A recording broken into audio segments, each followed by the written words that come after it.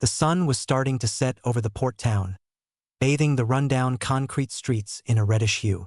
The dwindling sunlight did not touch the darkened corner where a rugged-looking youth leaned against a dirt-stained brick wall with his eyes closed.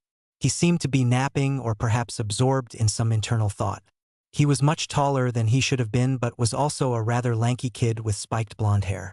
The young man was dressed in worn-down blue denim pants with a sleeveless black cotton shirt and old leather boots with his exposed arms showing considerable lean muscle, but nothing close to the extent that would rate him as being well-built. His wired but still strong build came about due to several years' grueling training as well as something less natural. The adolescent's most obvious attributes were the 3 thin whisker marks that adorned either cheek. A sibilant voice that he alone could hear brought the lad crashing back into the waking world. "Time to wake up, Gaki. Our weekly paycheck just arrived." Uzumaki Naruto's blue eyes snapped open upon hearing his 9-tailed tenant. Kanehagakure no Sato's resident pariah yawned and glanced over towards the near street corner and watched as a small young man in an expensive leather trench coat handed a large parcel to some obvious addict and then received a bag bulging with Rio notes in exchange. An opium dealer, and a rather successful one it seemed. A dealer didn't come to handle such a large drug shipment without the proper connections. The blonde guessed that the man had to be aligned with some cartel or syndicate.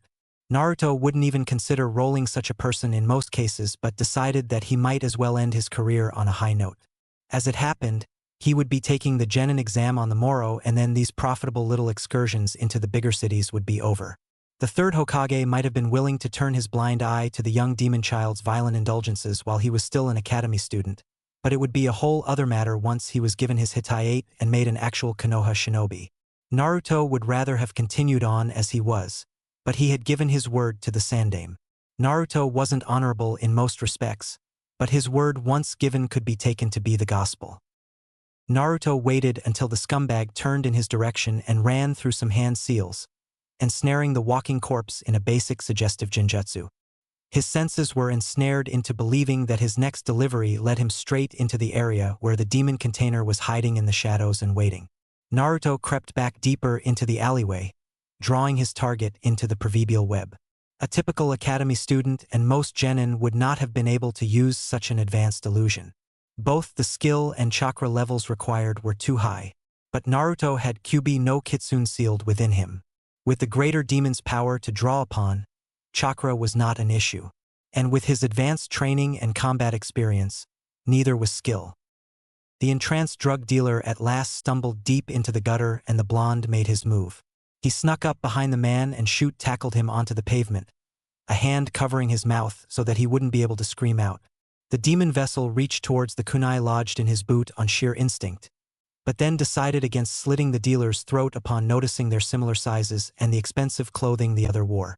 That really was a nice coat, and it would be a shame to soil it with the maggot's blood. He instead placed his unoccupied hand on the man's cranium and twisted, snapping his neck with a single motion. A textbook kill, clean and without wasted time or exertion. Naruto stole a look inside the cash sack and smiled. There had to be 100,000 Rio inside, perhaps more. There was no need be bothered about retribution where the dealer's organization was concerned either. Naruto wouldn't be coming back to this trash heap again, and no Yakuza would ever dare attempt to send men into a shinobi village. The ANBU and others would slice them to pieces in less than an instant. There hadn't been any witnesses regardless. Naruto had no remorse about what he had done. This man was a criminal and a scumbag, and no one worth a damn would miss him. Nice work. This'll keep us going for a good long time. Compliments humbly accepted. Baka Fox. Naruto had started leaving Konoha on weekends to obtain expense Rio 2 months prior to being enrolled in the Genin Academy at 7, coinciding not through mere coincidence alone with his proper introduction to his inner demon, who had made his presence known when the child had been mired in depression. Naruto could still remember that evening. He was sitting on a swing alone, crying about how the other kids wouldn't have a thing to do with him and thinking that he would do anything to have someone want him around.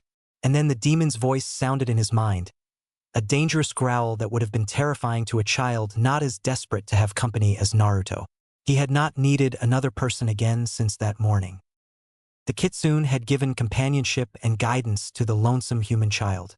Naruto had to swear to take the demon's direction in all matters and promise to help the Nine-Tails in seeking some method to break the fourth Hokage's seal, and obtain his liberation in return.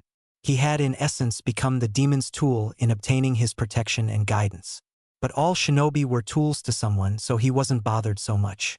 These days the two almost treated one another as equals, but the blonde would admit that the demon held the true power in the arrangement. He was the creature's host but needed its strength and direction in order to grow within his harsh environment.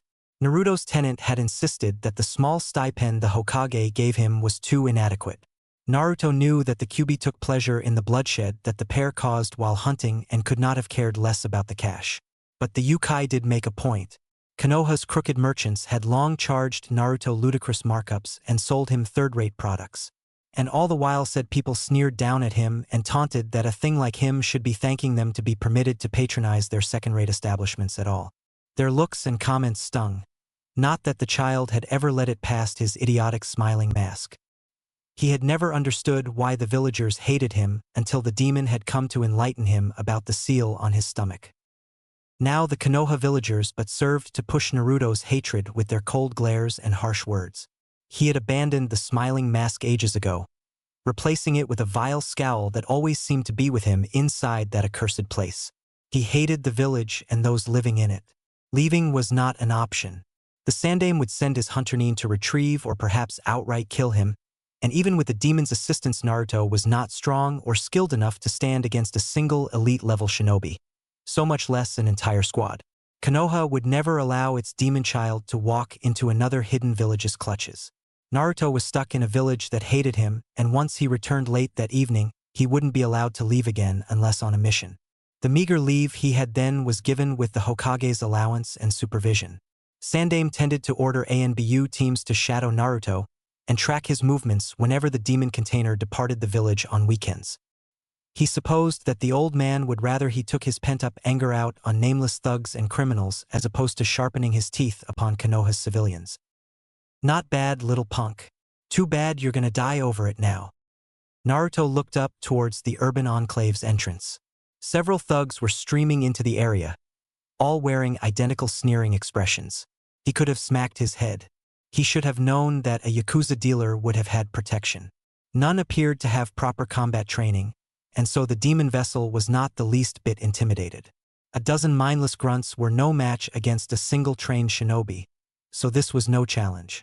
He didn't much care to kill those that didn't have something to take regardless, but neither was he in the mood to mind. Perhaps it would be better to waste them and keep their mouths shut.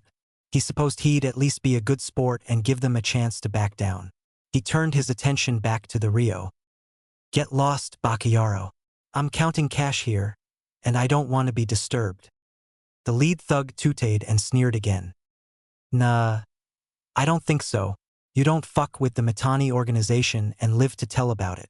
Our honor demands your blood. Naruto felt the Kyuubi growl inside his mind. The demon was smashing against his bars. I'm bored. Time to let me out. I won't get another chance to hunt for ages. Naruto made his decision in an instant but stalled a moment as the thugs sized him up. The Kyuubi hadn't sensed the usual Konoha stalkers since morning. Naruto took care never to tap into his demonic powers while the Hokage's men were around.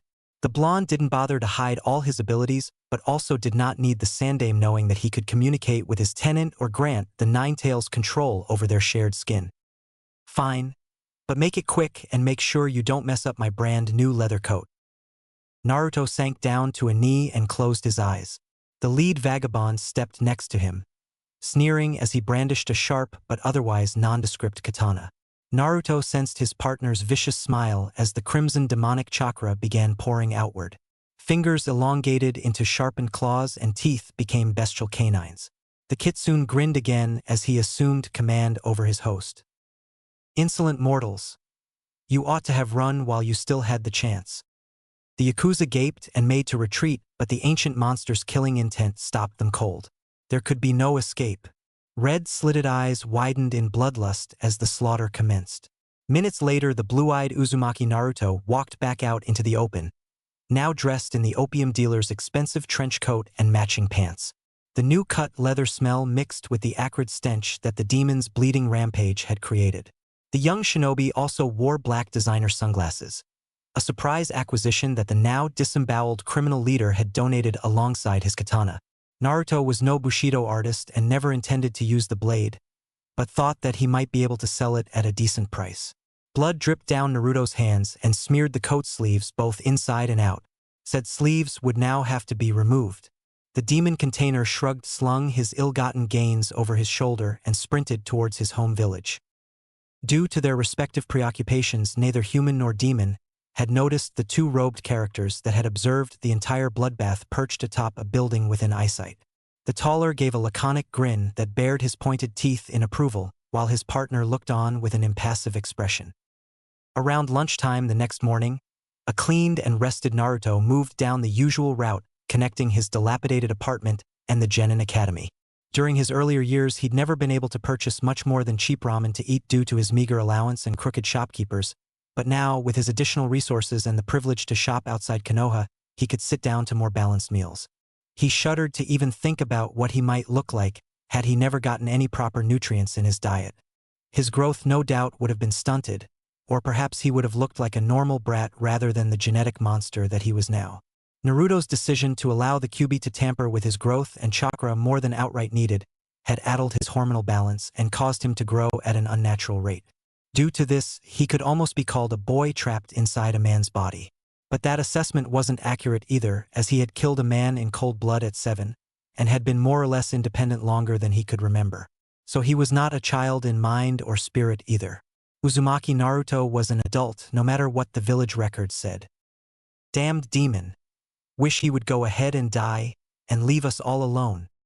Naruto narrowed his gaze as he stopped and stared at the audacious old woman. People such as this ignorant old prune angered him to the point that he had to make great pains to curb his killer instinct.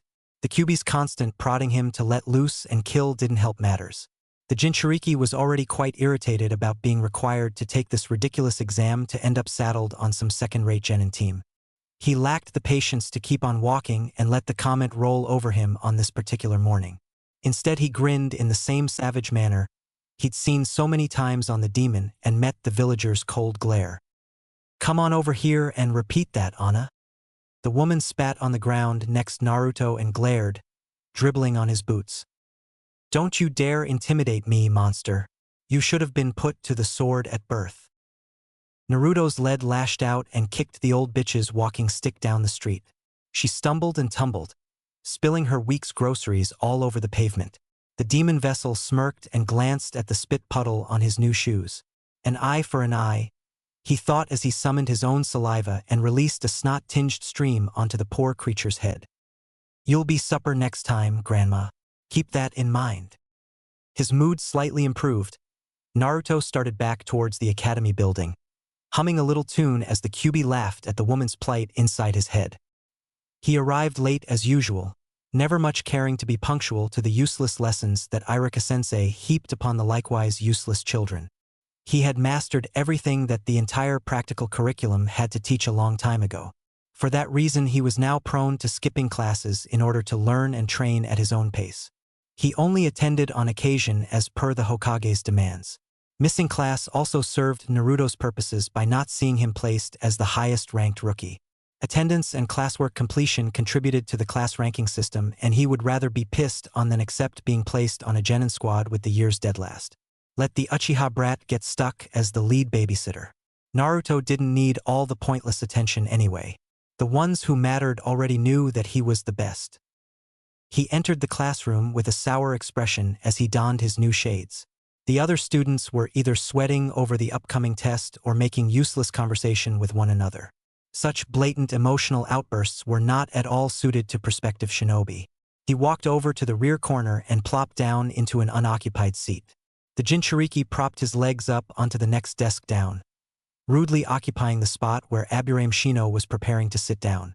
Naruto lazily raised his shades to expose his eyes and stared at the bug user with a cocked brow as though daring the introverted kid to do something about it. Shino only shook his head and stalked away to find another seat. Naruto smirked and covered his eyes again, and leaning back to stare at the ceiling. Well, well, well. Look who chooses to grace us nobodies with his exalted presence.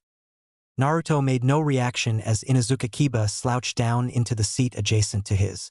The demon vessel had no true comrades other than the fox, but the brash and outspoken Kiba stood as his closest facsimile to a buddy. The animal trainer acknowledged the taller blonde's immense strength and skill, and seemed to accept him as their academy class's alpha male. Pack mentality at its finest. The Inuzuka scion somehow seemed to comprehend Naruto's true power level where the other students could not. Pure animal instinct, Naruto surmised. Shino might have the same recognition due to his sensory bugs, but one could never really tell anything with that kid. Kiba never sneered at or cowered near or outright blatantly ignored Naruto like so many others did at any rate, and so the superior shinobi tolerated his presence and deigned to engage in impolite conversation with the Inuzuka on occasion. "Morning, mutt. I drew their knot, but the Hokage won't even let me skip the exit exam. Well, here's hoping we get put on the same team or something. Nice threads." "Thank you. And that would be better than some possibilities, I suppose." Naruto slowly inclined his head to sneer at the organic angst machine located up near the teachers.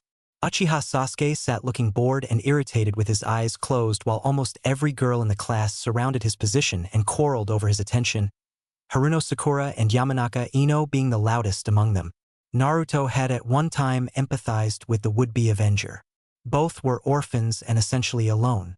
That had ended soon enough. The Uchiha was a spoiled brat who acted the tragic little victim. He had never had to work at all, as his clan's inherited wealth had sustained him with ease. Everybody in the village both loved and admired him, and virtually every girl in their age group crushed on him. Sasuke had at least had parents and all the rest at one time. Naruto had dealt with so much more and had survived and prospered through sheer grit and mindless determination. He wasn't in the least envious, but neither did he reserve any sympathy or respect to spare on the crybaby wastrel. Sasuke would one day challenge his invincible missing brother and lose in a grand and humiliating manner. Thus would end that clan, and good riddance. It sucks, man. Girls always obsess over those tragic hero types. He ain't got a damn thing that I don't. Maybe they know you'll hump and spray all over their legs. Fuck you, Naruto. Naruto gave no response other than a snort, knowing that the Inuzuka hadn't been insulted. For his part, the blonde had no interest whatsoever in dating the immature little brats in their class. The whole lot was all too weak, and most had no understanding about or respect towards what it meant to be a shinobi, electing to waste valuable training time mooning over the Uchiha and similar silent headcases rather than striving to advance their unremarkable skills. Each prospective kunoichi in the room helped to validate the regrettable maxim in Konoha about said girls being lesser shinobi than their male counterparts. Naruto didn't believe in said bias, to be sure.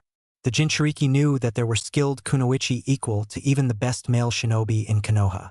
One needed to do no more than look at Densetsu no Kamosunade to understand that, even though she no longer resided in the village, Naruto couldn't blame her either, as he too would leave Konoha in a heartbeat provided he could do so without being pursued. Attention, class.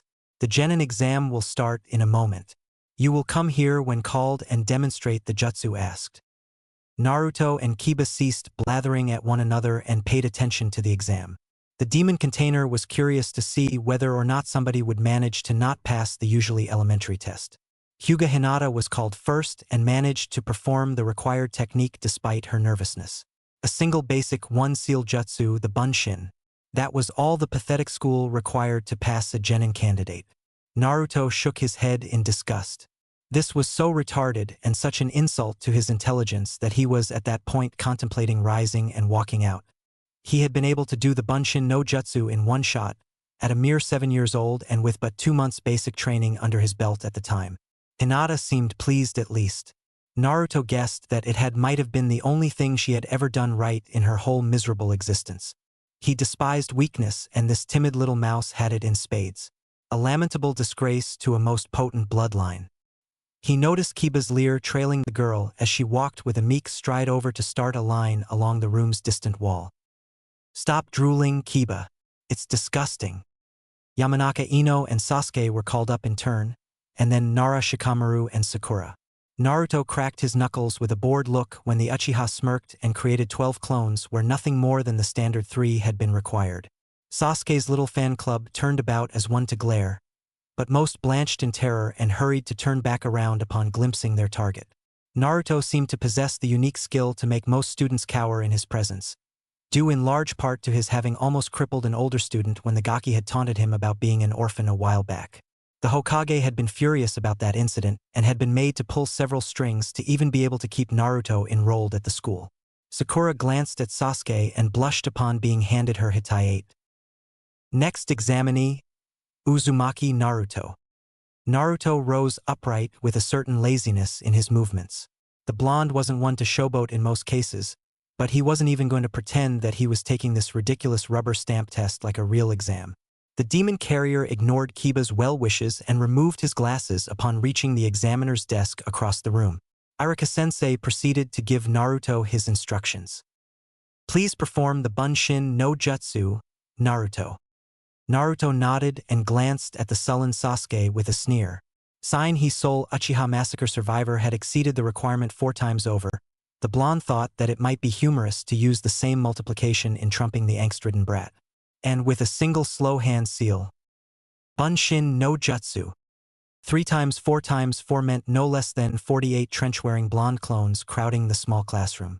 Naruto kept the textbook Genjutsu active a while longer than needed to show his superior chakra reserves and then allowed it to dissipate. Both Icharaku and the other examiner, a Chunin instructor named Mizuki whom Naruto had liked even less than his scarred teacher, were both outright impressed and several students were stunned, as though it were an accomplishment or something. Most skilled shinobi could produce several hundred or even more than 1,000 clones. Good work, Uzumaki-kun. You passed the examination. Naruto shrugged at Mizuki's comment and took his Hitai-8 with the same sour expression that he had worn upon beginning the test. He stalked over the graduate line and leaned against the wall while putting his shades back on. Sasuke looked more than a little pissed at having been upstaged but was still regarding Naruto with an appraising expression. Perhaps the punk now regarded him as a rival. The demon vessel could have laughed and almost did. Perhaps in a millennium or 10. Uzumaki Naruto considered Uchiha Sasuke to be a minor irritation at the absolute most. Someone he was most content to ignore. Kiba then took his place in the graduate line looking more pleased than the worthless exam merited about having passed. At least the mutt was better than the pink-headed nincompoop located to his other side. Well, congratulations to us. That test was too stupid, though. Naruto nodded and started watching the clock, hoping he could leave soon. Shino and Akimichi Chuji also passed the exam and moved into the line. The blonde Jinchuriki stared at the distant wall as the Genin exam finally came to an end. He watched as the Yamanaka girl bound over and invited Sasuke to a little gathering at her place only to be outright ignored as the Uchiha departed alone. Naruto mirrored not long behind despite Kiba's protests. The blonde knew that he wasn't going to be welcome at the little event and had no desire to attend. Yamanaka might have invited him to be polite, but he knew perfectly well that he wasn't wanted. Naruto decided to slip into the woods to exercise and practice his ninjutsu in solitude until supper time. Had he not altered his direction so at that moment he might have noticed one Tuji Mizuki approaching a sad classmate who had somehow botched the Genin exam.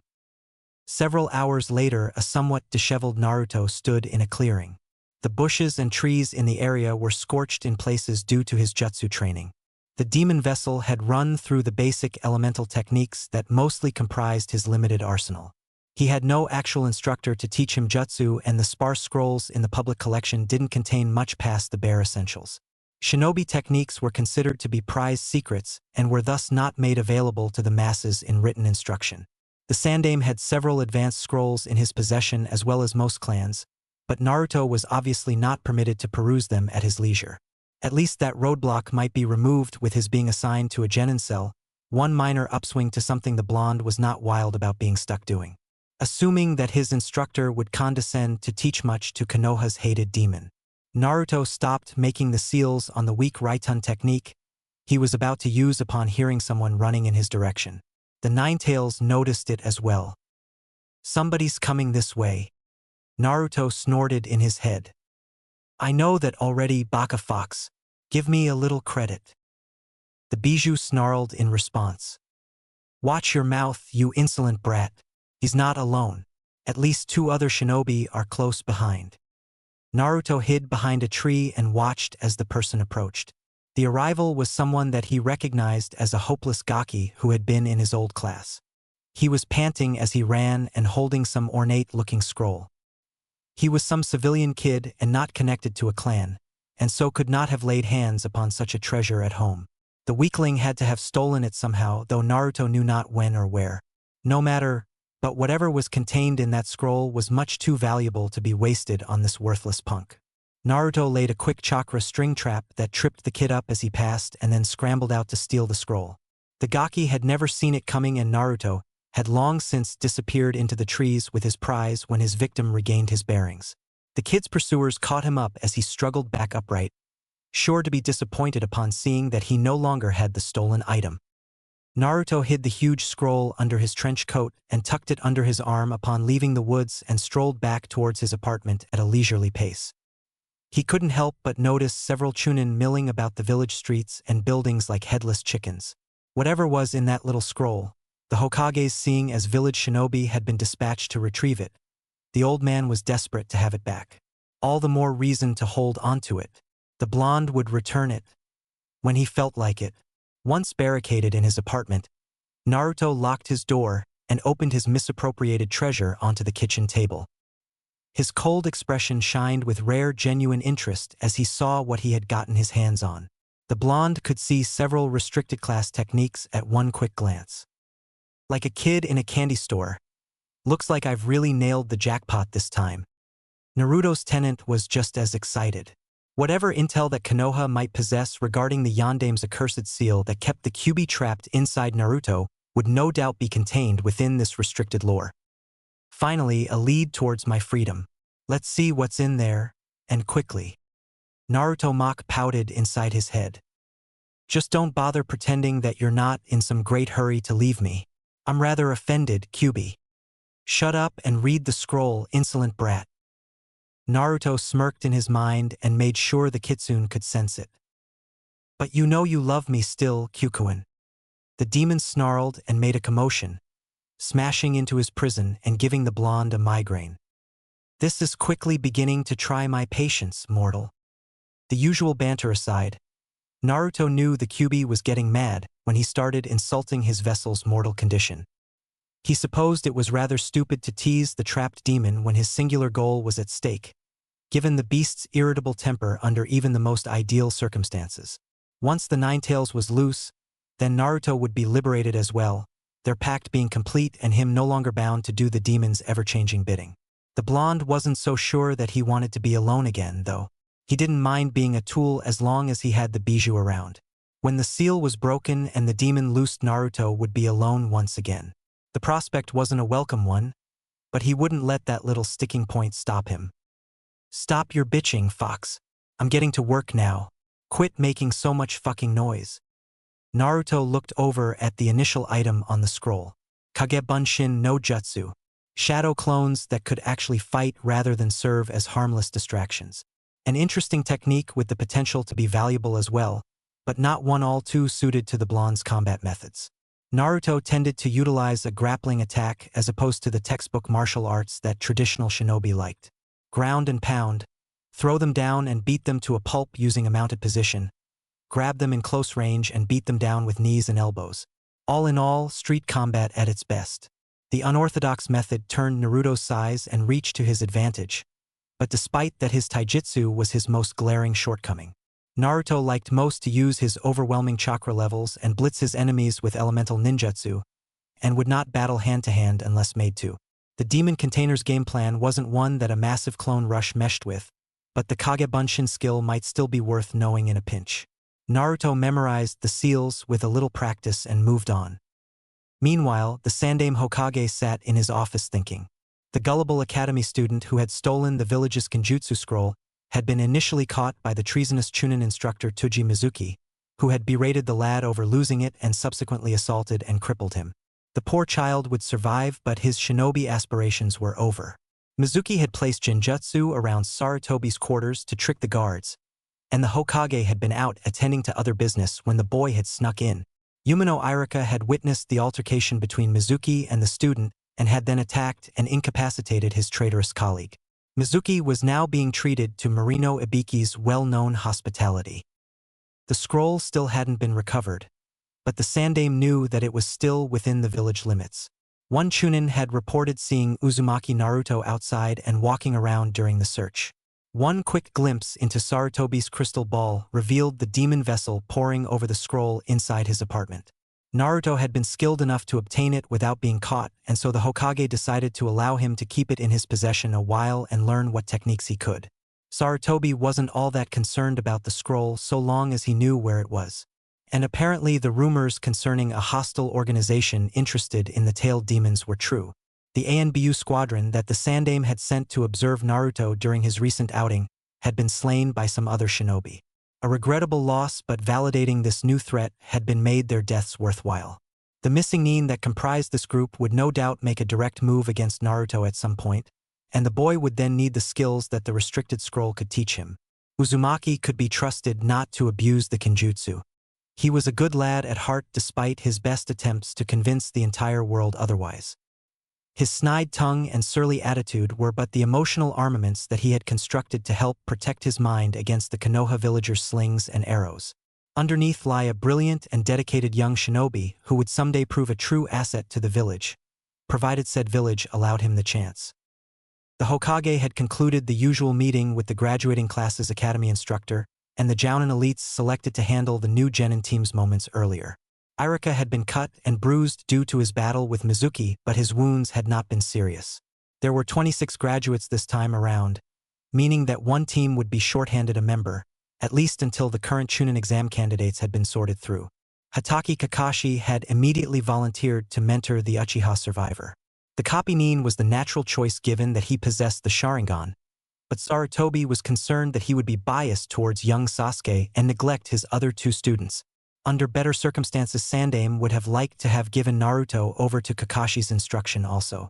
The silver-haired shinobi was a living technique database and could have taught the ambitious container much. Uchiha Sasuke's presence all but guaranteed that the much more talented Naruto would have gained very little attention on Team 7, however. Once Sarutobi had told his gathered subordinates about Naruto's true skill levels, Asuma had shook his head and grumbled that the lad was another Uchiha Itachi in the making. He asked whose clan would be slaughtered since Naruto had none.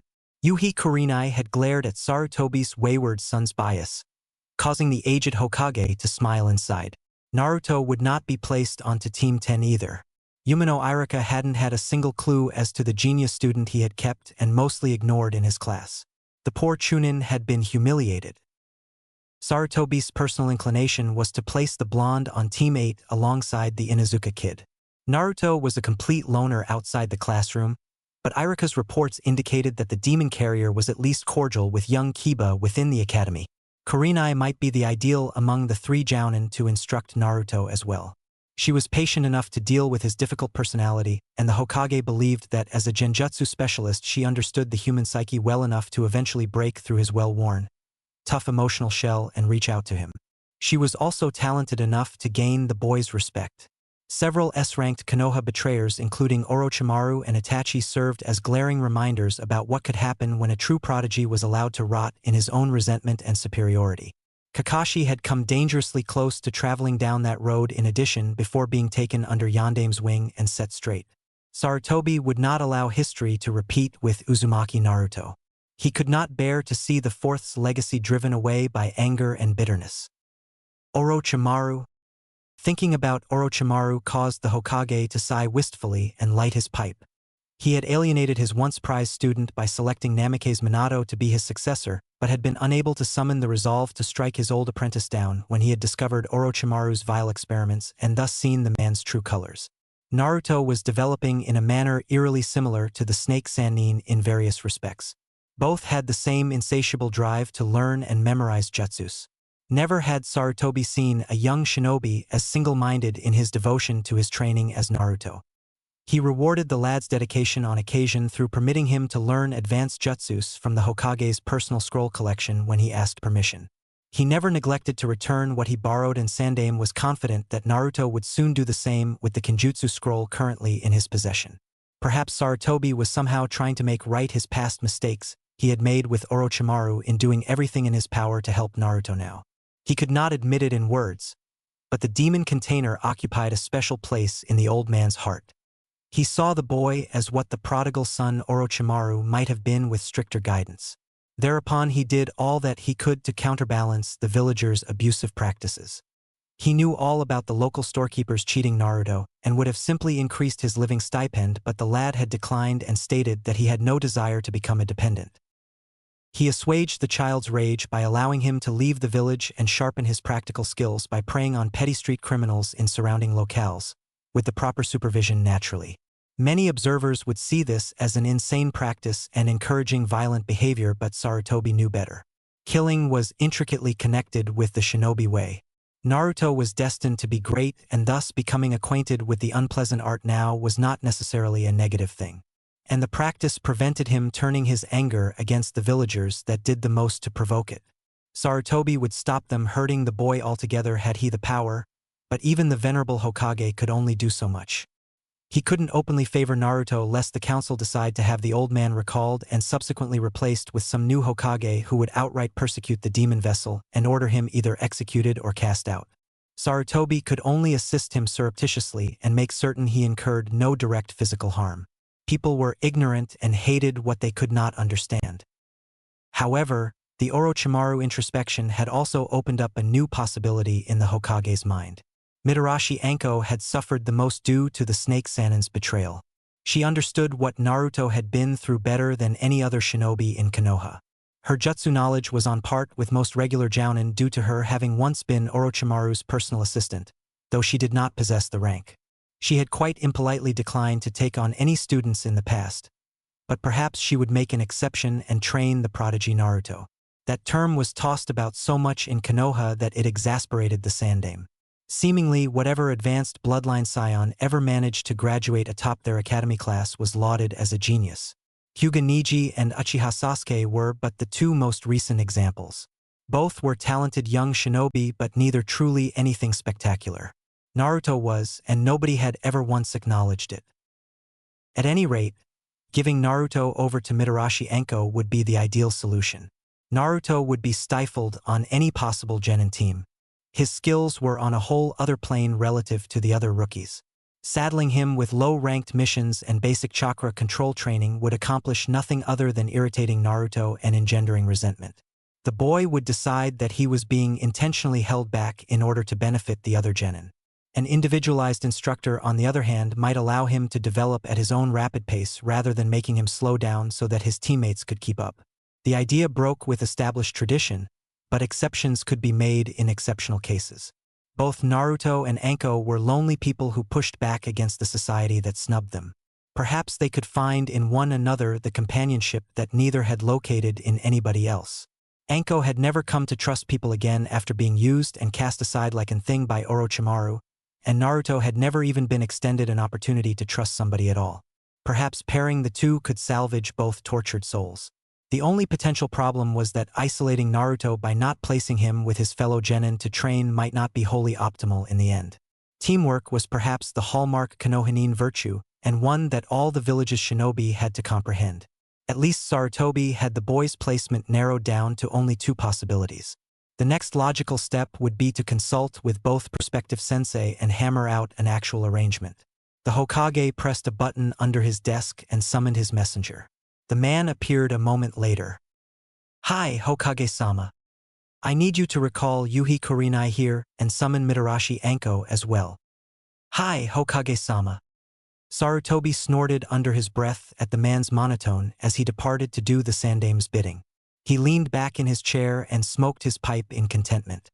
Perhaps the delicate Naruto situation would come to a positive end. This newfound missing Nin threat coupled together with Orochimaru's upstart hidden sound village meant then Konoha would need strong new shinobi to survive.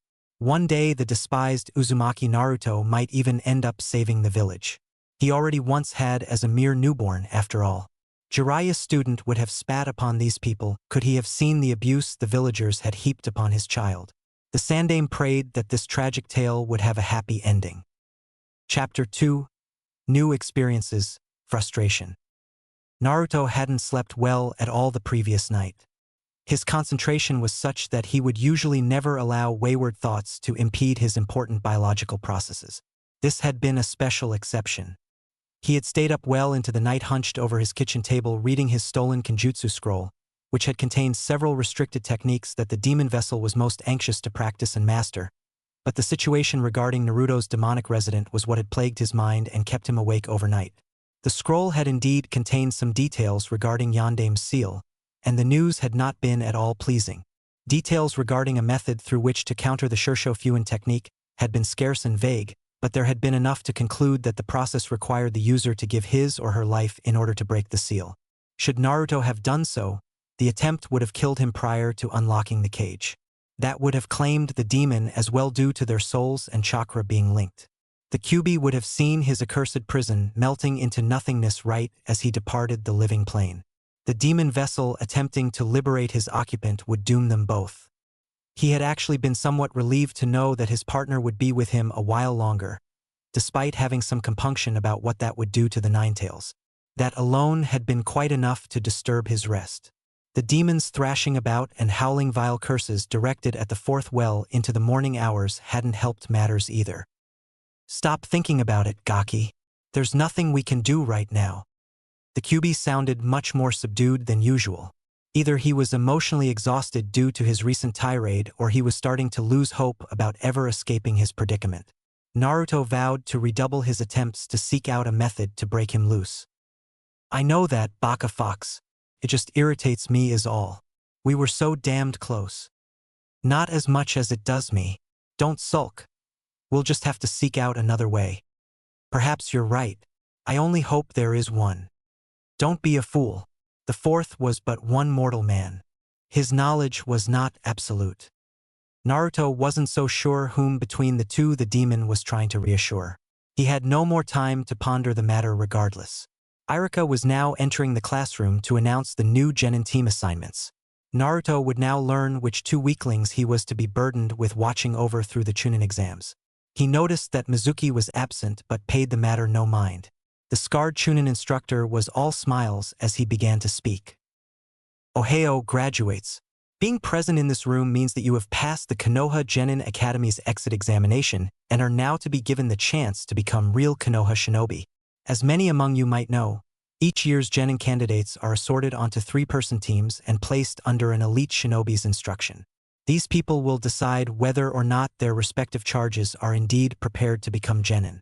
Some among this group will no doubt be returned here to obtain additional seasoning. Others are sure to excel above their class rankings and surprise us all." Naruto narrowed his blue eyes in distrust behind his shades when Icharaku sent him a sidelong glance as he spoke that last sentence. The Hokage had more than likely told the idiotic Chunin something about Naruto's real skill levels. The demon carrier rather hoped that the man harbored deep regrets about having neglected a real genius while heaping attention upon a weak pretender like the Uchiha. Some great teacher he was, unable to recognize talent when it sauntered up and punched him in his scarred nose. Naruto had topped the class in most cases during practical examinations and scored well enough on written tests. The blonde hadn't devoted much time to allowing the older man to reach out to him, but that didn't stop his being irritated. Some killing intent leaked into the demon child stare on accident due to his indignant attitude. Icharaku shuddered and averted his gaze as he continued. "Now then, we have a unique situation this year. There are 26 graduates. Doing the math, you will note that this means that one squad will be short a member. With some deliberation, we have decided that the class's number 1 rookie is the best equipped to deal with this handicap. And so our initial Genin squadron will be Team 7, containing Uchiha Sasuke and Haruno Sakura." Naruto's existing scowl soured to reveal a look that could curdle milk in an instant when Sakura squealed and carried on as though she'd won some 10 million ryo in a sweepstakes. This obnoxious and hormonal little girl was a total disgrace to the shinobi name and thus an embarrassment to everything that the blonde took pride in. He cared nothing about being a Konohanin in particular, but the shinobi ideal on the whole was something that he had a devout respect towards. Worse still was that Haruno would be no doubt accepted into the Genin ranks due to her being partnered with the little Uchiha prick. Sasuke appeared most displeased with the arrangement as well. At least Naruto wouldn't have to deal with either, a most welcome occurrence seeing as he would so hate to be made to garrote his new teammates. Team 8. Inuzuka Kiba, Uzumaki Naruto, and Yamanaka Ino. Naruto decided that he could have done much worse. Kiba was at least a passable warrior, and his canine senses would prove valuable in tracking situations that the blonde hated being bothered with. The Inuzuka was also about the sole person in the class that the demon vessel could talk to without having to repress his overall desire to rend and tear. Much. Ino, on the other hand, borderline average might be the most appropriate term to describe her skills. The girl excelled at nothing whatsoever, and her attitude was something like nails grating along a chalkboard. The Yamanaka mind control techniques were almost useless in combat in addition. Dealing with her was certain to be a most unwelcome chore. He watched as she turned around to look at him with some dread showing in her bright eyes. Naruto didn't curtail his disapproving expression in the slightest. A little intimidation might help to keep that loud mouth shut. This has got to be my lucky day. We're on the same team, and we landed the cutest little thing in the class to boot. Apparently the mutt a couple seats down was in heat. Naruto was really in no mood to make jokes. He was tired, both due to missing sleep and to an exhaustive jutsu study session. He decided to be honest about their third teammate's shortcomings. Pretend you know how to be serious, Kiba. She's going to be a huge liability. I've watched Ino in the practical exercises, and her level is well beneath ours. And you were more interested in the Hyuga yesterday anyhow. You'll never be able to keep a girl long with such a wandering gaze. That coming outta the expert on relationships. And we've got you to do our fighting. Naruto couldn't help smirking in amusement. I do appreciate your confidence, but I'm not gonna be your keeper. No worries, partner. I'll always be right with you when it counts. Take that to the bank. Naruto had little to say in response to such a declaration. The bank would kick me out. Do your best, Kiba. I expect no more than that. The assortment continued onward as the two talked. Nara Shikamaru, Hyuga Hinata, and Akimichi Chuji were made to comprise Team 10. Weakness mixed with laziness was guaranteed to make that team into a disaster. Aburame Shino was then placed with two no-names who were well beneath the insect user's level and would no doubt be sent packing back to school. 8 teams and Uchiha Sasuke's personal nightmare existed at the end. Icharaku then dismissed the new squads to take a 2-hour lunch break, following which the prospective genin would meet their individual team instructors. Come on, Naruto. Let's go and hit up the lunch special at Icharaku's, my treat. On a regular day, Naruto would have snorted and walked out on his own. He had been planning to go and take a nap. He had no doubt that their instructor would be giving the new genin team another test, this one to determine whether or not the trio had the right mindset to become real shinobi. He would need his rest to ensure no mistakes on his part, since the other two were almost guaranteed to make several. But Kiba looked to be making a genuine attempt to become an actual teammate as opposed to a somewhat cordial classmate. Naruto decided not to spurn the gesture and would act along. I never took you to be the ramen type. That slop will stunt your growth, you know? Yeah, I'm really lacking for size. I might not be a beast like you, but I'm not stunted. Naruto let out another smirk. And Inuzuka calling somebody else a beast was hilariously hypocritical. Whatever you say, mutt. You are small though where it matters. Naruto strolled away towards the academy's exit, leaving Kiba to discern the meaning behind the vulgar remark on his own. He knew the way to Icharaku's anyway. He had patronized the little stand on a near-daily basis when he had been younger. The old man who ran the place and his daughter were among the only people in Konoha who had ever treated the demon carrier with anything other than contempt. He had never gone back again once Kyubi had more or less ordered him to stop eating ramen. He had still looked like a disgusting little runt the last time he had gone to Icharaku's. How the times had changed. He had exited the building when he heard Kiba bawl out well behind him. Fuck you, Naruto. The ramen stand was much the same as it had been the last time Naruto visited the place. The place was not that busy at the moment, as he and Kiba had beaten the usual lunchtime crowd. Icharaku's would be packed in about an hour. The demon container disliked crowds, and so he hoped that they would be long gone when the other local patrons started streaming in. He had no desire to be sneered at while trying to eat. The two Konoha genin took a seat on a bench at the service counter's distant end. The old man didn't take long to reach them. Good morning, young men. I'll take your orders here. Kiba beat his chest like an ogre as he placed his order. I'll have your full meat special and don't be stingy with the sirloin. Old man Icharaku responded to the animal trainer's order with a smile. Well now, you Inuzuka sure know what you like. I'll give you that. And now to serve your well I'll be damned. The prodigal son has returned at last. It's been too long since you last came to visit us, Naruto. Naruto removed his shades to expose his dull blue eyes. The old man's tightened a bit at seeing the vibrant and smiling little Gaki, who had once been his most reliable and ever-present customer, turned into the complete opposite as a young man. The demon container had no regrets. The delinquent he had once been had been weak and ill-suited to become a shinobi. He had worked hard since then to make changes and become a stronger person. Naruto tried to smile back, but the gesture proved unable to pierce through his cold and emotionless visage. It has been a while, old man. I had a personal dietitian who told me to stop eating ramen. We'll just have to try extra hard to keep you now that you are back. Then, I'll have a regular miso with a vegetable ramen, extra thick on the greens. Icharaku nodded and turned back to the kitchen area. Come on out and see what's been dragged back in here. Naruto had to take pains not to look down at the counter as the old man's daughter emerged. Being treated with all this sudden attention, having lived so long with no one save an invisible demon to talk to, made him rather upset. The demon vessel was not a social creature. Little Ayam had grown into an attractive young woman since he had last seen her, and her stare bothered Naruto. He wasn't used to girls looking at him with anything other than terror or disgust. It didn't take her long to remember who he was. His whisker marks were too distinctive. No way. That can't be little Naruto. But it is. Our number one customer is back at last. Ayam gaped at Naruto several long moments. His brow creased when a pink tinge appeared on the older girl's cheeks. I think I'd like to take my break now, Dad. The old man gave a knowing smile. Kiba was also grinning like a lecher. Naruto supposed that his being 12 was lost on the pair. Sure thing, pumpkin. But be prepared to get back to work when the lunch crowd hits. Naruto watched as Ayam rushed back into the kitchens and out behind the stand into her home, which didn't bother him as much as her stare had. He and Kiba got their meals soon enough.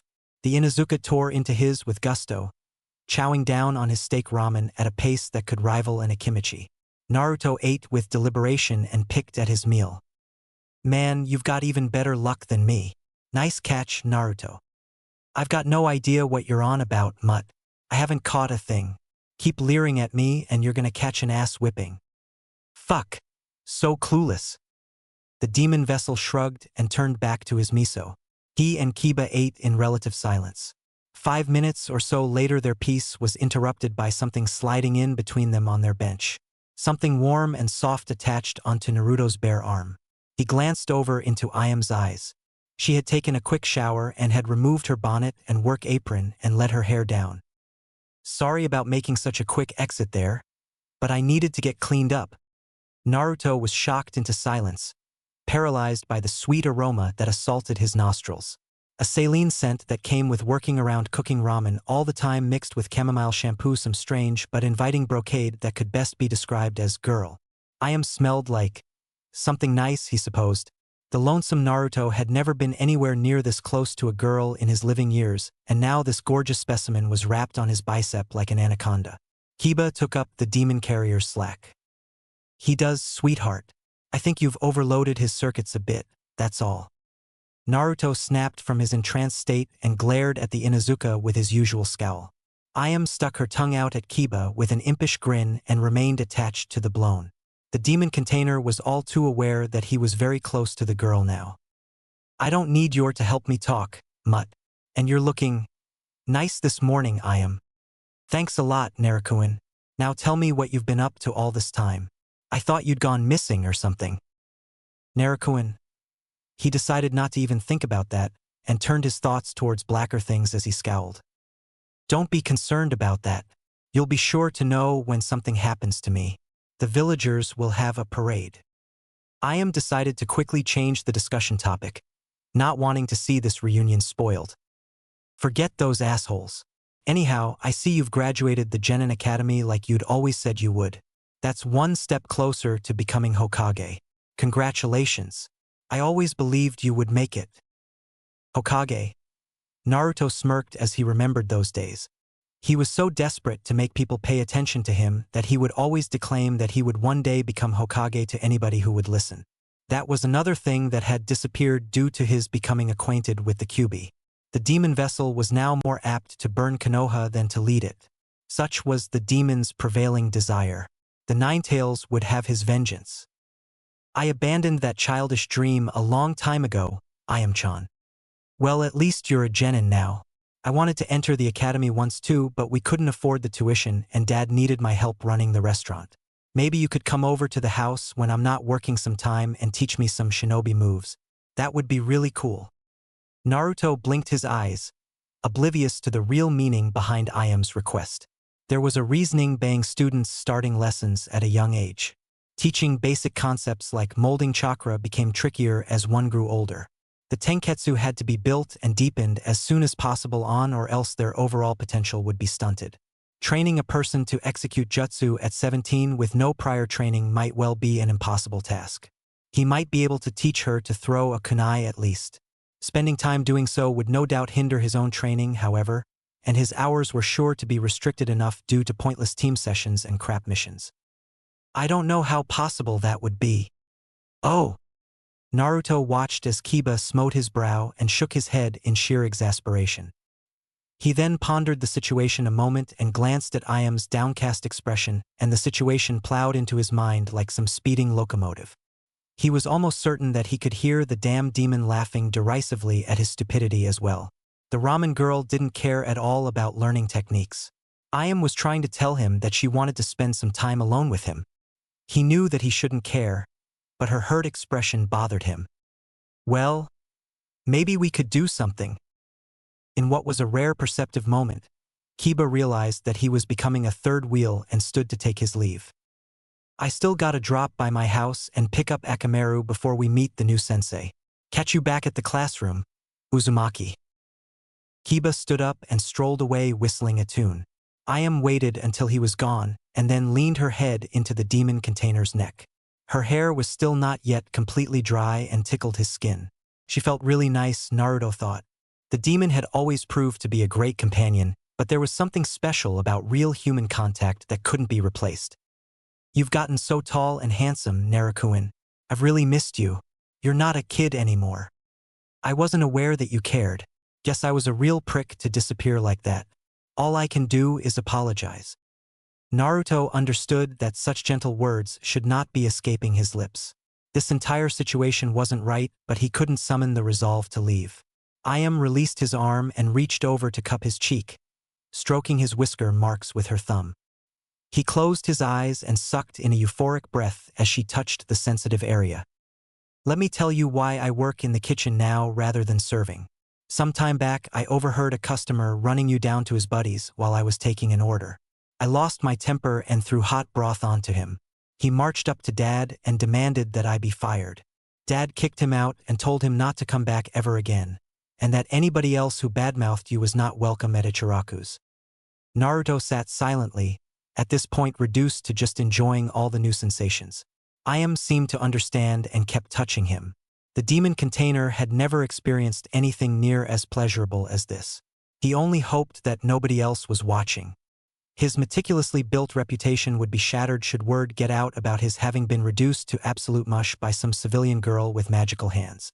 Something was building in the blonde's nether regions, and was getting more intense with every caress to his trademark feature. Sorry to interrupt here, Pumpkin, but I need you back in the kitchen. Ayam stomped in annoyance but stood up to leave. Old man Icharaku was at least compassionate enough to leave the two a moment. Naruto shook his head when their contact ended. The girl then threw her arms around his neck from behind and planted a chaste kiss on his cheek. I have to go back to work now, Naruto-kun. Promise you'll come and see me again. The Kyuubi's host took deep breaths and willed the imminent climax to whittle down into nothingness. He would not tolerate being stimulated into this in a public place due to some civilian girl that he barely knew at all. The sad irony was that Ayam was also the girl he knew better than any other in Konoha or elsewhere. He responded without thinking. I promise, Ayam-chan. I'll start coming to eat here again. Don't forget to come by and teach me some moves too. Ayam squeezed him again and sashayed away with a wink. Naruto ran a hand through his spiky hair with a sigh. To quote one Nara Shikamaru, this situation was entirely too troublesome.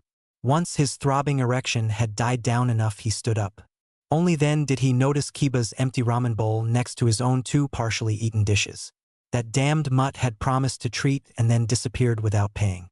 He reached into his pocket, but the old man's voice stopped him. "Meals on the house. We're just glad to have you back." "Thanks, old man. I'd better get back to the academy. See you around." Icharaku smiled, but then his expression hardened. "Remember what you promised I am. Don't break my little girl's heart, Naruto." Naruto nodded and departed without a word. He had some thinking to do. Kiba hadn't arrived back at the school as Naruto retook his usual seat, relieved at least that he wouldn't have to deal with the Inuzukas teasing about Ayam at the moment. The demon carrier was livid about having lost his control at the ramen stand. He should have ignored Kiba and never agreed to go to Icharaku's. He had been enraptured due to the ramen girl's touch and had given in to his hormonal instincts. Ayam did seem to care about Naruto, at least. Such an incident could never be repeated. Loive and want and hormonal cravings on the whole were irrelevant. Whatever impeded Naruto's progress as a shinobi could not be tolerated. The girl wasn't even a kunoichi. She could not even begin to comprehend the perilous world that comprised the blonde's entire existence. The Jinchuriki repeated this mantra inside his mind but could somehow not accept it despite wanting and even needing to. Naruto would need to train harder, torturing his mind and senses until all impure thoughts were banished. He would not see these petty and useless emotions ruin all that he had strived to attain. He was Uzumaki Naruto. He was Konohagakure's living scourge and vessel to the mightiest demon that had ever walked the land. Never again would he allow human desires to override his conscious control. Yes, very well put. We have matters much more important than chasing females to attend to at the moment. There'll be more than time enough to slake your lust once we've become stronger and shattered this damned seal. Naruto shook inside. He hadn't expected the demon to be peering into his thoughts. "I understand, Kyubi. I won't relinquish control over my senses again. I swear. Everybody wants to procreate, Gaki. But that girl isn't strong enough to be your mate." Their conversation ended as Icharaku called Team 8 up to meet their instructor. Naruto stood and stretched as he stalked to the Chunin's wooden desk. Yamanaka Ino was there as well, and Kiba came crashing into the classroom with a barking dog nestled in his clothing. Ino glared at the Inuzuka and would have done the same to Naruto had he not been Uzumaki Naruto. She wasn't too pleased that her new teammates had ditched her to go and eat lunch. Not that the demon carrier gave a damn. "This is Yuhi Kurenai. She will be your Jounin instructor. Good luck, squad." Naruto looked over to Icharaku's side where said woman was standing. He almost relinquished total control over his thoughts again. Ayam was cute enough, but Kurenai had to be some goddess descended to earth. She had luxurious black hair and a killer look that was obscured and exposed at the same time in the black and white wraparound garment that she wore. Her other clothing was crimson red and matched her exotic crimson orbs, much like blood but lacking the malice that existed in the demons. Naruto stared at Kurenai a moment and then allowed a quick nod while turning his attention back to Icharaku. The kunoichi led her team outside with a hand motion. Naruto remained a step behind the others while wearing a neutral expression, until the quartet came to a halt at a small and well-hidden garden at the building's rear and Kurenai spoke. "Well met, team. Congratulations on passing the Genin exam. First, we'll all need to get to know one another. With this in mind, I'd like you each to tell the rest something about yourselves. And I'll begin." Standard procedure, Naruto immediately understood. "I am Yuhi Kurenai. I was made Jounin not long ago, and have never supervised a Genin cell until now. I specialize in genjutsu techniques. I like to sample wines and socialize, and to read literature and cook. I dislike perverts and poor personal habits, and especially people who look down upon me because I am a kunoichi. At present, I can't help you three to succeed as Konoha shinobi, and to prove that genjutsu can be as potent in combat as the more traditional shinobi battle arts." Kurenai looked at Naruto upon mentioning that she hated bigots. The Jinchuriki leaned back against the school building's wall, unwilling to volunteer to take the lead in making his introduction. Kiba took the role instead, speaking out in his usual boisterous manner. The name's Inuzuka Kiba. I like Akamaru here, as well as hot meals and even hotter girls. I hate whatever I can't chew on and little queers like Uchiha Sasuke and Naruto when he's on the rag. I want to serve and protect our village as best I as can and then to land me a good woman and have a strong litter. The blonde girl was next to go, glaring daggers at Kiba when he insulted Sasuke. Naruto sent the Inuzuka an approving sneer. I'm Ino. I like green tea, ikebana, and doing origami. I also like Sasuke-kun. The things I can't stand are loud baboons and men who ditch me to go and gorge themselves, and forehead girl too. The dream I have is to Sasuke-kun's heart and show Sakura who's boss. Both Ino and Naruto glanced at Kiba when the girl mentioned loud baboons. And then it was Naruto's turn. The blonde stood straight and cracked his neck, but then decided that he was still too tired to be bothered with standing straight and leaned back into his spot against the building as he began talking in what he hoped passed as an intimidating tone, though he imagined that it sounded more like irritated boredom. Name is Uzumaki Naruto. Hobbies are limited to learning new and advanced techniques and learning to kill people with them. I hate worthless garbage shinobi who'd rather go on dates than work at improving their skills and civilian worms who pretend to be our equals. I've got one ambition: to master all the ninjutsu techniques in existence, and to use that knowledge and power to get the respect that I deserve. Complete silence greeted the demon carrier's introduction. Ino had gone pale, mostly due to Naruto having looked directly at her when spouting his dislikes. Kurenai watched the blonde with a look that seemed torn between being concerned and impressed. Kiba smirked and wagged a hand in an exaggerated gesture. He also likes cute ramen stand girls. He's not as badass as he wants to pretend. Naruto's response was to whip out a shuriken and tossed it at the stupid mutt. Kiba blanched as he rolled to dodge the missile.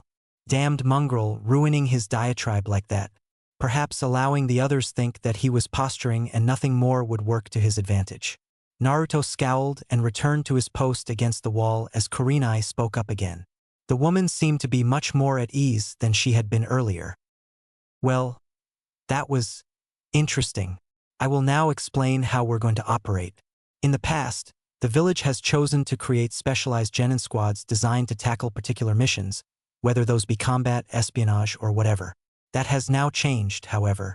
Due to various abnormal circumstances taking shape outside Konoha's borders, the Sandaime Hokage-sama has decided that our new blood needs to be able to thrive in all situations and combat whatever threat might meet them. As such, each genin cell will have one person designated as a combat specialist, one tracking specialist, and one support and/or tactical specialist. You call all surmise the rest as pertains to this team, I would hope. Naruto nodded. That was simple enough. Kiba was the tracker due to his enhanced bestial senses and trained animal companion. Others filling this role on other squadrons would include Hyuga Hinata with her Byakugan and Aburame Shino with his Kikeichu. Naruto was to be Team 8's warrior, and would have wanted or accepted nothing else. He and Kiba should be able to work well enough as a tandem in battle. The Inuzuka specialized in close quarters combat to a large degree, which would leave Naruto able to move around and use his ninjutsu and genjutsu to his best, while Kiba kept enemies occupied. Ino would hang back and not be a burden, and would be the support person then. The Yamanaka clan's Shintenshin no jutsu possession skill was good in gathering intel, while inaccurate and slow and suicidal in general to attempt to use in a combat situation. Not that this all meant shit to Naruto, as he doubted either would be able to keep up with him. So can do tracking while Naruto kills people. That sounds about right. Not so deep or eloquent, but still correct. Good thinking, Kiba. Now that we've all been introduced, let's take some time to rest. We'll commence our initial training session tomorrow morning at dawn, and I want us all to be at peak condition. Until then, suckers, I could use that nap right about now. Kiba strolled back towards his compound while waving over his shoulder. You seem real strong, Uzumaki-san. I'll do what I can to get better too. Ino smiled a timid smile, but almost ran to escape the tall blonde shinobi. Naruto sighed and ran a hand through his spiked locks as he started back towards his squalid little apartment to get some needed rest. Sleep was not to be his on that occasion, however. Remain behind a moment, Naruto-kun. I'd like us to speak in private a while. The Jinchuriki turned back towards his new sensei. Kurenai waved him over to take a seat on a small blanket that she had laid out on the grass. He remained somewhat nervous about being this close to such a stunning woman despite the earlier situation with Ayam. He putted over to the indicated spot and sat down, crossing his legs in the traditional relaxed position. You seem to be emerging as the team's leader. I'm not so sure about that, Yuhi-sensei. I have no real leadership abilities. And he didn't, at least in his own mind. Naruto viewed others as encumbrances and would much rather handle things on his own. He certainly had no wish to inspire people or make them seek out his presence and stand beside him. The demon vessel had survived on his lonesome and would continue doing so. His nine-tailed partner was all the companion he had ever needed. Please, Kurenai will do. And you underestimate your charisma. The Inuzuka are well known as outspoken and headstrong individuals, and Kiba is no exception. But even though he banters with you, he seems to recognize you as the stronger and obey your direction. Icharaku-sensei's reports indicate several instances. Do not repeat this to the others, but I had believed Ino to be a hopeless case coming into this team meeting. Perhaps I will be mistaken. You seem to have stirred something inside her. Naruto arched a curious brow. But Ino still moons over the Uchiha. You heard her great ambition. Kurenai nodded with a smile. The demon container started feeling at ease talking to her. That's correct, I did hear her claims. Your cutting remarks have made her reconsider that previous mindset, I believe. She does have potential, and I hope that being scared straight will push her towards realizing it. Naruto had indeed been aiming to scare the Yamanaka, though not with such a productive goal in mind. He had been expressing his opinion because he could, no other reason. You're welcome, I guess. Naruto-kun, you seem a bit nervous. Please don't be intimidated. Naruto stared back and locked his gaze on those entrancing red orbs. I've been exposed to worse things. It'll take more than a little chat to scare me. She smiled again, though Naruto imagined seeing some concern beneath the gesture. The spiked blonde concluded that he rather liked her smile. And with good reason, assuming Hokage-sama's stories are true. Your present skills rival an elite Chunin's, according to what he's told us. As such, the Sandaime has decided that you are not going to be training in basic exercises alongside the team. You will instead be working with a personalized instructor while conducting basic missions with us. Naruto was a little thrown at this. He had never heard about something like this being done. He was also rather surprised to hear that any Konoha shinobi would consent to taking him as a personal apprentice. The Jinchuriki imagined that the old man had done some substantial arm twisting to set this little scenario. Not that the blonde wasn't appreciative. This could be a great chance to take his training to the next level, assuming the instructor was good, which he or she would have to be to meet with the Hokage's approval. Despite that he was the slightest part disappointed that he wouldn't be training with Kurenai. I don't know what to think. I hadn't expected something like this at all. Hokage-sama believes that your overall development would be stunted due to me needing to train Kiba and Ino in basic shinobi exercises. I am rather inclined to agree given your enhanced abilities. However, proper teamwork is also crucial to being a shinobi in this village. You have been placed on a rookie team due to this. You will also be shadowing your sensei on some higher rank missions. She was once apprenticed to a most skilled and knowledgeable shinobi, and will prove a more suitable choice than I would be to mold your individual strengths. Naruto had heard stories about a woman who had once been apprenticed to the snake Sannin. He couldn't recall her name, but she had to be the kunoichi that Kurenai was talking about. There had been other rumors about her also, in particular that she harbored a bloodlust to rival his inner demon. Still, the legend Orochimaru's protege would no doubt know certain things that no one else in Konoha would, save perhaps the Hokage. The diabolical Sannin had been the most ingenious jutsu masters to ever reside in the village. Learning under such a person would be like a dream come true, even though the tutelage would come secondhand through his student. You must be talking about Orochimaru's old apprentice. Kurenai nodded, and her previously gentle voice took on a stern, lecturing tone. That is correct, Naruto. Mitarashi Anko is to be your sensei. You would be well advised not to ever mention the name Orochimaru in her presence, however. That monster is a very sore topic with her. No worries. I'm going to botch a chance like this. The woman's voice then returned to being companionable. Naruto wondered how she managed to seem so nice and gentle at one moment and then turn dangerous as all hell the next. Kurenai was perhaps the same as an overall shinobi, demure and kind as a civilian and teacher while cold and ruthless on a mission. Naruto had not created such similar changes in his own mindset.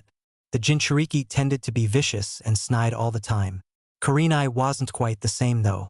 She hadn't made him think those harsh thoughts as most other people in Konoha did without much exception, and he couldn't place this awareness in the least. The blonde did realize that he somehow knew that he could invest his guarded trust in her, though he still wasn't quite prepared to make that plunge.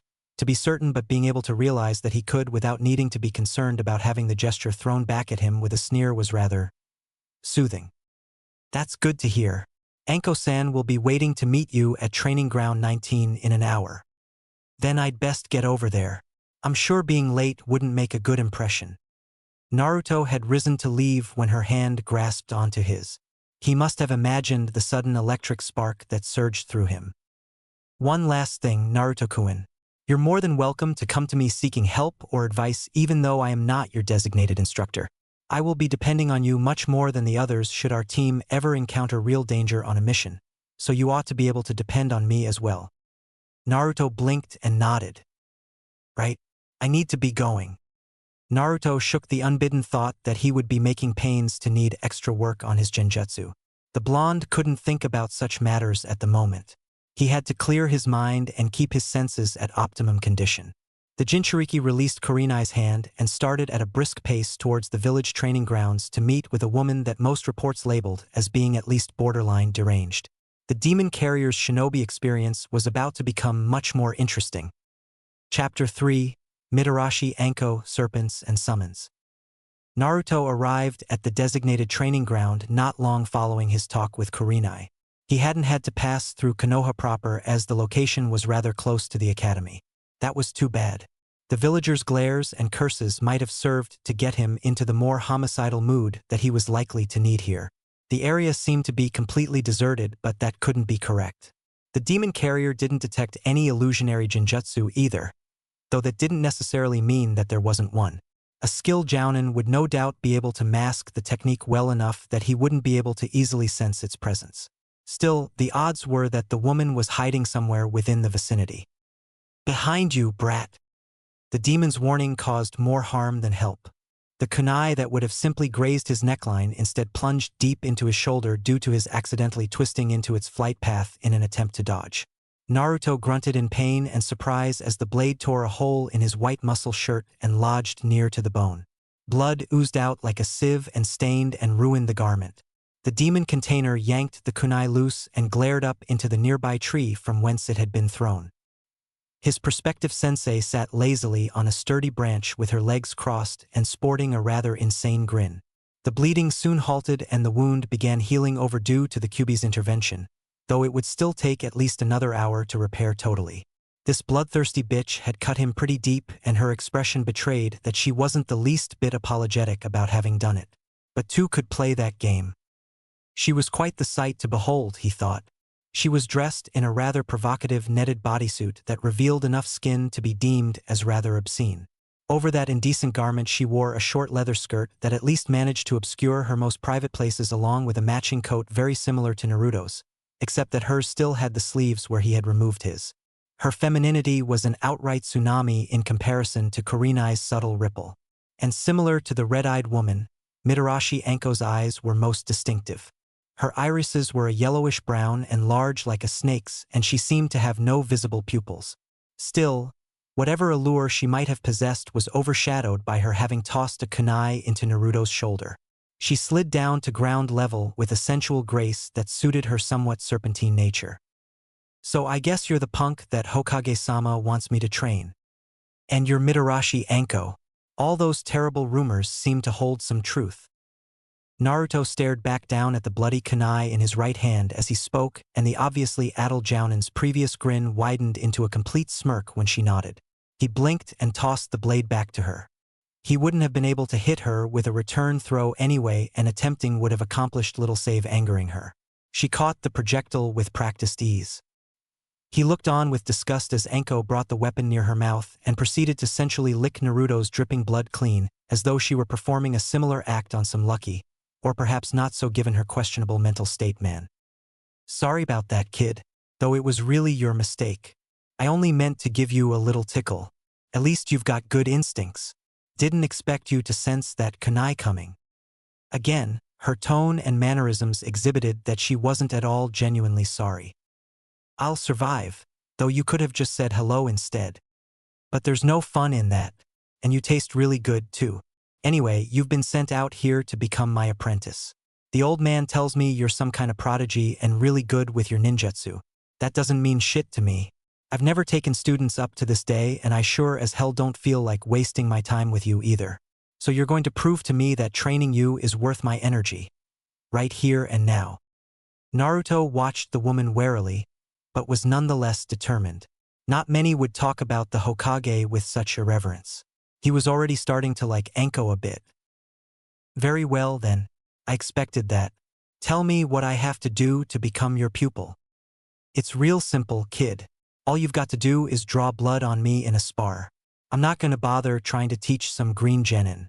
Show me that you're as advanced as the Hokage brags and that you have a sack down there. Otherwise you can go back and climb trees with Kurenai and the other brats." Naruto smiled inwardly.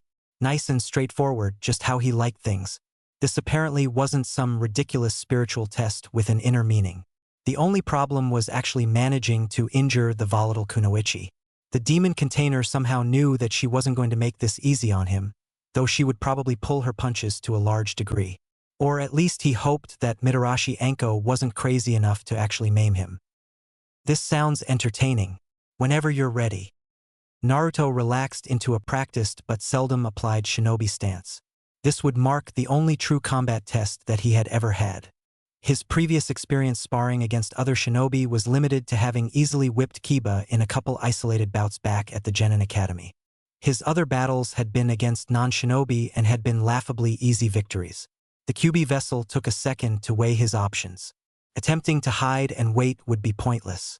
There were no teammates or other shinobi present to divert the Jounin's attention and give him an opening, and he would have to blow his cover to attack her eventually regardless. That Kage Bunshin technique might provide a suitable smokescreen but would likely not work and would squander much chakra in the process.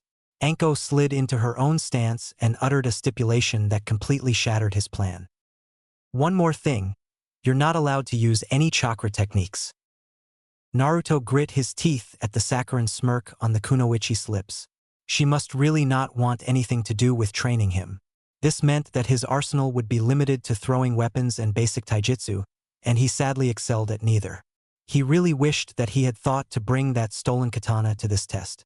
He had no training whatsoever regarding how to properly use it, but the additional reach still would have somewhat increased his chances to land a hit on this woman. That a rather large handicap. Tough shit, brat. The world ain't always fair, especially to us shinobi. I'm not trying to learn how many damn jutsus you know. Any moron can memorize hand seals and build chakra. I'm testing you as a person. I want to see whether or not you really have what it takes inside to be my apprentice. So stop standing there and come at me, you little shitstain. Show me what you've got." That was true. The world had never treated Uzumaki Naruto right. He had risen to his current position against all the odds. And he was not going to be derailed by this test or by the psychopath giving it either. She was somebody that he could respect and he liked her attitude, but she was going to be made to bleed somehow. He would make her accept him. With no techniques allowed, there was only avenue by which to proceed. He concentrated his chakra into his leg muscles in order to boost his speed and charged. The demon carrier's kick was sloppy and poorly timed, and the Jounin dodged it with nonchalant ease. Naruto growled and tried to sweep her legs, but that missed as well. The demon carrier was set to transition into a punching combination, but Anko beat him to the attack, sending him sprawling with a quick yuriken to the jaw. Naruto spat up some blood and bared his teeth as he pushed back upright. "Nice punch. I don't think I've ever been hit that hard." Anko shrugged, that same insane grin on her face. "And you couldn't hit the Hokage monument on the broadside. Shut up and fight." Naruto withdrew the kunai that he always kept at his boot and rushed at his adversary again. He was rather angry at this point, and his swipes were wild and inaccurate as a consequence. Anko evaded them with no trouble and countered the third berserk swing with two quick attacks using the blade that she had used to pierce the demon vessel's shoulder earlier. Naruto experienced stinging sensations on his neckline and at his side and only then realized that he had been cut again. He was getting his ass kicked. Even more humbling was that Anko wasn't even trying to attack him outright and was doing nothing save evading and countering his inadequate attacks. You look dead fucking sexy with all that blood running down your cheek, you know? The demon container ignored the attempt to rile him up more. Obviously, the direct approach was not going to work. He was wasting stamina and Anko's counterblows were beginning to take a serious toll on him. And yet the only distance attack he could use involved throwing his one kunai or about the 6 or so shuriken that he had in his pouch. Against Mitarashi Anko's vastly superior speed, the strategy seemed a waste. Then again, he could always be a bit more daring and Kage Bunshin no Jutsu. To hell with the rules. Naruto was a shinobi, and there was nothing more important than completing one's mission. 12 Naruto copies rushed at Anko, who quirked an eyebrow. The demon container wasn't sure whether she was impressed that he could do the restricted technique or indignant that he had disobeyed her instructions. The real spiky blonde leapt back into the nearby trees, using the clones as a diversion. The kunoichi wouldn't take long to obliterate them, so Naruto had to act quickly. He laid down a quick illusionary genjutsu to obscure the general area and by a precious couple more seconds and moved to a good vantage point and started doing hand seals. Anko destroyed the bunshins with her kunai and glanced directly up to where their creator was standing. The illusion had been useless, but it didn't matter now. Katan Hitama. The demon carrier repeatedly spammed the basic two-seal katan jutsu and sent small fireballs in a barrage in Anko's direction. They were weak attacks, but they also weren't designed to hit her. He aimed the balls to spray the ground near her and back her up towards a distant tree grove. He smirked as she cursed like a sailor and dodged the attacks but was still being pushed right in the direction that he had planned. Once Anko was in position, Naruto made the seals to unleash a power technique that would bring his opponent down hard and stretched his right palm out while using the other to brace it. Raitun. Bunkaten no Rakurai. Electricity gathered in a large sphere in Naruto's outstretched palm. A huge lightning bolt blasted outward from the orb and sailed towards the grove. This one mammoth beam separated into about a dozen smaller bolts at the median between the two. The trees blasted ablaze and exploded upon impact. He had deliberately aimed so as not to kill or seriously injure her, but she didn't imagine she'd be getting up soon either. The explosions wouldn't hit her, but the resulting shockwave would put her down. He waited as the smoke cleared, but right as he was about to get a clear vision, a hand wrenched his hair and a kunai pressed up against his throat. Nice try, but not quite good enough. At least you've got some balls, though. Most other genin wouldn't have dared to break the rules. Anko's breath was hot and dangerous in his ear, similar and yet so much not so as Iam's had been earlier. Naruto certainly had no naughty thoughts about this situation.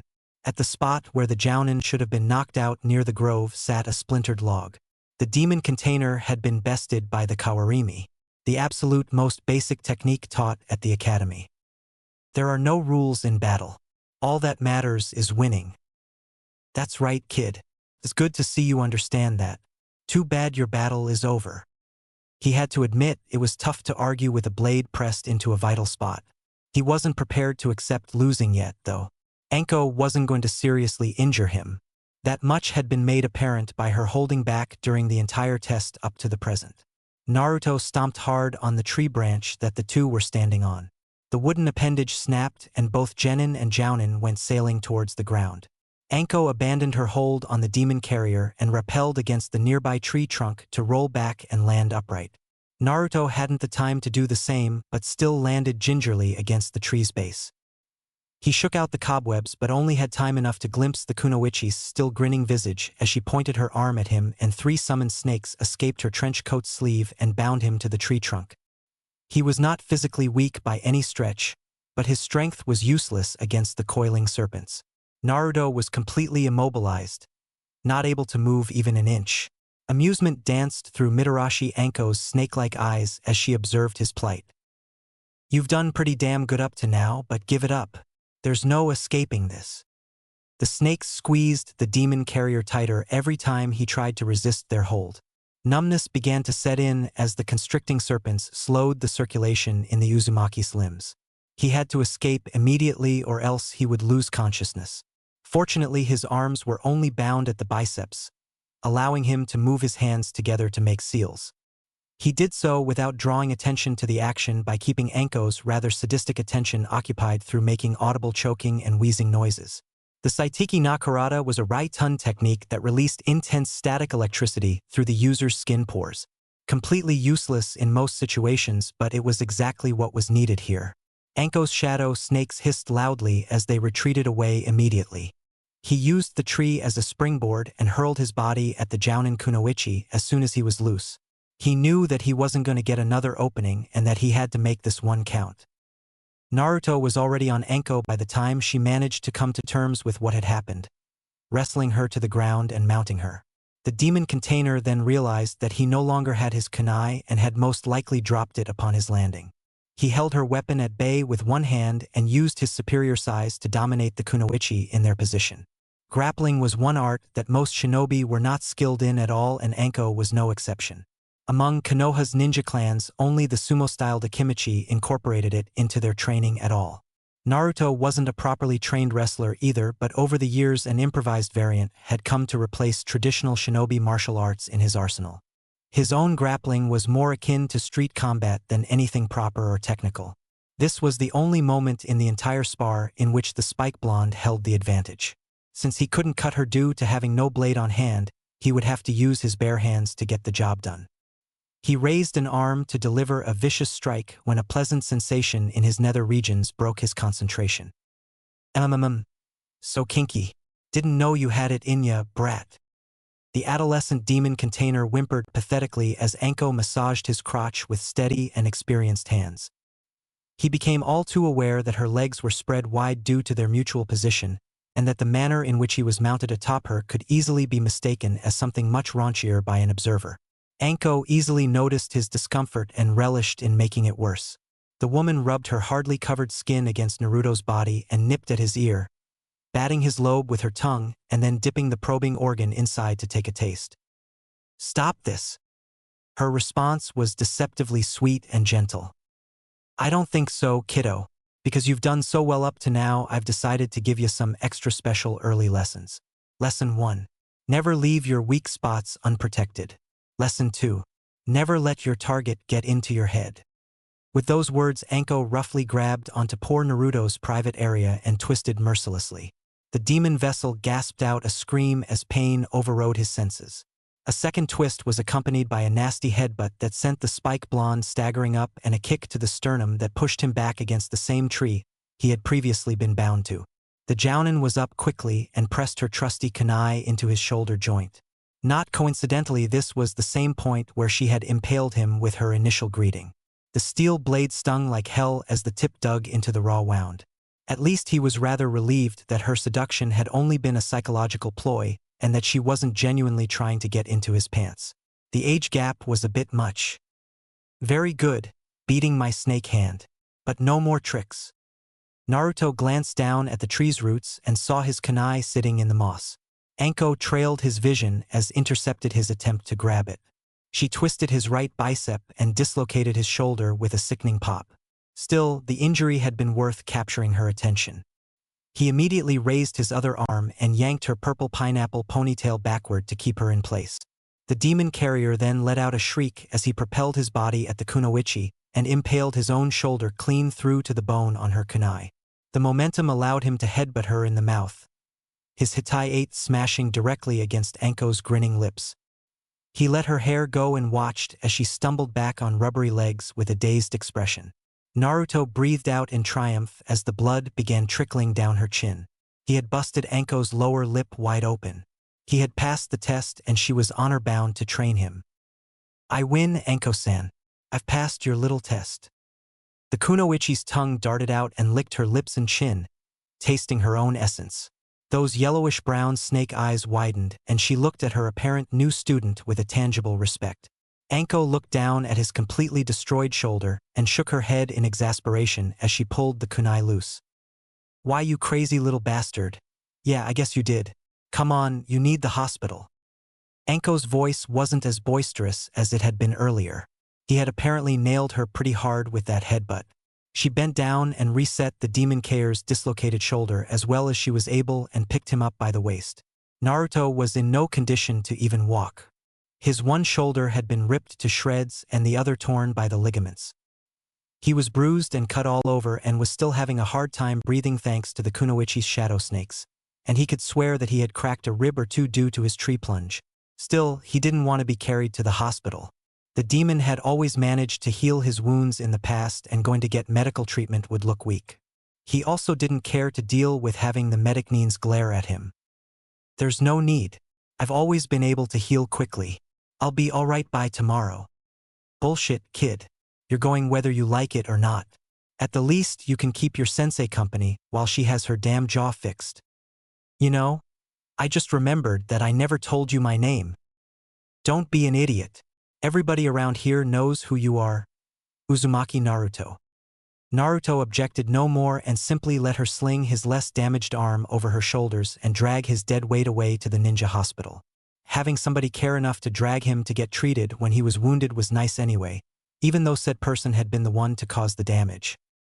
He laid his head back against his new sensei's neck and let his legs carry him under her direction as he closed his weary eyes. You sure got your tail kicked, kid. That was pathetic. Naruto did not need this right now. He was hurt and tired and didn't want to be taunted. Shut up, baka fox. I didn't hear you making any offers to help out. The Kyuubi chuckled darkly in amusement inside Naruto's mind. Remember who this woman answers to. We can't have the third knowing about our connection, you know that. Besides, you needed to do this alone. You're not ever going to become stronger by using me as a crutch, and this woman's training will help us to reach new heights. I understand. Now let me get some rest. I'm so fucking tired. The demon departed back into Naruto's subconscious, as he at last succumbed to exhaustion and blood loss. The last thing he heard was Anko's cursing accompanied by a loud booming voice coming closer.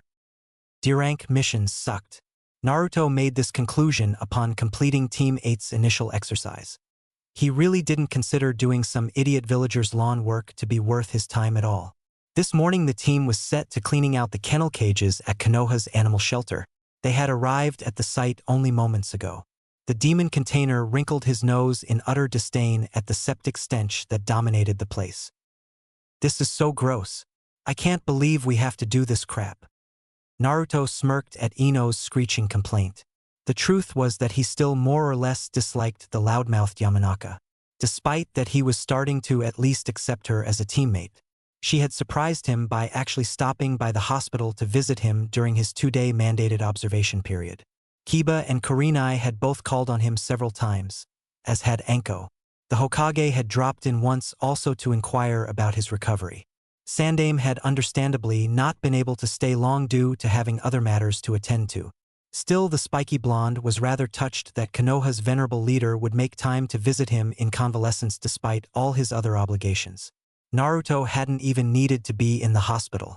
The Kyuubi had completely healed him in less than 6 hours, but the medicnines wouldn't cave in to his demands to be cleared. Naruto was convinced that they had kept him against his will just to torment him. 2 weeks had passed since his having been demolished by Anko in the sparring match. His beloved leather trench coat and pants had both somehow disappeared as he rested during that initial collapse. Anko-sensei still denied having any knowledge pertaining to their whereabouts. During that time he had completed 3 basic missions with his team and had also spent 6 hours in training with his personalized instructor every day that neither had a mission. He was making progress. Anko had already taught him her trademark snake hand technique.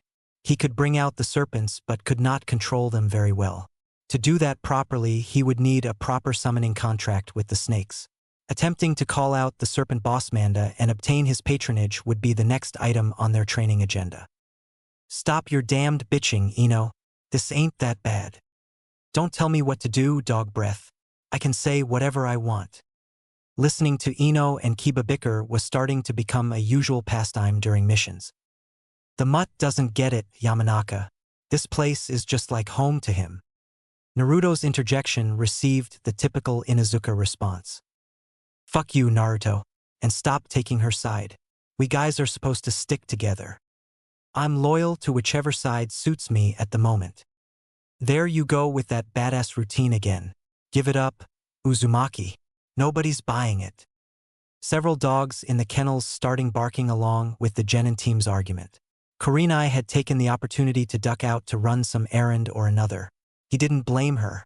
He sure as hell didn't want to be around this stinky dog pound. The demon container glimpsed one particularly ugly resident while surveying the area. A spotted bitch that was missing a leg and an eye. She was howling particularly noisily. "Your sister's calling, Kiba. Better go see what she wants." Kiba narrowed his eyes and looked where Naruto indicated with his thumb and sneered.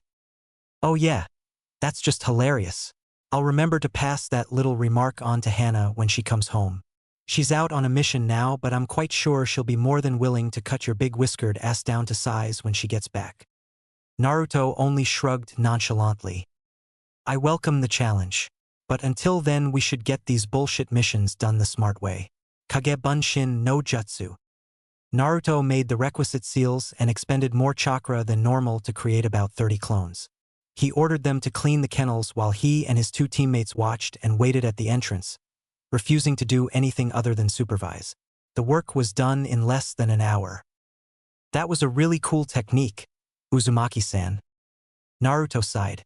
He would much rather Ino stop calling him that. Being addressed so formally was rather annoying, but coming out and saying so was more bothersome and might also make her think that he considered her to be an actual comrade or something. Whereupon he only nodded and banished his clones. At least she was starting to talk less about the Uchiha and not acting quite so girlish while on missions with the team. "It's nothing that impressive. Several jounin in this village know and use it."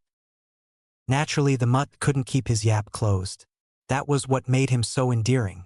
The Inuzuka clapped him on the back and smirked. "He's so humble. A genin using elite-level jutsus and not thinking anything about it."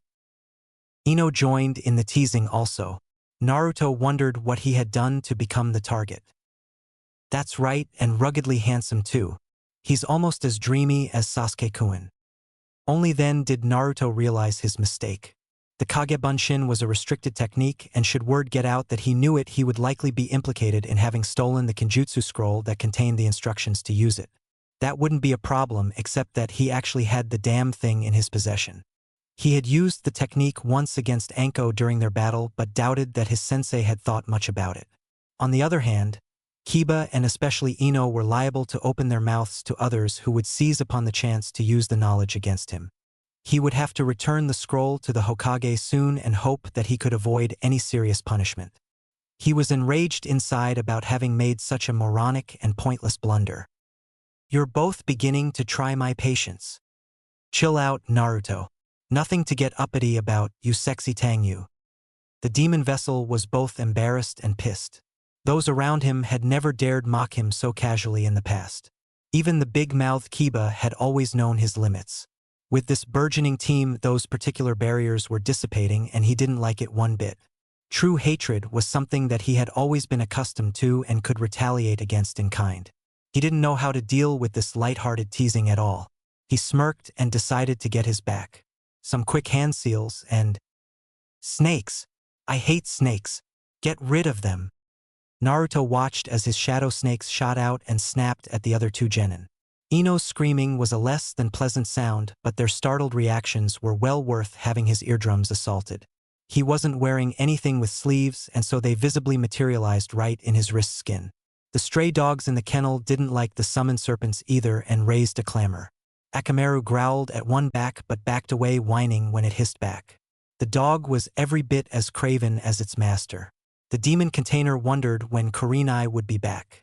The team couldn't leave until she dismissed them, and he had better things to do than standing around here. "We get the point, Naruto. Now reverse this damn genjutsu already." The spiky blonde raised an inquisitive eyebrow. "These are no illusions, Kiba. Seriously, you're both such scared little children." The demon container retracted the shadow snakes lazily. He had rather enjoyed watching them squirm. Anko-sensei's perverse tendencies had to be making an impact upon him. Naruto wouldn't have even bothered to care about playing such mind games with his two teammates a week or so prior. He would have only scowled and ignored them. "That wasn't very nice, Naruto." Naruto grinned sadistically at Ino in an attempt to imitate Anko's trademark expression. "You didn't call me Uzumaki-san, Yamanaka. That was rude and improper." Ino blanched as though he had threatened to kill her, and given his usual temperament the idea wasn't lacking in proper cause. He had gotten those two but good with the snakes. Yamanaka and the mutt wouldn't be taking any liberties with the demon vessel again anytime soon. Naruto was right back in the dominant position where he belonged. "I'm sorry. I didn't mean to." Naruto airily waved her apology away. "Don't worry about it. Naruto suits me better. Tell Kurenai-san that I went to train." The demon carrier then departed, leaving two bewildered teammates standing at the kennel. He wasn't going to act outright hostile to them when they weren't doing so to him. Most people thought Naruto to hate everybody indiscriminately, but that wasn't the case at all. Only those in Konoha who treated him like dirt. Everybody else he tended to be rather passive towards. The hedgehog bared its spines only when threatened. But neither would it do to have the other two genin assume that the terrible Uzumaki Naruto's edge was beginning to blunt. And so he had scared them a little. He was now starting to view them as genuine companions as opposed to total inconveniences, but he wasn't about to let them know it. 2 days later, Naruto entered training ground 19 at the usual training time. Several other genin teams were up and drilling with the sunrise, but Mitarashi Anko was not at all receptive to leaving her bed even a mere second earlier than her internal clock made her, and as a consequence Naruto started later in the morning. Sensei and Gakusei hadn't met the last 2 days because one or the other had been sent on mission. As per the usual, the unstable Jounin was nowhere in plain sight. Every time they convened to train, the spiky blonde would get cut somewhere or the other due to her customized greeting. And no sooner had the processed the thought, a kunai passed by and made a small incision above his hairline. Naruto scowled as a couple severed blonde locks passed through his vision on their descent to the ground. "At least you've learned not to move into it. Someday you might even dodge it." The second sentence sounded rather more garbled than the other, as though the speaker were talking and chewing at the same time. Naruto heard a loud swallow as he turned to where the noise had originated. Anko sat cross-legged in a tree, picking at her teeth with a used dango skewer. The kunoichi's obsession with those little rice balls was ridiculous.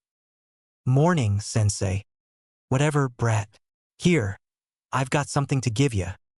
Naruto smirked and gave a mocking little bow. Anko gave a maniacal grin and heaved a large green parcel down to him. He raised an brow and tried to catch it with one arm. The package turned out to be much heavier than it appeared, and the demon carrier used his second arm to counterbalance it but still collapsed.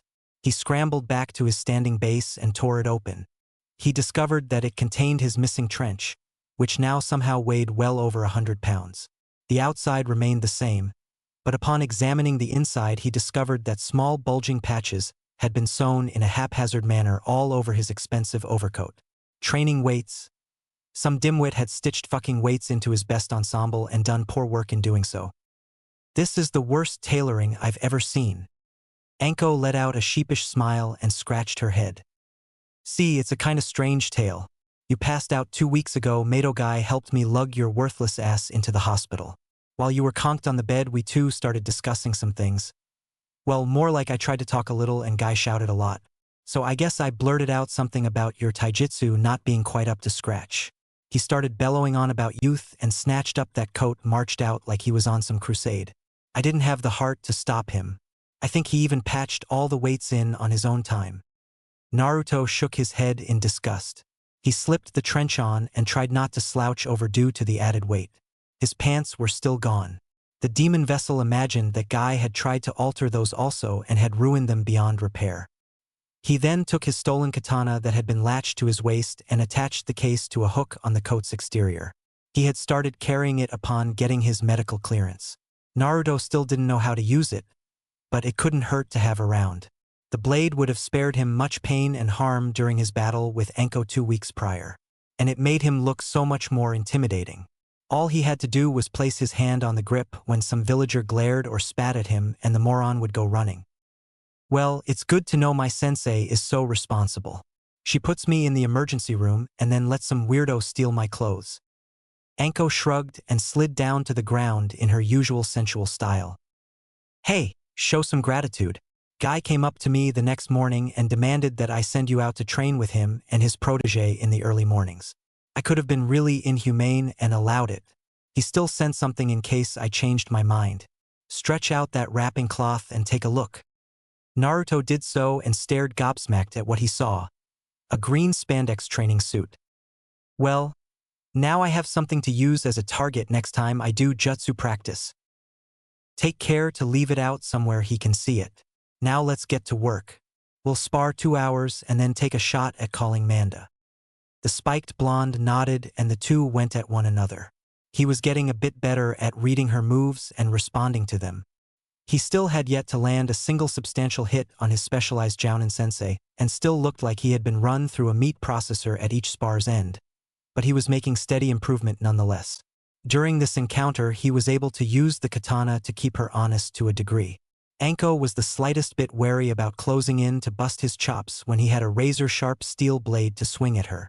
Naruto couldn't even come close to hitting her accurately, but there was the chance that an isolated lucky swipe might catch her.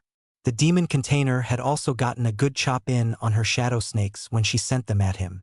That had only gotten her temper roused, and he had paid in spades.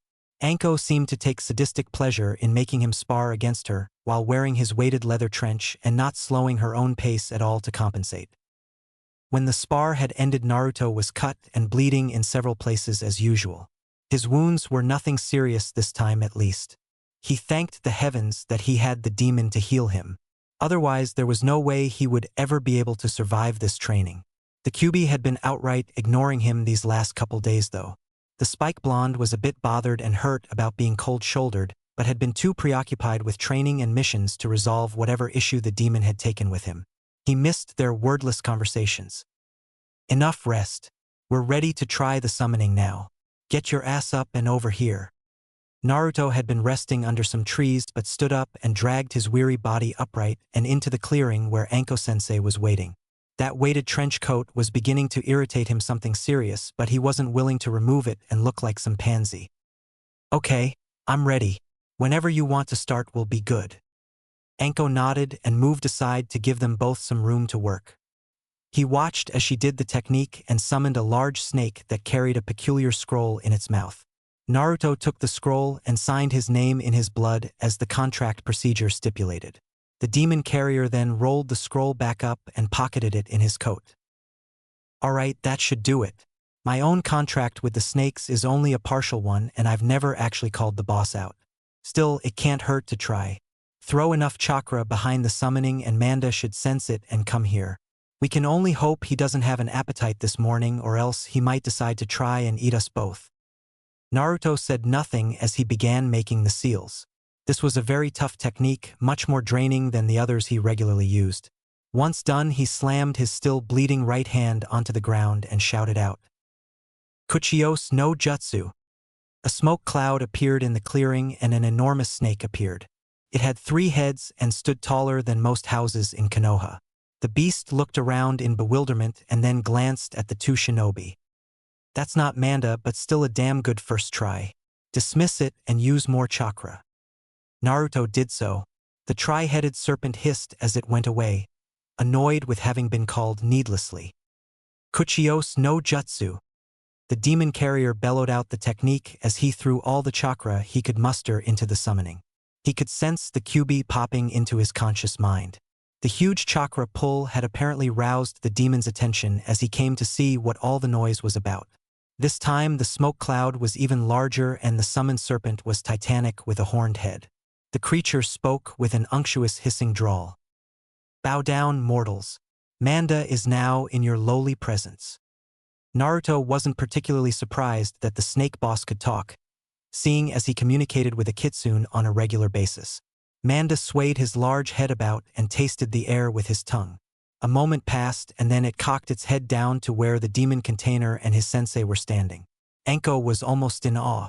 She obviously hadn't expected her charge to actually call the boss. Manda ignored Naruto and concentrated his attention on Anko. "You are Orochimaru's disciple, yes. I remember you. I presume your master calls." Anko put a hand on her waist and snarled out a reply. Naruto had never really seen the kunoichi pissed up to that point. "I haven't seen that asshole in many years, Snake, and he sure as hell ain't my master." Manda bared his fangs at Anko's blatant disrespect and spat out his own retort. "Your petty vendettas do not concern me, little woman.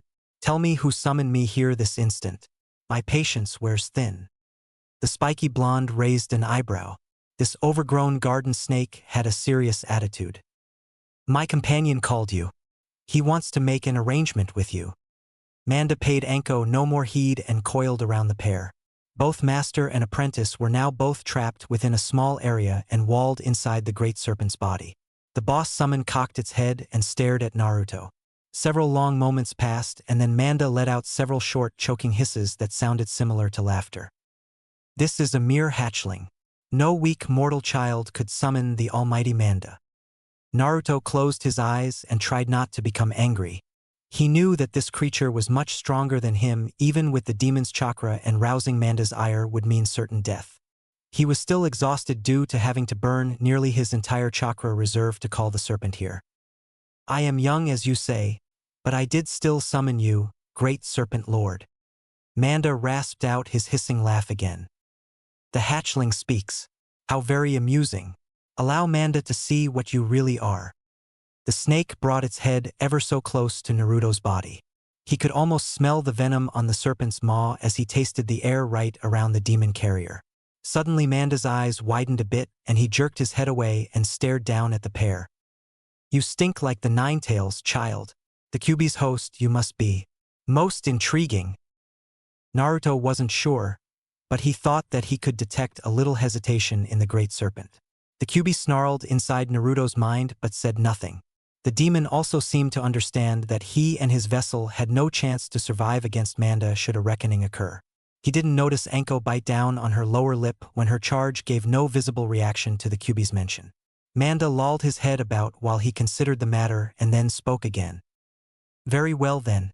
Normally I would never consider accepting one so young, but perhaps I might be willing to make an exception and allow you to serve me, little demon. All that we need discuss now is your tithe. Naruto was confused and said so. I don't understand. Manda shook his great head and laughed again. Foolish child. Serving Manda is a great privilege. You must provide me with living tribute in order to call upon my protection. I will even be benevolent in this case and reduce your initial indulgence. Prepare me a dozen human lives and summon me to consummate our bond, but call me again without my tribute and I will eat you, Kyuubi or otherwise. Until then, little one. Manda disappeared as he had come, leaving Naruto and Anko alone again in the training grounds. His purple-haired sensei was almost shocked into silence. We'll stop here today. Good work, kid. I didn't think you'd actually be able to do it. Naruto snide his reply. He might have to make one more hunting trip into the cities. Now all I have to do is dredge up 12 poor bastards to be eaten by some snake. Only Mitarashi Anko would take a statement like that with an apathetic shrug. We'll cross that bridge later. Anyway, go home and get cleaned up. I meant to tell you this earlier, but we're booked to meet with the Hokage in about 3 hours. He's decided that you're going to be coming along on a mission with me outside the village in a couple days, and he wants to go over the details with you personally. Naruto nodded and obeyed. He hadn't covered much distance when the demon called. This is bad, Gaki.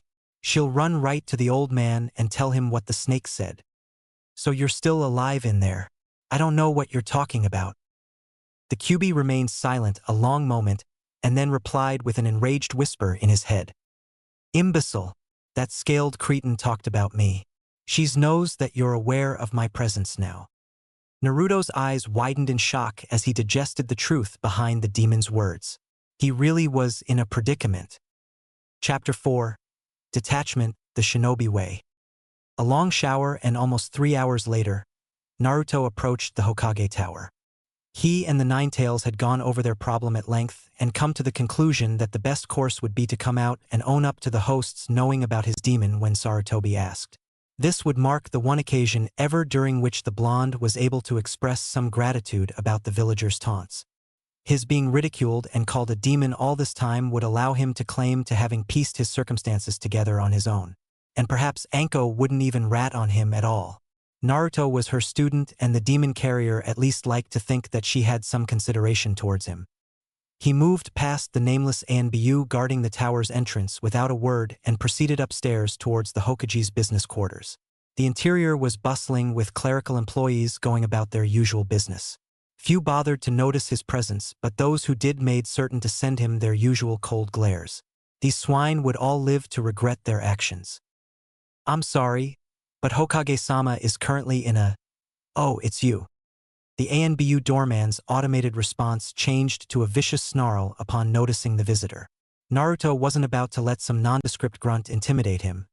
Though in all likelihood, he was a strong shinobi given that he had been charged with protecting the Hokage's working quarters.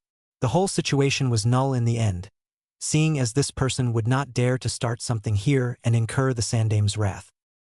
That's right, and I have an appointment. Let me pass, no count.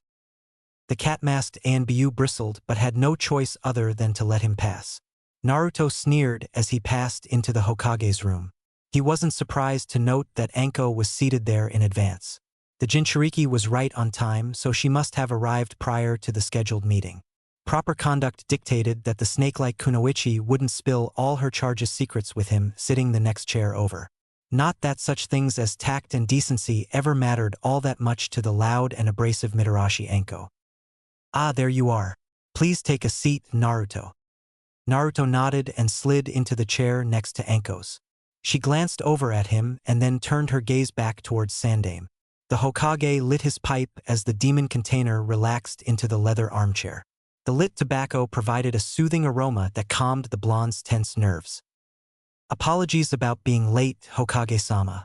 I didn't mean to hold things up. Naruto wasn't actually late at all, but it seemed like the appropriate comment to make. You aren't late at all. Now then, let's get down to business. The demon carrier listened as the old Hokage spoke. He and Anko would be traveling to Sakai, a river port situated a moderate distance to the east. The commercial town was the main inland aquatic trade hub, linking Fire Country and the small island Wave Country. Wave has a convenient location on an island past the Sakai River's mouth where it opened into the Eastern Sea. Port Sakai was a criminal locale and had been Naruto's destination during his last excursion 2 weeks earlier. Since then, an opium war had erupted between the established local Yakuza and a newer group. The battle sparked when the local boss's nephew had been killed during a transaction along with his entire escort. The uncle was enraged and determined to send his organization's new rivals packing, and had sent an underling to Konoha to contract a team to lend assistance in the sabotage and extermination. The operation was rated as a B-rank mission. Your contact will meet you at the arranged location at noon tomorrow. This mission should last a week, so plan in accordance. Understood, Hokage-sama. We'll go and get prepared, then, with your permission. Naruto's lips quirked in a small sarcastic smile upon hearing Anko speak so seriously. Her previous disrespect towards the Sandame was not something she was willing to exhibit in the venerated shinobi elder's presence. It seemed so very like a snake, shedding her skin whenever she liked.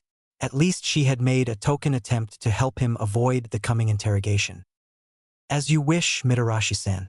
I'll be keeping Naruto a while longer, however, so you'll see him in the morning. Anko cast another look back at Naruto as she departed and grinned. Meet me at the gates at dawn tomorrow morning. Best not be late or I'll be leaving your punk ass behind. Once Anko was gone, the Hokage sent to have tea brought in. The old man smoked his pipe with leisure and observed the much younger Genin. Naruto was rather more at ease with the Sandame than with most other people. The village leader had never once treated him with contempt and had on several occasions taken steps to assist the demon vessel with his education and training, when his actual instructors had given none. So then, tell me how being a Konoha Genin has suited you these recent weeks.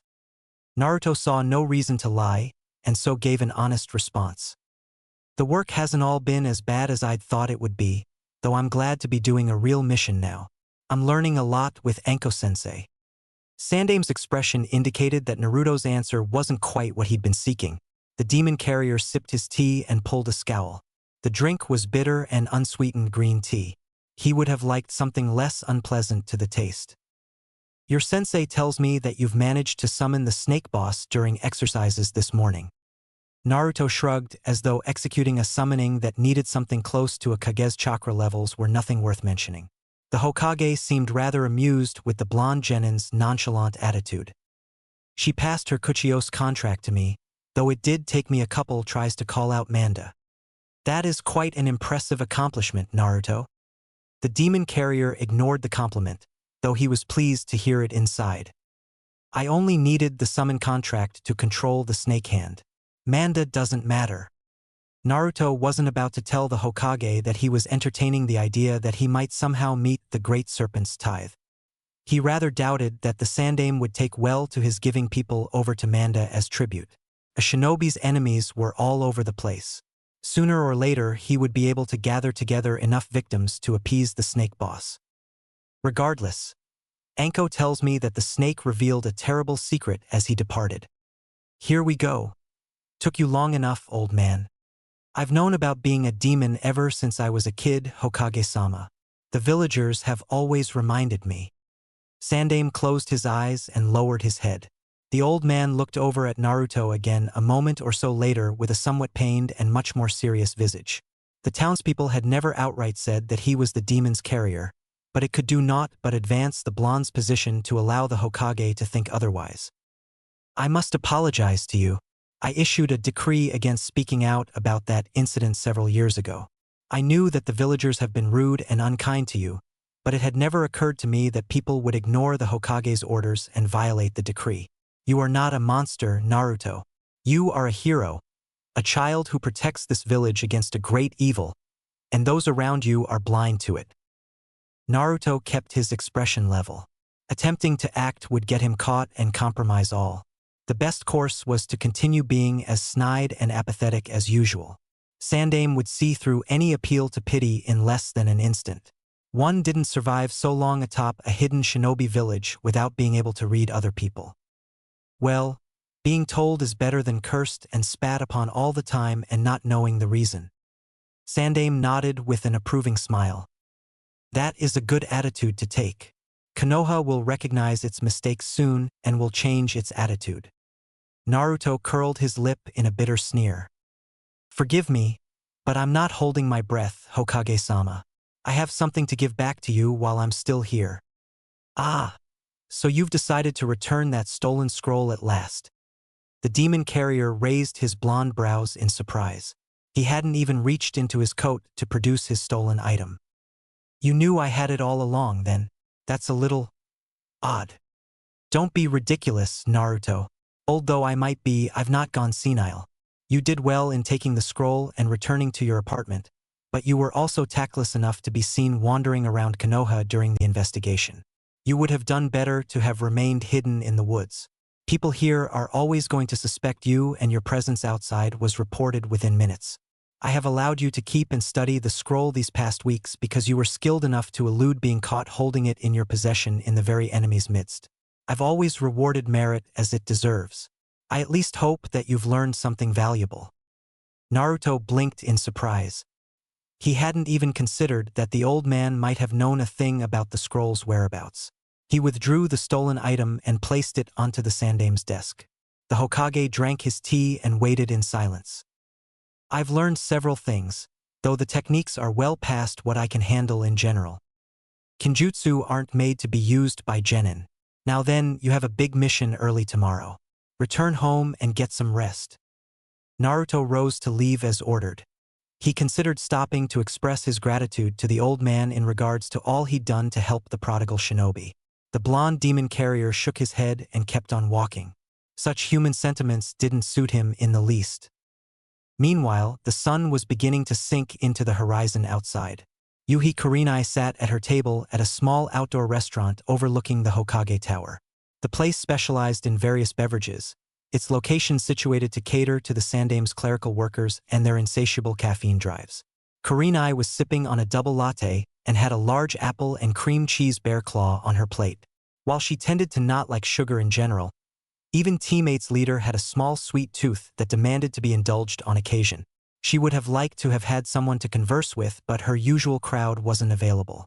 Kakashi was preoccupied with training his genin cell, and Asuma was supervising his on a mission.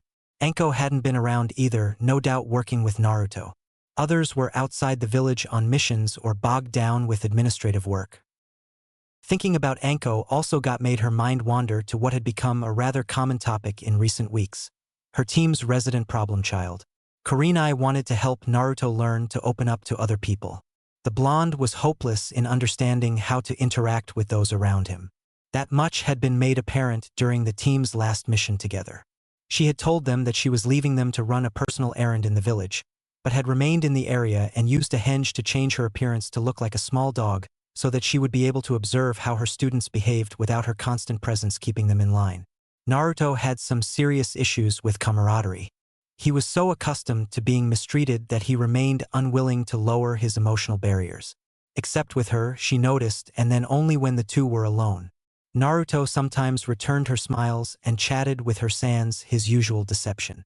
Though minuscule, the progress was nonetheless warming to her. Still, he was making even slower progress with his teammates as well. Naruto was no longer being outright vicious towards Ino, and he still maintained that curious accord he had with Kiba. She had been a bit irritated to see him use the Kage Bunshin to shirk the mission. The point behind making Genin do menial tasks was to teach them to work hard and work together, and Naruto's tactics precluded both aims. She didn't know how or when the Jinchuriki had learned the restricted technique, but his advanced skills were a boon to the team and were thus all right with her. Perhaps this was how her teammate was meant to work. Naruto would blaze the path and excel, and the others would struggle and even to keep him within sight. With Anko giving Naruto her exclusive training, the skill gap between him and the other two genin was going to widen more, and not narrow in the slightest. At the same time, Kurenai had appreciated his reluctance to brag about his abilities to the other two. She had long thought being humble to be an endearing character trait, and arrogant people tended to get under her skin like nothing else. Kurenai let out a resigned sigh upon coming to the conclusion that this team was never to become legend in Konoha or even remain together long. Naruto would soar like a meteor through the Konoha shinobi ranks and leave Kiba and Ino in his wake. He would no doubt be an accomplished elite when his two current teammates became Chunin. Soon enough the blonde would be her teammate on missions rather than her subordinate. She made another sizable dent in her bear claw and gazed across the street right in time to see the spiked blonde head that dominated her thoughts leaving the Hokage tower. Kurenai swallowed her bite in haste and waved him over.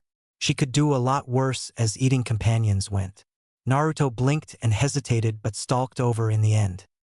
Kurenai-san, konbanwa. I didn't expect to see you out all alone and isolated. Normally she would have been irritated with the base insinuation behind such a remark. The idea that she was some helpless damsel who shouldn't be out on her own rankled with a proud kunoichi like Yuhi Kurenai. But the Naruto's amused appearance assured her that he had been aiming to garner that reaction and nothing more. Tactless, but she would let it slide in his case. He didn't know much better. She delivered her retort with the same mocking seriousness. You had better be more cautious, Naruto-kun. Imagine that your sensei had heard that remark. Sensei. Something that she wasn't to him as much as she wanted to be. Kurenai smiled as the blonde gave an exaggerated shudder. I shudder even to think about it. She can hit a target at 100 meters with a needle. I've seen it. Come here and sit with me. I hate eating out alone.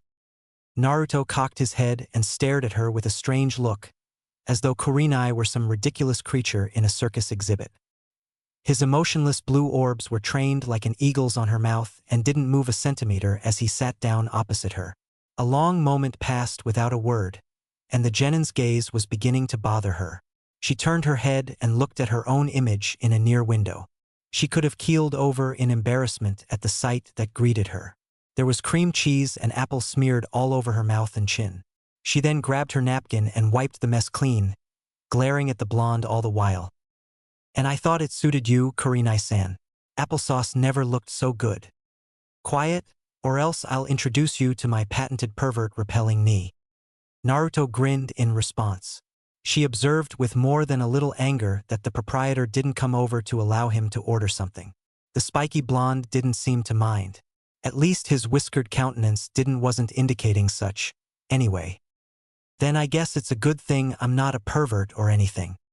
The genin kept his gaze locked on the older woman's as he spoke. Dull and listless as the pair appeared to an uneducated observer, Naruto's twin aquatic orbs held a certain burning intensity that was quite visible to one able to look underneath the obvious and see it. Kurenai was a skilled observer, a trait that came with being a genjutsu specialist. She had never once caught this kid looking at her other assets, as she had noticed her other male subordinate doing on several occasions. Uzumaki Naruto was a strange enigma. All the proper lines were hazed and obscured, and with the blonde. He looked like a mature teenager rather than a prepubescent child and acted the part as well unless thrown into a situation that his established mindset wasn't prepared to deal with. There were no existing records about him in Konoha's data archives either other than his name and mission statistics. Kurenai sometimes had a little trouble viewing him as a child at all. "Please tell me what you were doing at the Hokage Tower." Kurenai thought it best to get some conversation going again. Her thoughts had been beginning to wander into treacherous waters. Despite Naruto's looks and attitude and that unwavering stare, the blonde genin was still very much a minor and she was more than twice his age. Even considering him in such terms was gross and improper, her own budding relationship with Sarutobi Asuma notwithstanding. "A mission assignment. I'll be going with Anko-sensei to Port Sakai in the morning." Kurenai was somewhat jealous upon hearing this. The kunoichi had known well in advance that Naruto would be sent to shadow his combat instructor on some higher-ranked missions. But still he was her team's unspoken leader. Supervising him on missions was supposed to be her charge, and she wasn't at all pleased with Anko being allowed to encroach onto it. She took great pride in her new role as an instructor, and this entire idea implied that she was little more than a disposable accessory when it came to the prodigal Naruto's development and was thus rather insulting. The Serpentine kunoichi worked alongside Naruto enough with his training. Kurenai wasn't going to take her irritation out on him though. "Then I would assume that you're doing an escort mission, or delivering documents." Naruto shook his head and responded with a slight gleam in his azure gaze, perhaps a bit miffed that she had even insinuated such. "I.e. Kurenai-san, much better than that. We've been ordered to help some opium gang in wiping out another one." She was a bit upset a moment ago, but she was downright enraged now. Kurenai bit down on her lip almost hard enough to draw blood. Sending a 12-year-old genin on an extermination campaign was a disgusting and insane practice. Shinobi were contract killers, she knew and well acknowledged, but still, Konoha Village did not share training practices with the Bloody Mist. Staining Naruto's hands with blood and gore at such a young age would result in compromising his mind later on. Kurenai had seen this happen with Uchiha Itachi, having worked alongside the wanted criminal on several missions as a Chunin. Itachi had started killing much too young and had become more or less desensitized to violence, and then apathetic to it. Severing all emotional capacities had been his mind's only method to protect against total madness, and even that hadn't been enough in the end. One needed but walk through the ghost town that had once been the bustling Uchiha district to see the results. Kurenai would not sit back and watch the same happen to Naruto. The blonde had struggled too hard through constant adverse conditions to be lost like this. Her companion noticed these raw emotions burning on her visage. Her control had been compromised in anger. "You're not looking so good, Kurenai-san. Perhaps I should leave. I didn't mean to cause problems." "No, don't go. You're much too young to be doing missions like that, Naruto-kun." Naruto's expression lost that little gleam and his eyes narrowed in indignation. "No need to be concerned so much, Kurenai-san. I can kill Yakuza goons with ease. It'll be a cinch." Kurenai understood that he had misinterpreted her emotional concern as a slight against his abilities. That seemed to be how Naruto's brain operated.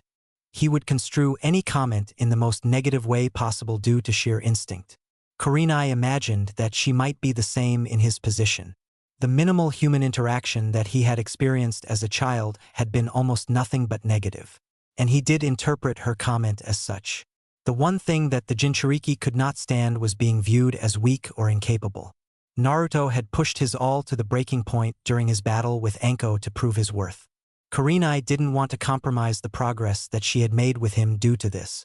She grasped his hand under the table. His skin was hot, superheated by anger. "That's not what I meant.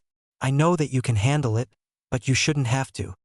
Naruto sat quiet a moment and nodded, pulling his hand loose and standing. "I've got to go. Anko-sensei and I leave at dawn and I've still got some work to do." He walked out without waiting to hear a response. Kurenai sighed again and palmed some Rio notes down on her table. Her appetite had vanished. She was taking great pains to suppress her burning desire to storm across the street and into the Hokage's workspace and vent her displeasure with his decisions regarding Naruto. Nothing would be accomplished through meeting him in a towering rage.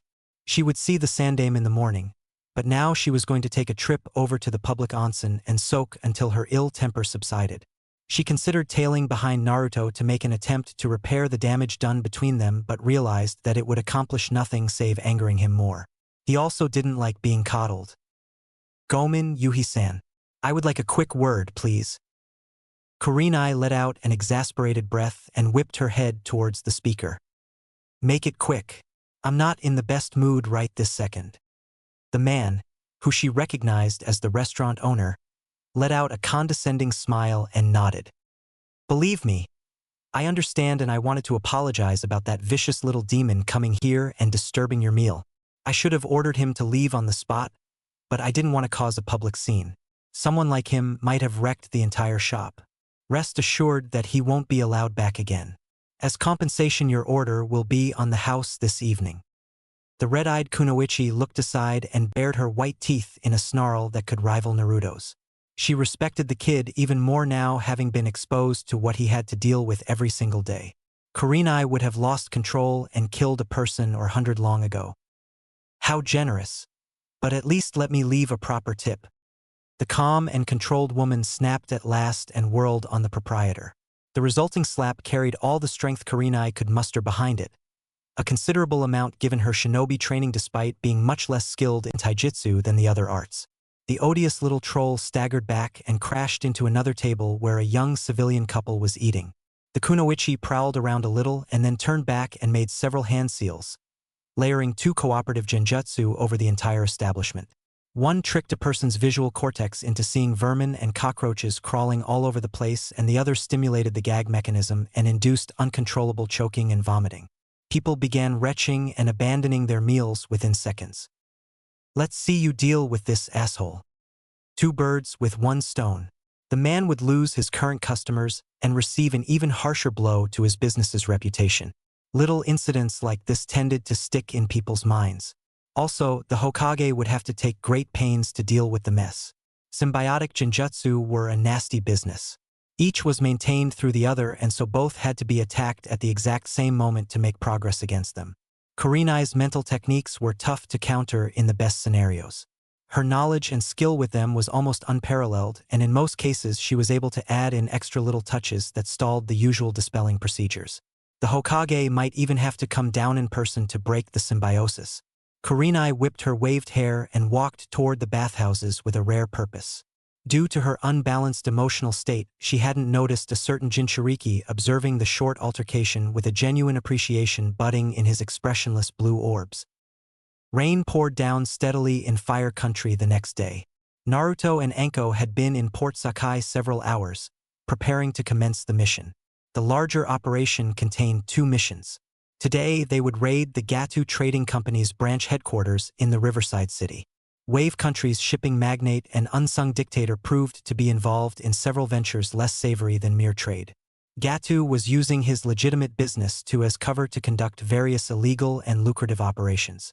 Among them was processing and selling opium in locales all along the Sakai River all through Fire Country, and now the man had come to the big city. Gatu was the new competition that their client wanted expunged. This compound contained 1 large building and several warehouses enclosed with a strong concrete barrier. The warehouses seemed to both store Gatu's opium and to house his security and street thugs, while the building contained his cash assets and administrative core. Might as well get started. You deal with the goons while I sabotage the building. Hi, Anko-sensei. I thought I might use them as Manda's tithe. Unless you have a problem with the idea. Mitarashi Anko smirked at her student's ruthlessness but shook her head in the negative. Not today, kiddo. A giant snake's gonna draw way more attention than we need. Naruto knew that she was right. This attack had to be kept somewhat quiet. Their mission was to move in and neutralize everybody in the compound, but not to attract outside attention while doing so. Ideally, they would make sure that word didn't reach Gatu's headquarters in Wave Country. Should that happen, then he would recall the opium ship that served to both process and transport his drugs. Destroying that opium ship and its escort was the operation's second phase, which would occur upon the next shipment's scheduled arrival at Gatu's private shipyard in 3 days' time, assuming this mission was accomplished without a hitch. You're right. Let's get moving. Blast the radio tower with a lightning technique while I cut the electrical lines. No power and radio meant no working communications. Naruto did a couple quick seals and a lightning bolt arched down and struck the small tower. Sparks showered as it blew. Meanwhile, Anko tossed several kunai at the lines outside the concrete wall, choosing a spot where the downed lines wouldn't place the two in any danger. She barely missed a couple throws, but the lines went down quickly enough. The electrical lights around the warehouses and in the building proper went out in an instant. Trained ninja operated well in the darkness, and this gave the pair a distinct advantage. Naruto and Anko looked at one another and nodded. Each went to separate objective without a sound. Naruto saw his sensei tossing down spike traps at every possible exit to the building, including the ground below the windows. Anko then scaled the outer wall with ease and entered through the maintenance door at the top, intending to start with the executives and work her way downstairs. Naruto kept along the concrete wall as he ran to the warehouses. Several thugs were outside looking at the destroyed tower and cursing about the electrical storm. The meager light outside combined with the wall's shade and his dark clothing to obscure him almost perfectly. He and Anko had abandoned their usual garb and changed into loose black bodysuits and masks better suited to covert ops. Naruto entered the nearest warehouse through an open side door unnoticed. There were two men in the room. The demon carrier moved quickly and drew his katana, hacking through the poor miscreant's throat with a wild swing. The other turned around with a shout. "Who the hell are Senijashu?" Three shadow snakes lashed out at Naruto's command. Two coiled around his waist and neck and bound him, while the third mercilessly bit into his neck. The deep wound combined with the serpent's venom to kill him in no time. The kill wasn't quick enough to stop him screaming out, though. Several other thugs started towards the one warehouse. Naruto could possibly kill them all in a melee, but it wasn't a guarantee. "Let me have them, Kit. I'm getting bored in here and I want to sharpen my fangs." Naruto smiled saccharinely inside his mind as he answered his nine-tailed companion. "You never seem to want to chat with me unless you have to these recent weeks." The demon snarled and hurled against his bars with a loud crash. "Now's not the time. We'll have this conversation later.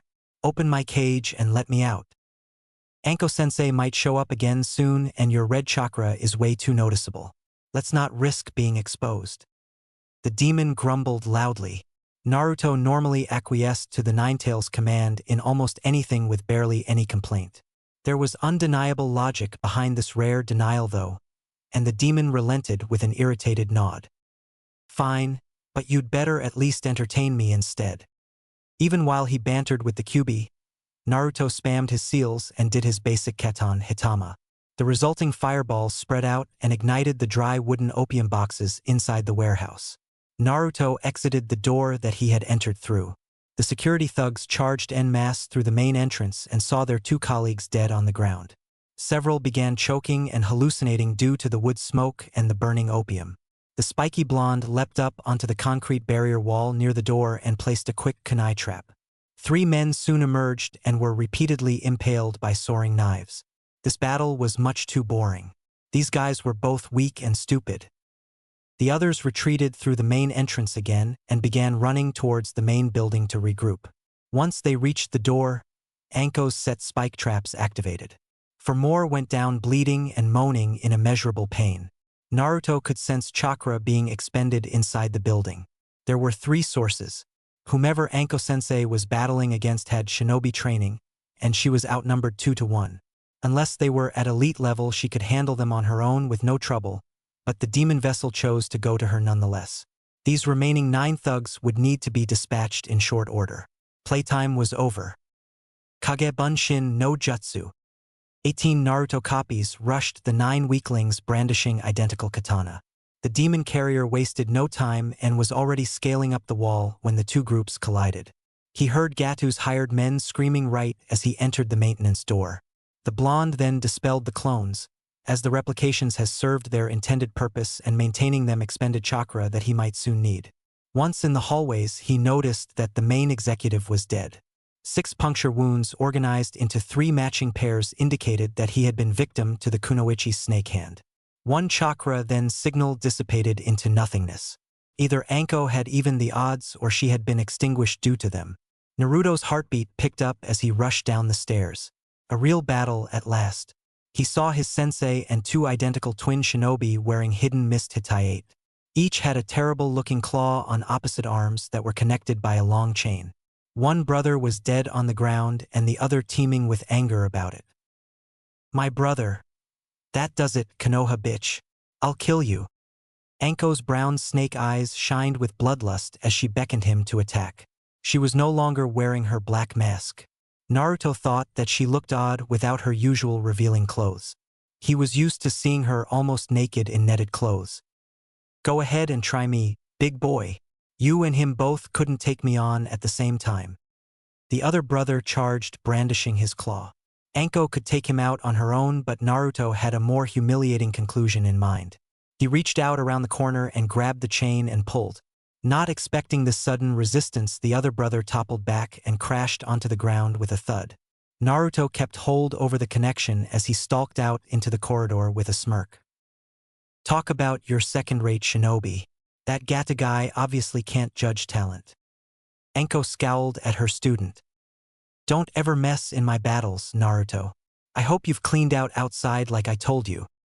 "They went down without trouble, Anko-sensei." The Mist-nin on the ground let out a groan. "A student? Nothing but some damn genin punk. I can't believe this shit."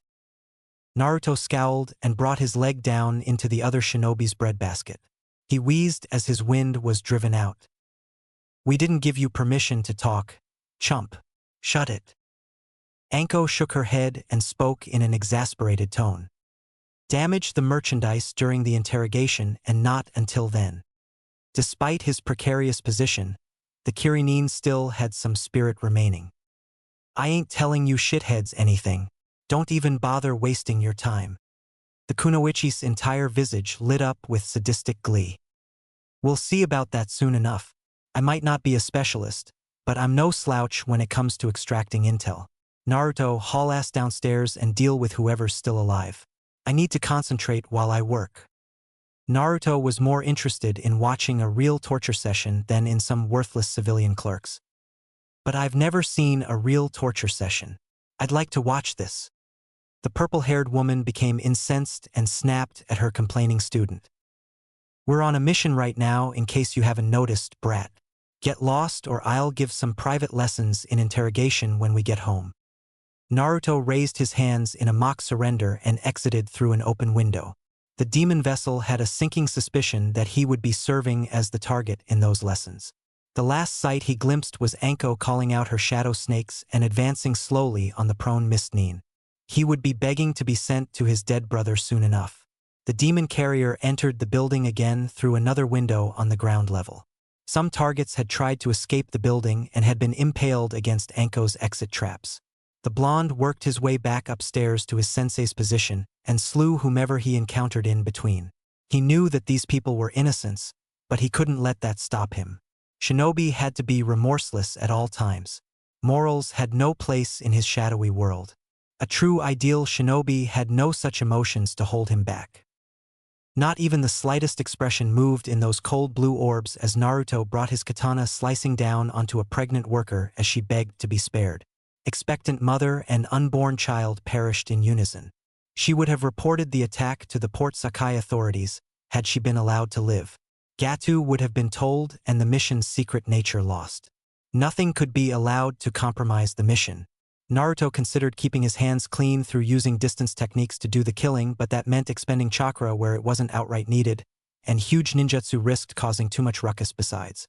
Shinobi were mere tools, mechanical and optimal. The demon container took no pride in what he was doing but acknowledged it as needed. That was enough to grant him sleep at night. He reached the upstairs wing soon enough. His sensei was leaning against a wall. The Mist-nin looked like a butchered animal on the ground. His death had not been pleasant. These two were only lackeys. Their boss is an A-ranked missing nin. Business as usual. Mitarashi Anko expressed no regret whatsoever about having sent her preteen genin student to stain his hands and soul with innocent blood. Those hands hadn't been clean to begin with regardless. Naruto was content with her detachment. He didn't want to be treated like a child. He had been killing since he was 7 and didn't need some pointless emotional counseling about his actions here. I bet their leader will be waiting at the next mission then. The woman nodded her agreement. Naruto took a towel that was on a nearby chair and cleaned away the coursing blood that drenched his hands and arms. He then wiped down his katana and sheathed the blade at his side. His name's Momochi Zabuza. He's known in most circles as Kirigakure no Kijin and was among Hidden Mist Village's elite 7 swordsmen. He'll be guarding the transport vessel. I'll be honest here. He's a dangerous opponent and I'm not sure I can beat him. Fightin' against high-class Chunin wasn't in our mission docket. Naruto shrugged. He didn't know who this Zabuza character was, but he didn't care. We can't pack up and go back now. The operation's not done yet. Snake-like eyes narrowed. Anko's voice came out as a dangerous hiss. Don't be a retard, Naruto. A skilled shinobi always knows when to back down. Naruto remained unbothered. He didn't want to abandon a big mission. Returning to Konoha in disgrace would prove all those people that slandered him at all chances to be right. A single missing nin wasn't that much to be concerned about. Failure would convince the Hokage that he wasn't skilled enough to do advanced work. The Jinchuriki would get shunted back down to doing D-rank missions. Uzumaki Naruto was no mere domestic servant. We can take him out together. Besides, I have a last resort to use in the worst case. That would be the demon and its powers. He could give over control in a heated battle and claim no responsibility. It would be possible to convince both Anko and Sandaime that the bijou had wrested power in order to preserve its own existence. No one had ever battled against Kyuubi no Kitsune and lived. This Nukenin leader would not break that tradition. You're assuming he's gonna be alone. Mistakes like that get people killed, kid. I'm prepared to do what needs to be done. We're not going to lose. Anko blinked and stared at him a long moment but then showed her usual grin. All right then, we'll see this through. Come on, let's go rent somewhere to sleep. Sensei and student both returned to the building's blacktop and leapt back down to the asphalt below. The constant downpour soon washed the remaining blood clean. Some might have seen the experience as something cathartic. Heaven's tears cleared loose sins that the whistling blonde demon carrier didn't even acknowledge.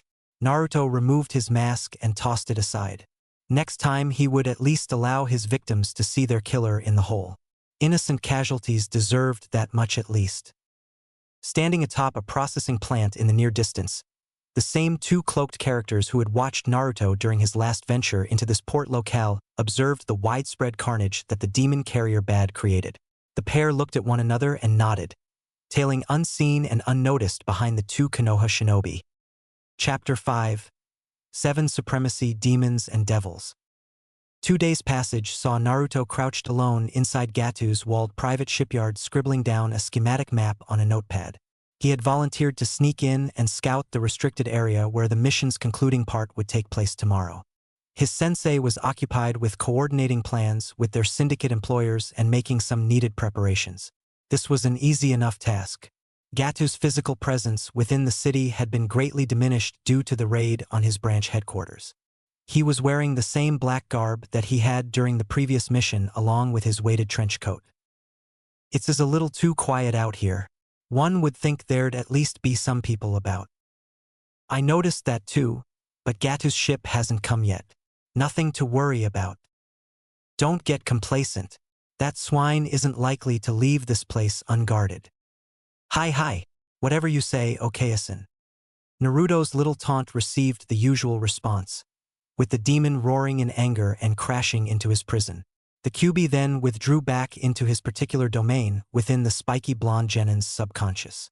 Naruto completed mapping out the area he was working on and moved around a near corner to begin the next, standing in the shadows cast by a small storage shed as he leaned against the thin aluminum wall. He started to become bored with the monotony and decided to again attempt a conversation. Since we're alone out here, you can tell me why you keep giving me the cold shoulder. The demon remained silent a long moment and then responded.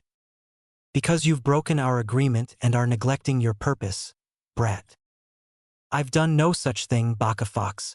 I haven't forgotten our... Naruto stopped his mental discussion at once and launched into a back roll. Less than a second later, a large cleaving sword tore through the wall, he had been leaning against and brought the small shed crashing down. The blade continued until it embedded into the concrete barrier wall that surrounded the little shipyard. Naruto's blue eyes were wide and his breath quicker than usual. Never had he come so close to death. Seconds later, a tall shinobi appeared standing with his back turned to the demon carrier upon the cleaver's protruding handle. His chakra levels were easily at the Chunin level and were more than a little bit higher than Anko's. The man glanced over his shoulder at Naruto. "Pretty brave, sneaking in here all alone. Too bad you had to run into me, kid." The demon container held hope that Anko would sense this guy's chakra and make her way over to lend a hand. Otherwise, he was toast. There was no way he could beat this enemy at his current skill levels, not even with the QB in control. The demon could only boost Naruto's intrinsic strength and skill levels by about 30% or so. Giving over control only replaced the container's chakra with the residents. They could achieve better results were they somehow able to merge their two distinct personalities and chakras into one stronger collective consciousness. But at that point neither had been able to devise a workable method to do so. "So you must be Momochi Zabuza. We weren't expecting you so soon." Zabuza let out a dark chuckle and hopped down, easily pulling his customized Zambata loose and shouldering the massive weapon. Naruto could barely make out the characters inscribed upon the blade. Kubikiri Hocho head-chopping cleaver. At least the man was open with his intentions. He was dressed in typical hidden mist shinobi garb. Naruto had seen several during his weekend travels outside Konoha. Theirs was a poorer village that couldn't purchase the protective luxuries than Fire Country's shinobi sported. Hidden Mist's somewhat isolated location gave them trouble securing wealthy clientele. "Sorry to disappoint, but you should have been more thorough during your little raid." The only viable conclusion was that Naruto had either missed somebody inside the building or that he had dismissed his clones too soon and some thug had still been alive and breathing. He was inclined to think the latter, having been quite meticulous in purging the regular employees. Emotions were indeed perilous to a shinobi. He had been too preoccupied with going to help his sensei and had made a crucial mistake. That would be the reason behind the little port being deserted. Gatu had halted all operations in order to ambush the shinobi who had raided his branch headquarters. Naruto decided to respond to Zabuza in a nonchalant tone, hoping to stall him as long as possible. "Then I take it somebody survived. I'm embarrassed to admit that was my blunder." The dark-skinned missing knee nodded and cracked his neck. "And one that's gonna cost you. A single mistake is enough to get you killed with me."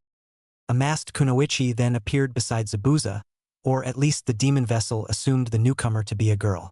This one was dressed in a loose combat robe with several senbon pouches attached. Gender regardless, the smaller masked ninja had a lower chakra count than Zabuza and seemed to be the weaker opponent. Zabuza's second was barely at the Chunin level with less chakra than Anko. The spiky blonde didn't at all like battling down 2-1, especially when both enemies were likely on a higher level than him. "I've scouted the area as instructed, Zabuza-san. There are 2 strong chakra sources located close to here, but one is moving in the opposite direction and the other is not moving at all. Neither seems to be associated with this person. Good work, Haku. Keep tabs on them, but be prepared to assist me as well." The masked nin called Haku nodded assent and moved to stand atop the concrete wall with decent speed, though Naruto was able to track his movement. The demon carrier could match his speed without much trouble. Haku wasn't much quicker than Uchiha Sasuke, though Zabuza's accomplice might not have been showing his or her actual skill. "Not very smart, volunteering intel like I'm not even standing here." Zabuza seemed to smile cryptically underneath the cloth wrapping that covered his mouth. Naruto regretted opening his yap almost at once. He had hoped to taunt the nuke nin into doing something stupid and take the chance to attempt to escape this ambush. All he had succeeded in doing was drawing the man's attention, however. "What you know doesn't matter, boy. You'll be dead meat in a couple minutes anyway." Naruto steeled his courage and made ready. Escape was likely impossible due to that other shinobi guarding the wall, and even trying to run would open up his back to Zabuza. There seemed to be no other recourse besides causing a big enough ruckus to draw Anko over to the scene and trying to hold out until she showed up. "We'll see about that, Miss Devil. I don't plan to go down without a struggle." There was no need to discuss the matter. Naruto at once yielded control to the demon. Zabuza took a hesitant step back when the visible red chakra began streaming outward. Hands turned into claws and dull blue eyes turned a malicious red. The QB bared its container's pointed teeth at the missing nin and swiped a claw. The pavement beneath Zabuza quaked violently and exploded. The older shinobi almost didn't manage to move away in time. Zabuza's black eyes were widened a bit as he regarded the demonic being that had utilized a chakra burst without making so much as a single seal. "You monster, you're no ordinary shinobi. That much is obvious." The QB let out a laugh that sounded more like a growl. "Most astute little mortal. Now come and experience a real demon's power." Momochi Zabuza stared at the altered Naruto until he realized the truth about the blonde. "So, you must be a vessel. I've never killed a demon container. This ought to be good. HRM, you know about our kind. But to think that you could conquer me is arrogance. Demon or not, I'll take your head all the same." Without another word, Zabuza readied his Zanbatsu and attacked. The possessed Naruto made the ground explode again at a spot where the QB estimated that the missed nin would step onto, but the skilled mercenary sidestepped and swung his blade at the spiky blonde's neck. The younger shinobi ducked the attack with one liquid motion but was sent spinning onto the hard pavement when Zabuza reversed the blade's direction and blunted him with the Zanbatsu's side. The weighted coat absorbed the impact to a large degree, but the attack would still leave serious bruising all over the demon carrier's upper right arm. The Ninetales regained his bearings with inhuman speed and lunged at Zabuza with a snarl, slashing his clawed hands in a crisscrossing pattern at the missing nin's chest area. Zabuza leaned back to avoid the attack, but the Zanbatsu's weight and opposing momentum slowed his retreat. QB Naruto's nails raked through the larger man's skin, leaving 10 identical clean gashes along his torso. Zabuza hissed in pain and hoisted Kubikiri Hocho into the air, then driving the Zanbatsu's solid steel hilt down hard between the demon carrier's shoulder blades with a sickening crack. The demon howled in rage and rolled to avoid the next attack, a cleaving chop that would have split Naruto's body in twain had it connected. Zabuza's blade sliced straight through the concrete underneath his opponent's previous position. "You're beginning to irritate me, human." The demon dodged another Zanbatsu slash and countered with his earth explosion technique. This time the attack nailed its intended target and Zabuza was sent soaring through the air towards the main docking pier. QB Naruto charged his demonic chakra to create another more intense land explosion that would blow Momochi Zabuza to kingdom come, but was distracted by a dull pain in his ankle. He glanced down at his leg with his red eyes and saw 3 senbon needles protruding outward. 3 more senbon then embedded in his arm. The demon glared at the annoying attack source. Zabuza's masked accomplice stood atop a building preparing another throw. "I cannot allow you to harm Zabuza-san. Please understand." The possessed Naruto roared at the polite and vigilant Haku in response. "Foolish little insect. I'll show you what it means to stand against QB no Kitsune." The demon raised an open hand and clenched it at the androgynous masked nin's location. The brick building on which Haku stood buckled and collapsed. Zabuza's apprentice managed to leap away in time, but the demon bared his teeth in a grin and swept his clawed hand towards the other and sent the brick rubble into the air to bludgeon the nin. The agile Haku evaded the largest concentration but was still caught with a large chunk in the torso and batted down to the ground like some mere mosquito. "Suetun. Suryuden no Jutsu." QB Naruto at once turned his attention back to Zabuza, who had recovered while the demon had been momentarily occupied with Haku. The missing nin was standing on the pier and had created an enormous snaking dragon using the seawater. The large current was already streaking towards the corrupted blonde, and there was no time to counter. The demon concentrated his red chakra to be used as a shield and hunkered down to brace against the coming impact. The mighty Bijou was driven back several meters as the aquatic onslaught commenced but managed to weather the storm. The walled shipyard was inundated ankle-deep in brine by the surging water dragon, as the concrete ground allowed the liquid nowhere to go. The demon remained on his knees with his hands on the ground when the attack ended and rushed at Zabuza like a rabid animal. The hired blade brought his Zanbatsu to bear against his enemy's claws, blocking the QB's initial charge. With his superhuman strength, the demon gained the advantage in the resulting deadlock and shoved the massive cleaver aside. But the skilled and experienced Zabuza seized the possessed blonde by the throat and hurled him over his shoulder into the harbor. Demon Naruto leapt back onto the pier in an instant and rushed at Zabuza. He only played right into the Mist Devil's hands. Suru no Jutsu. The demon grunted as the water surrounding the two shinobi coalesced and condensed into a heavy liquid bubble that trapped the blonde's body. The water pressure was such that he couldn't move despite his enhanced demonic strength. Even staying still exerted extreme pain into his body. Zabuza chuckled victoriously at his plight. "Welcome to my water prison, demon. There's no escape, so sit quiet and drown." All the Kyuubi could do at the moment was talk back, and he did so. "I am going to tear out your still beating heart and eat it, impudent mortal." With that, the demon concentrated all the red chakra he could bear and pushed it outward. The blazing hot energy caused the water that made up Zabuza's prison to begin to boil and evaporate, cooking the hand that the missing nin had to keep inside to maintain the attack in the process. Kyuubi Naruto had to give the human credit. He didn't relinquish the prison despite the searing pain, but eventually the rising heat overpowered the water pressure and the bubble exploded violently. The explosion drove Zabuza back towards the barrier and a near-asphyxiated Naruto sunk to his knees. The escape came at a great price, however, as the demon returned into the blonde's subconscious, reversing the changes and leaving a normalized Uzumaki Naruto to cope with Zabuza and Haku alone. The demon container wasn't at all pleased with this development. "I'm back in control, but I can't beat these two without your help, Baka Fox." "No choice, Kit. Your human body couldn't handle my chakra any longer. Any more and your muscles would have burst asunder." The spiky blonde supposed that it made sense. The human body wasn't exactly designed to channel demonic chakra. "We've never had any trouble up until today. And I've never had to use anywhere near this much power while in control. This is a most remarkably shitty time to discover that we have limits." The demon said nothing as Zabuza let out an exhausted groan and stood up again with Haku's help, also using his Zanbatsu as a crutch. The masked shinobi was also doubled over, having been hit square in the ribs by the demon's earlier attack. Both were weakened to a large degree, but Naruto somehow doubted that he could win against them alone. "You're pretty tough, kid, but let's see what you can do without your little demon. Mizu Bunshin no Jutsu." At least there was one small advantage to be had. Zabuza seemed to think him weak and useless without the Kyuubi's assistance and was underestimating him. The nuke nin ought to have known better. Naruto had wasted Gatu's men with only his own skills. Several Zabuza copies materialized in the standing water. The Uzumaki was no expert with cloning techniques, but his senses told him that these doppelgangers were much weaker than the original. His own, on the other hand, Kage Bunshin no Jutsu.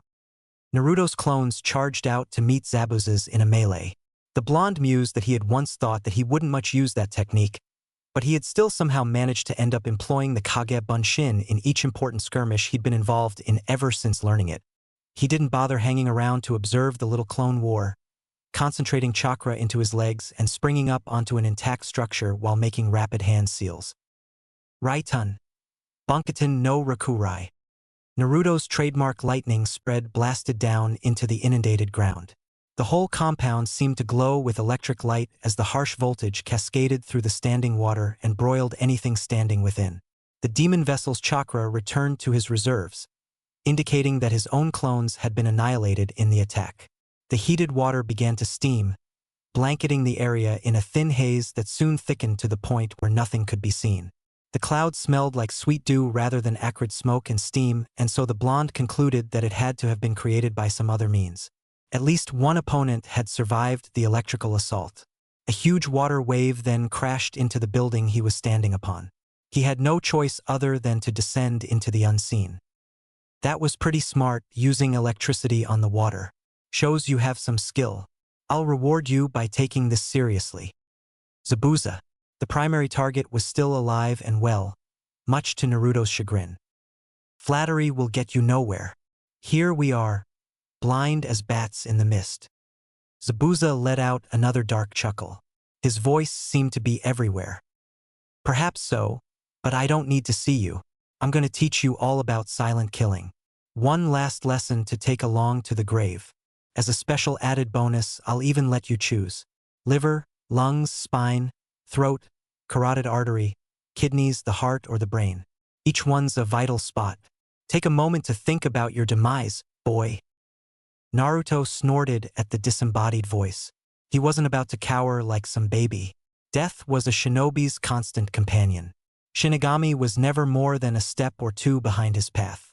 He didn't at all like meeting his end so soon into his career, but he wasn't going to break down in tears over it. There was no point in attempting to dodge. He had nowhere to go and was right in Zabuza's sights. You sound like some cliched cartoon supervillain boasting about his evil plans. Get on with it already, Zabuza. I'm so sorry, Kyubi. I did my best, but I just wasn't smart or skilled enough. The demon made no reply. There was nothing to say. Naruto would meet his end alone. His sensei had abandoned him to this end. Anko had never even come to help. Everybody in Konoha would be celebrating come tomorrow. The demon was dead. He swore to come back one day as a real hell-spawned demon and wreak his vengeance upon them all. Fine then, have it your way. Here I come. Say your prayers, demon brat. Naruto stood in silent acceptance, and a moment later saw black splotched with red. He had thought that maybe this was what death looked like. He then saw golden sparks raining down around him, accompanied by a loud clanking sound. He moved to get a better look. Another man wielding his own Zanbatsu had intercepted Zabuza's attack. The two stood in a deadlock with their massive blades crossed. This apparent new ally was even taller than Zabuza and wore a black cloak emblazoned with red clouds and boasted insane chakra levels way beyond anything Naruto had ever experienced. Hoshigaki Kisame. Can't say I ever expected to see you again. Zabuza apparently knew the mystery man, which interested Naruto more than a little. Been a while, Zabuza. Looks like you've lost a step. Getting roughed up by a kid.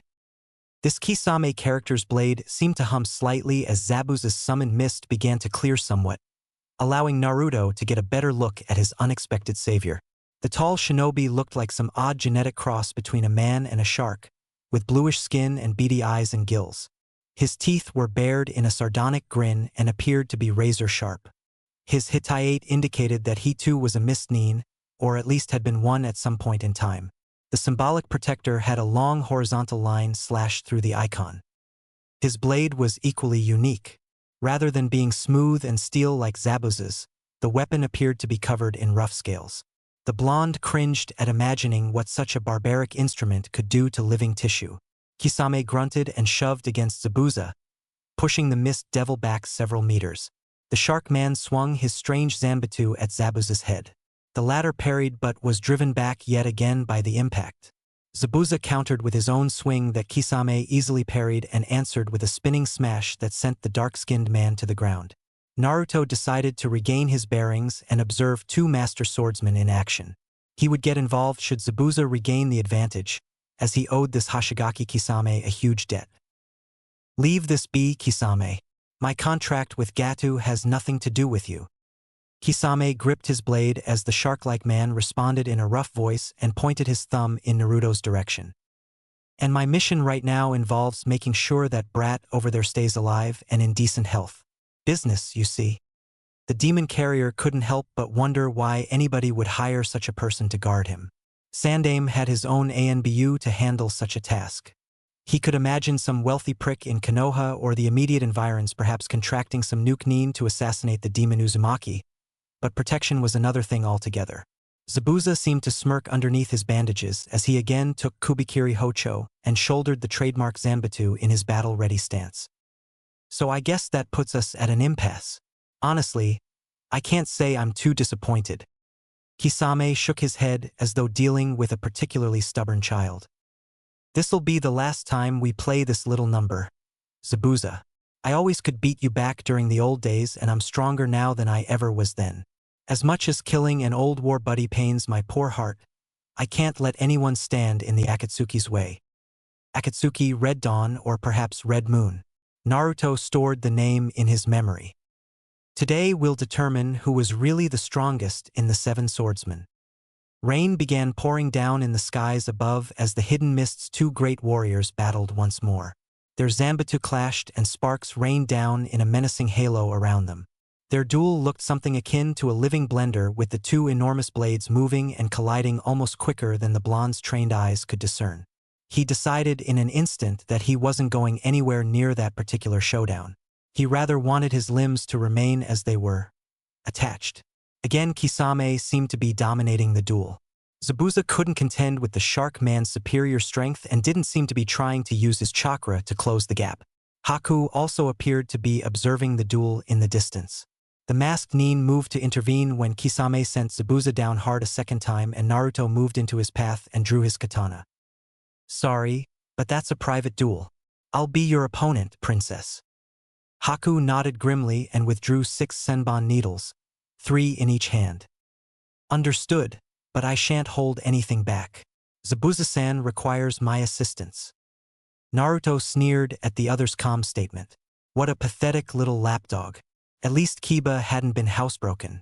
He would stall Haku and make the masked Nin watch Zabuza perish. The mismatch in the other duel was obvious. Zabuza had been wounded going into the battle, and the strength gap between him and Kisame was extreme under any circumstances. Such pure devotion. It really makes me sick. Come then, let's dance. Haku leapt into the air and threw 3 senbon down at the spiky blonde. He ducked the barrage and leapt aside to avoid the next 3. The masked warrior changed direction in midair and descended upon Naruto whilst drawing a kunai. The demon carrier lazily blocked the stabbing attack with his nameless katana, easily overpowering the much smaller and slimmer Haku and pushing his arm down into the water. The androgynous Nin slipped away and moved to stab Naruto in the back, but his kunai impacted a steel training weight and did no damage. The blonde whirled about and attempted to skewer Haku using the katana, but the nimble warrior dodged the erratic stab and tried to puncture him in the throat. This time, the demon container caught his arm at the bicep and twisted, separating the masked Nin's shoulder with an audible squelch. Seni Ajashu. The demon carrier kept his grip on Haku's bicep as the shadow snakes came out and coiled around him. Naruto swung his arm outward as his summoned serpents dashed the masked Nin into the concrete barrier. The hunter's mask came loose upon impact and revealed Haku's actual appearance and male gender, though the latter was not made apparent in any visible way other than through his having the telltale lump in his throat. The shadow serpent's grip remained strong as the blonde manipulated them to hoist the other warrior high into the air, and then plunge him hard into the standing water, repeating the process time and again, mercilessly smashing Haku against any solid structure within range. Zabuza's apprentice was helpless to escape the bindings and was being tossed about like a rag doll. This is pathetic. I had at least expected a small challenge. The battered and drowning Haku managed to wrench an arm loose at last and reached into his senbon pouch, grabbing as many acupuncture needles as he could hold and driving them into Naruto's right Achilles tendon. The demon carrier grunted in pain and went down, releasing the other shinobi and twitching as his ruptured leg ceased working. He used his katana as a brace to get back to a vertical base. The Kyuubi was even then doing his best to mend the damage, but the demon could accomplish little in his current position trapped deep in the blonde's subconscious.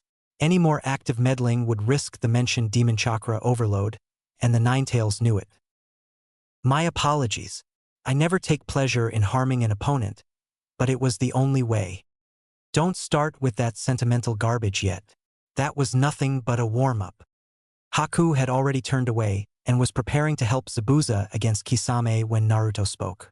Any normal person would have been quite wholly crippled upon having a tendon shredded with needles, and so the androgynous shinobi's assumption that the battle had ended was not unwarranted. Haku came about and bit down on his lip in consternation upon hearing the blonde's voice. I see, you are quite resilient. I have no choice other than to end this right now. Naruto leveled his gaze at the determined Haku and pointed at him with his katana. I doubt that you can, but by all means do your worst. Kekiai Genkai, Makyu Hayushu. A bloodline limit. The blonde should have guessed that Zabuza's lone apprentice would bring something unique to the table. No, Haku. It's useless, don't throw away your chakra. It'll only help the enemy.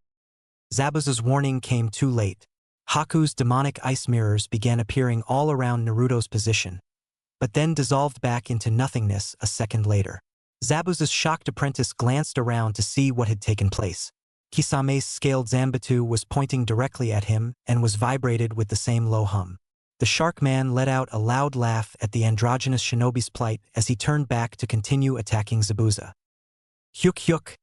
Samahata says thanks, sweetheart. Best meal she's had in a good while. So that was it. Kisame's Zanbatsu, Samahata as he had called it, seemed to be able to consume an opponent's chakra and render them unable to use techniques. Combined with the Shark Man's daunting physical might and skilled swordsmanship, Kisame might very well be an unstoppable opponent. The spiky blonde wouldn't even be able to scratch the robed man in combat given his reliance on chakra.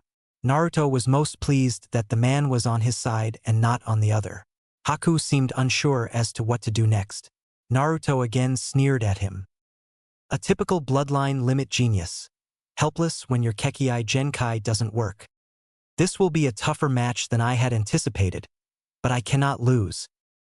Naruto listened as a thunderbolt clapped over the shipyard. His leg wasn't healed, but his own adrenaline combined with the demon's small repairs rendered him able to move the appendage despite the tendon damage. Haku wasn't the only one with a limited arsenal. The pouring rain rendered the blonde's usual elemental attack useless, given that he tended to use Katan and Ration almost exclusively. He would need to work on branching more into other elements to avoid being hamstrung like this again in later missions. The blonde concentrated, removed his weighted coat, and hung the trench upon an open windowsill in the closest building. Now that he could move at his actual speed, he would be able to keep pace with Haku. A sorry housebroken mongrel like you could never stop me. I'll kill you now. Haku now at last showed some emotion, anger crossing his delicate visage. Better to be a loyal servant than a savage beast. I will protect my precious person. Naruto went on the attack with his katana, ignoring the throbbing pain in his leg as he leapt into the air and attempted to impale Haku on the descent. The other nin stopped the lunging stab with his kunai. This time the demon carrier acted with sheer aggression and shoved the kunai back, scoring his blade along Haku's entire right arm and shredding the supple skin and muscle almost to the bone.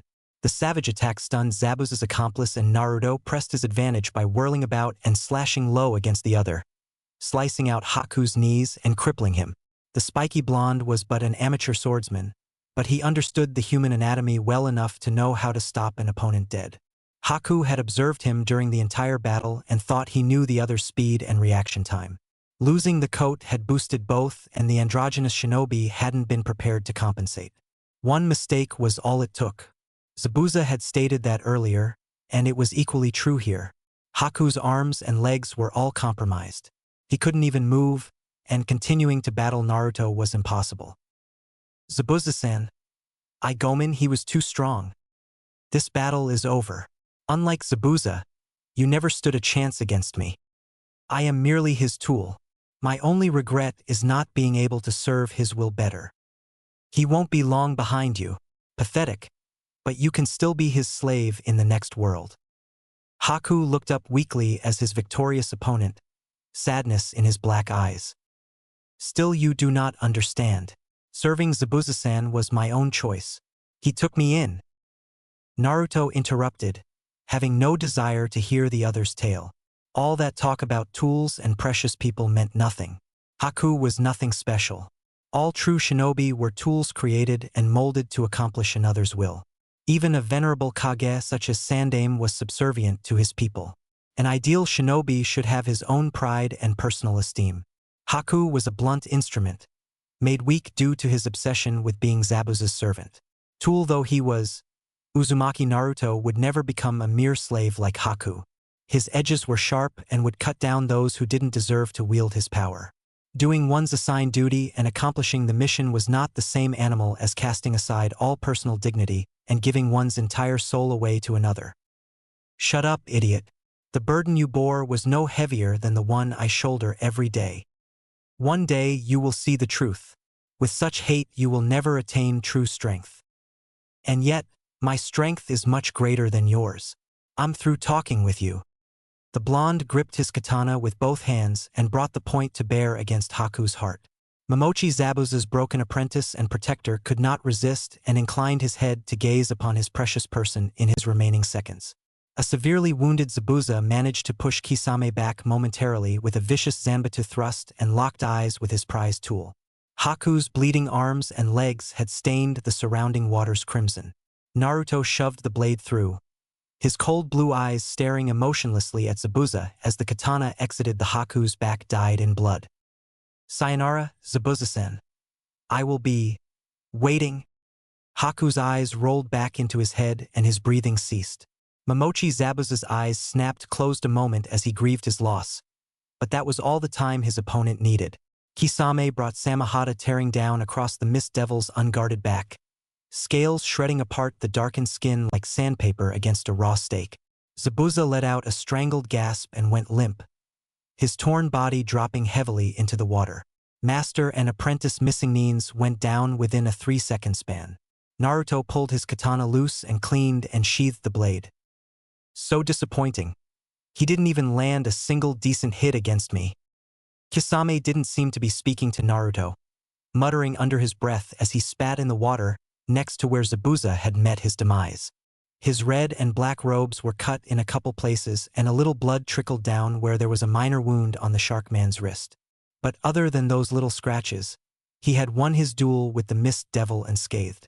The demon carrier retrieved his leather trench coat and put it back on as Kisame shouldered Samahata and stalked over to Haku's dead body and grabbed his long black hair, hoisting up the corpse in order to get a closer look. The robed swordsman gave a long appreciative whistle upon assessing the damage Naruto had done to Haku. And I thought it was all the demon. Nice work here, brat. I see some real potential. That set Naruto on high alert. Kisame knew about the demon. There was a decent chance that he had been observing the battle prior to stepping in and had deduced the truth in the same way that Zabuza had. But there was something strange in the Sharkman's tone that indicated that he knew much more. And there were other things about him that seemed to set warning bells ringing in the blonde's mind. His inhuman appearance and obscene chakra levels in particular. He decided that he should at least express thanks. Had you not come in to help, I would have been killed. Arigato, Kisame-san. Kisame cocked an eyebrow as he hurled Haku's corpse back into the water like a toy. Orders are orders, you know how that goes. I wouldn't have bothered otherwise. Again, that was curious. Naruto didn't understand who could have ordered this man to act as his protector. He didn't have time to ask, though. Something blurred behind his position as he dropped down onto his stomach to avoid Kubikiri Hocho as Zabuza's steel Zanbatsu came soaring through the air in his direction. 3 senses were then pricked at the same time. He saw a searing black spot where the weapon had been thrown, accompanied by a scorching heat beyond anything he had ever known and an unpleasant stench that he recognized as burning tissue.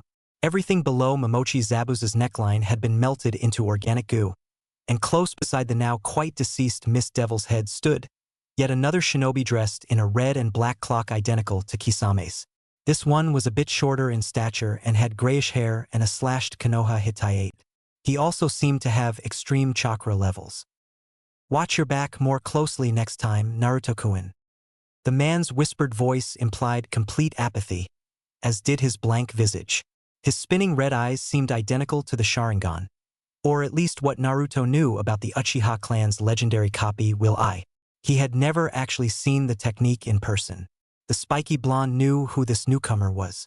He alone had carried out the Uchiha massacre, slaughtering Konoha's greatest and most well-known shinobi clan and leaving but one alive, and he might well be the strongest single warrior in the entire land. Those eyes, the Sharingan.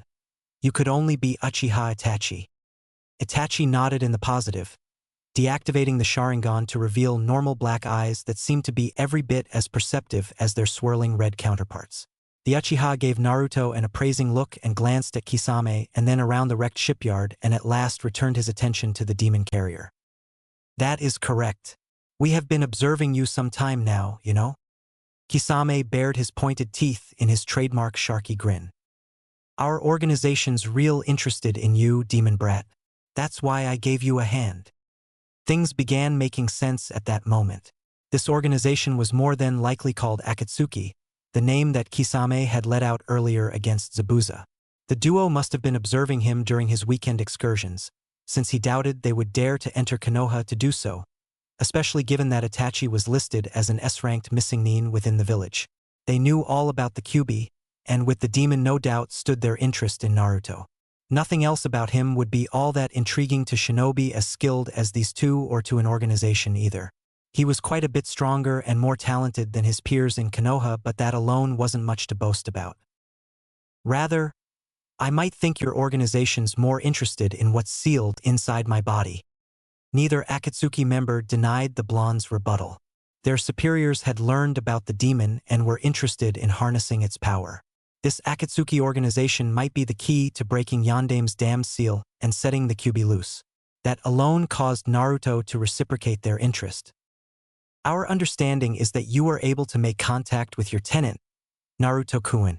Kisame and I would like to request a short audience. Please ask the Kyuubi to come out and speak with us a moment. The blonde shrugged, not wanting to make a promise that he couldn't keep. A quick peek into his subconscious showed that the demon was dormant and resting. Naruto was a bit apprehensive about not being able to give these much stronger shinobi what they asked, but he couldn't do much about the situation. The Kyuubi had its own will. He's sleeping right now. He overexerted his presence during the battle and I can't make him wake up. Kisame gripped Samehada with a snarl, but the emotionless Uchiha checked his impulsive partner with a glance. The Uzumaki silently thanked Itachi. Fighting Hoshigaki Kisame was something that he had no desire at all to do at the moment, or indeed ever. The Uchiha glanced up into the clouds as the rain stopped. I see. Perhaps on another occasion then. I also have a small warning to pass along. The Chunin examinations are scheduled to be hosted within your village soon. Our organization's spies have reported that the Hokage Orochimaru and his hidden sound have made a secret pact with Tsunagakure to launch a double attack against Konoha during the tests. Orochimaru also intends to assassinate the Sandaime Hokage. Orochimaru, Anko Sensei's one-time master and a true satanic genius.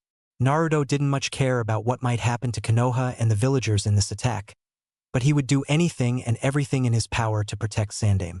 The old man had always treated him well and had given him a chance when others wouldn't. He would also help out the Mutt and Yamanaka, and Kurenai and Ayam and her old man too. He didn't know what to think about Anko at the moment. He had gotten more assistance than she ever could have given in Kisame and Itachi, but she still should have come to help. Understood. I'll alert the Hokage as soon as I return home. But, you're marked kill on sight in Konoha. I don't understand. Nothing in Itachi's voice or manner indicated annoyance, as both remained as impassive and unreadable as they had been the entire meeting, but Naruto got the vibe that the Uchiha didn't appreciate being questioned. My motives aren't your concern. I don't harbor any particular enmities against my home village. Oi Itachi-san, we've got company on the way. 5 sources, 2 jounin. I have no desire to provoke another altercation. We will withdraw this time. Naruto concentrated on the incoming chakra signatures. One he recognized as being Anko's, and there was another that was quite a bit higher and about on par with Zabuza. The other 3 were negligible and likely Genin, though one was a bit stronger than the other 2. Naruto was glad to hear that the Akatsuki were leaving. The demon container would have had more than a little trouble explaining his standing over 2 butchered Nukenin, whilst having a cordial chat with the S-rank criminal Uchiha Itachi and another rogue shinobi. Kisame pulled a sharky pout that looked quite ridiculous and stomped the ground in irritation. Spoil sport, and I'd gotten the old temper worked up too. Kisame disappeared into a mist cloud and was gone when it dissipated. We will no doubt meet again soon, Naruto-kun. Jamata. Several leaves swirled about in a cloud and Itachi disappeared as well. Naruto looked about and took in the carnage that the battle had created. There was blood in the water all over the place. The spiky blonde shinobi grabbed Zabuza's zanbatsu. Kubikiri Hocho was as heavy as it looked, but Naruto succeeded in shouldering the massive weapon. He would keep the engraved zanbatsu as his war prize, seeing as Kisame had shown no particular interest in taking it. The demon carrier ran a hand through his spiked locks as the incoming Konoha shinobi at last arrived on the scene. He couldn't help smirking at their shocked expressions when they all took in the mess that he had caused. Chapter 6. Legendary Serpent Master Pig Roasting on the Waves. Naruto, thank goodness you're not. The blonde genin molded his expression back into a neutral stare as he turned towards the purple-haired serpent woman. His anger subsided somewhat as he took in her appearance. Anko seemed to have been run through the ringer in her own right. She looked a bit haggard and mentally drained, though she bore no obvious wounds. Naruto hasn't sensed any other battles going on in the area, but had been so preoccupied with not getting hacked into pieces by Zabuza that he admittedly might not have noticed. He still wasn't going to let the matter go without dropping a cold remark or two, however. Such sentiments aren't needed, Sensei. The A-rank Nuke-nin Momochi Zabuza has been neutralized. The kunoichi sighed and rubbed her temples in response. I can see that. I would have come to help too, but some cloaked weirdo had me trapped in an illusion. Another voice butted into his and Anko's conversation, sticking his nose where it wasn't wanted. We sensed other chakra sources over here. Tell us what you saw, Uzumaki. The demon carrier's eyes narrowed in irritation as some bearded shinobi tried to interrogate him using a severe tone, while his genin squadron stared at the carnage with increasingly pale complexions. Naruto mused that this was the one occasion he could recall on which he had seen anything more expressive than total boredom pasted onto Nara Shikamaru's visage. Not that he ever paid the lackadaisical cloud gazer much mind. Likewise, Akimichi Chuji appeared as though he had lost his constant appetite, and Hyuga Hinata was close to outright swooning. The demon carrier thought it ridiculous that a little blood and gore would so disturb these would-be shinobi. Best to tell an abridged truth, he decided. Team 10's instructor didn't need to know about Naruto's discussion with the Akatsuki, though he might have come clean to Anko had she come alone. Naruto would share those sordid little details in a private audience with the Hokage and no one else. The man you described was here a minute ago. He also had a partner who was dressed about the same, except he was much taller and carried a zanbatsu. The second one seemed to be acquainted with Zabuza somehow, and I gathered that the both were ranked among Kiri's 7 swordsmen. The tall cloaked man more or less dominated Zabuza, and I was able to take out Zabuza's hunter-nin accomplice. Zabuza tried a sneak attack when the other cloaked shinobi appeared and smoked him with some high-powered katan technique. The cloaked men both ran away when they sensed you all coming closer. I wasn't able to get a good enough look at either man, nor do I know what their business was here. The demon container's explanation seemed to be good enough. Anko let out a slow nod and exhaled. The other shinobi didn't quite appear to trust the report but declined to press the issue. Naruto wasn't on his genin team or under his command, and the blonde thus wasn't much obliged to share anything with him at all. The bearded man closed his eyes and lit up a cigarette, taking a long nicotine drag as Anko spoke up. Anyway, we've now been attacked by not only Zabuza but also an unknown S-class shinobi. This is more than enough to claim a valid contract breach. We've done enough here. Gatu's presence in this city is all but eradicated and we're going home. Unlike the last time his trainer has suggested this idea, Naruto was now in no mood to oppose the plan. Almost getting killed in combat had dented his ardor to a large degree. What he and Anko had already dealt with was equivalent to at least an A-rank mission and perhaps even higher. He wasn't inclined to die over some drug-peddling leeches. Falling at this moot point would be akin to abandoning his sworn duty to serve his Kage. Still, the demon vessel did have one certain loose end that he wanted to tie down. I won't argue this time, but I'd like to make a quick trip to the hidden mist also. Gonna try and collect that big heavy price on Zabuza's head, I'm guessing. Naruto allowed a small smile onto his lips. She seemed to understand his thinking well. He was no longer angry with her. He was somewhat curious as to why Itachi would apparently attack her but not kill her.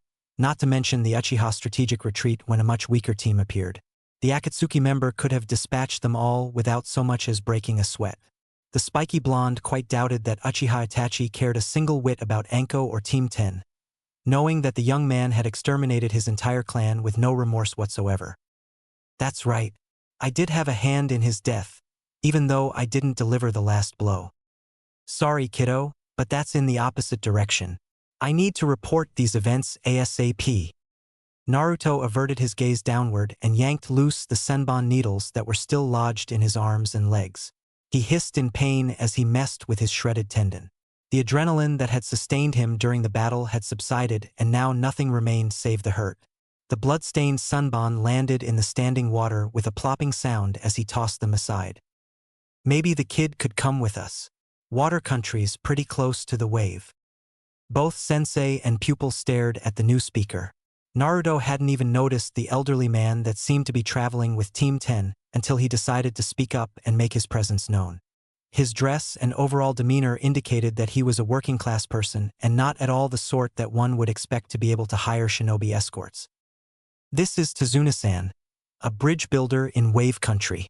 We've been ordered to escort him back home and protect him until his work is completed. The mission hasn't been so easy on us up to this point, though. Naruto paid minimal attention as Team 10's leader described their being attacked by a Reinin team likely hired by the same Gatu earlier on in their trip.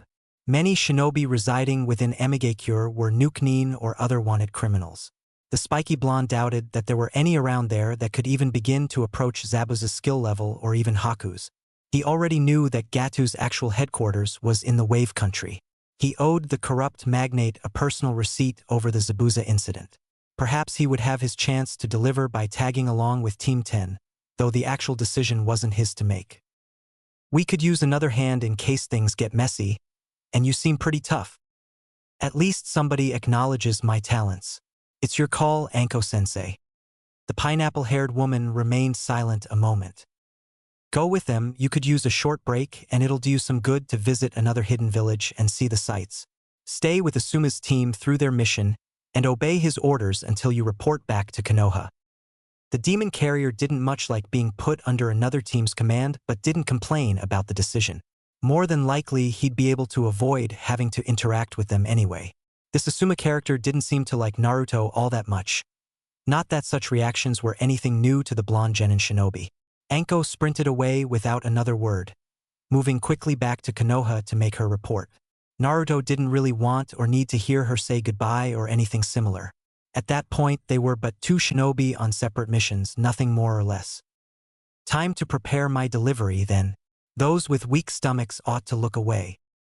Naruto trudged a short distance through the water to where Zabuza's shredded and molten corpse lay. Everything below the lower neck area was liquid slop. Itachi's attack had connected in the back right above the waist. The stench was nothing less than nauseating. The demon carrier wrenched Zabuza's head up by its black hair and set it down on a steel crate located next to a warehouse door. Naruto took Kubikiri Hocho up in both hands, struggling with its weight as he raised the awkward cleaver and brought it down onto its original owner's throat, severing everything below the chin with a clean chop. Zabuza's head was then wrapped in treated medical bandages that the blonde had kept in his trench coat and sealed inside a small wooden box. Naruto covered his bleeding leg with the remaining medicated gauze and shouldered his newly appropriated Zanbatsu once more. He made his way back over to the other shinobi and the bridge builder with the box containing the prepared head tucked under his arm. All done here. I'm prepared to head out whenever you all are, comrades. The demon vessel had hoped to rattle Asuma and his team with his intentional odd and mysterious smile and the chipper tone in his voice. Few could muster such an enthusiastic attitude whilst hacking apart a dead body. Uzumaki Naruto was rather desensitized to such violence, having partaken in it even as a small child. The bearded shinobi Asuma shook his head in disgust as he took a drag on his second cigarette. The others hadn't even been watching his antics save the old civilian Tazuna, whose tanned and weathered skin was looking a little bit white as a result. Right, let's get moving. I'd like us to make it a good ways downriver by sunset. With that, the odd quintet started towards the city limits along the Great Sakai River's banks. Their path would eventually lead to the Eastern Sea. Once there, they would travel along the peninsular coastline until reaching the still incomplete bridge linking the mainland to the insular wave country. Shikamaru scowled and muttered something about long irritating missions and troublesome interlopers under his breath as he stalked along. Naruto pretended not to hear the boy, not being all that concerned with such a useless shinobi. There was no weakness quite as detrimental to one's potential as sloth. The trip to Wave Country, as it turned out, took several days to complete. Naruto could have covered the distance on his own in 12 hours or so, but the shinobi squad had to slow its pace to a mere brisk walk in order to accommodate Tazuna. The old man couldn't move at anything close to their optimum speed. This was such a poor country.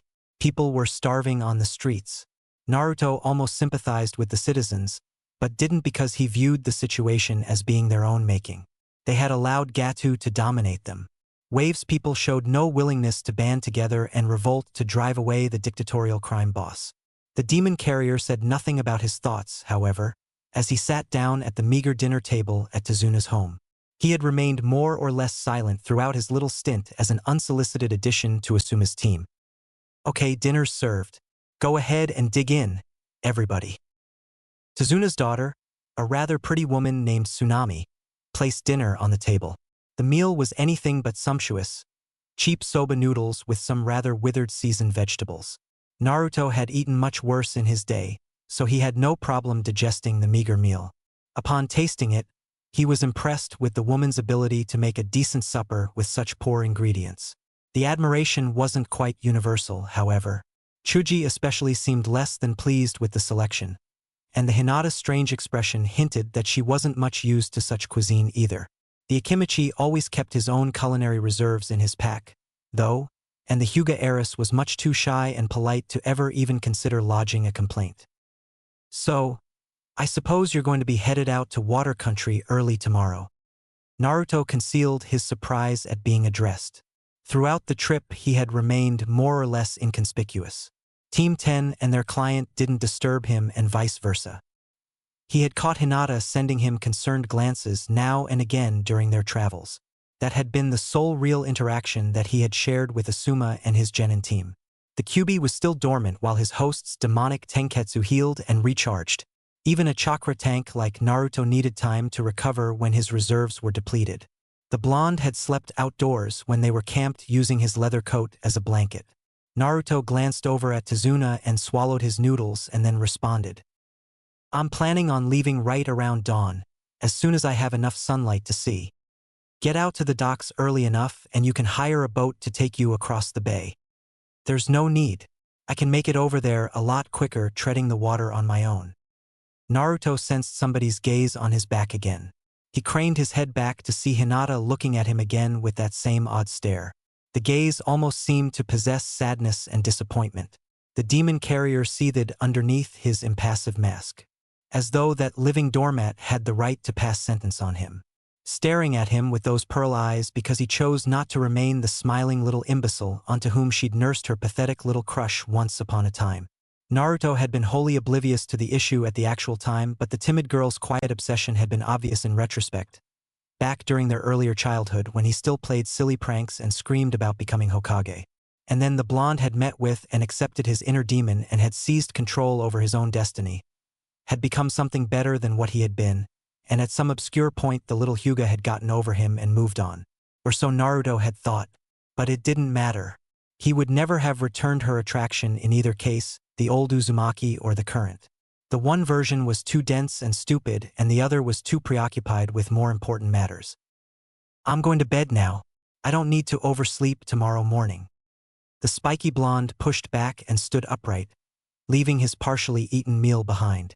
With Akimichi Chuji sitting at the table, there could be no doubt that the rest would make its way inside a human stomach. Stalking upstairs with a scowl, Naruto reached the guest room he was given to share with Shikamaru and Chuji. There were 2 sleeping bags on the ground in addition to a bed. Not caring to cause a minor controversy by stealing the only bed, he moved his Zanbatsu and the box containing Zabuza's head over to a sleeping bag and settled down. Sleep didn't take long to claim him into its embrace. Several more days later, a loaded Uzumaki Naruto stepped back onto solid ground in Wave Country. He had spent the meantime in the hidden mist purchasing brand new equipment as well as having his other gear serviced. He had woken up early and departed Tazuna's house at dawn days ago as promised and had run the distance across to water country on his own. The demon carrier arrived in the insular nation's capital Port Sajaribura right in time to stop at a dockside stand and sit down to a nice hot morning meal. He then scanned the area and moved towards the strongest chakra concentration in the area, his senses leading him right into the hidden mist village. Kirigakure was about what he had expected it to be, rustic and poor when compared to the larger and more modernized Konoha. There were practically no civilians within the village, as opposed to Konoha which was teeming with non-shinobi. Everybody in Hidden Mist was connected in some manner with the ninja, right down to the shopkeepers and restaurant owners. The land was swampy yet somehow cold and the citizens lived in thatched cottages. They weren't so accommodating to Naruto right at the start, and the demon carrier quickly came to realize that Kanehagakure wasn't well liked among the hidden villages. Apparently the blonde's home village used its wealthy status and more extensive shinobi ranks to push the smaller villages around, and those that resisted openly tended to come out crushed and humiliated, much like the hidden cloud a decade ago. But whatever enmity the Kiri populace might have had towards Naruto as an individual vanished when they saw that he had more than a little money to spend. The Mizukage had been away on business when Naruto arrived, and so he had to bring Momochi Zabuza's head to a lesser bureaucrat.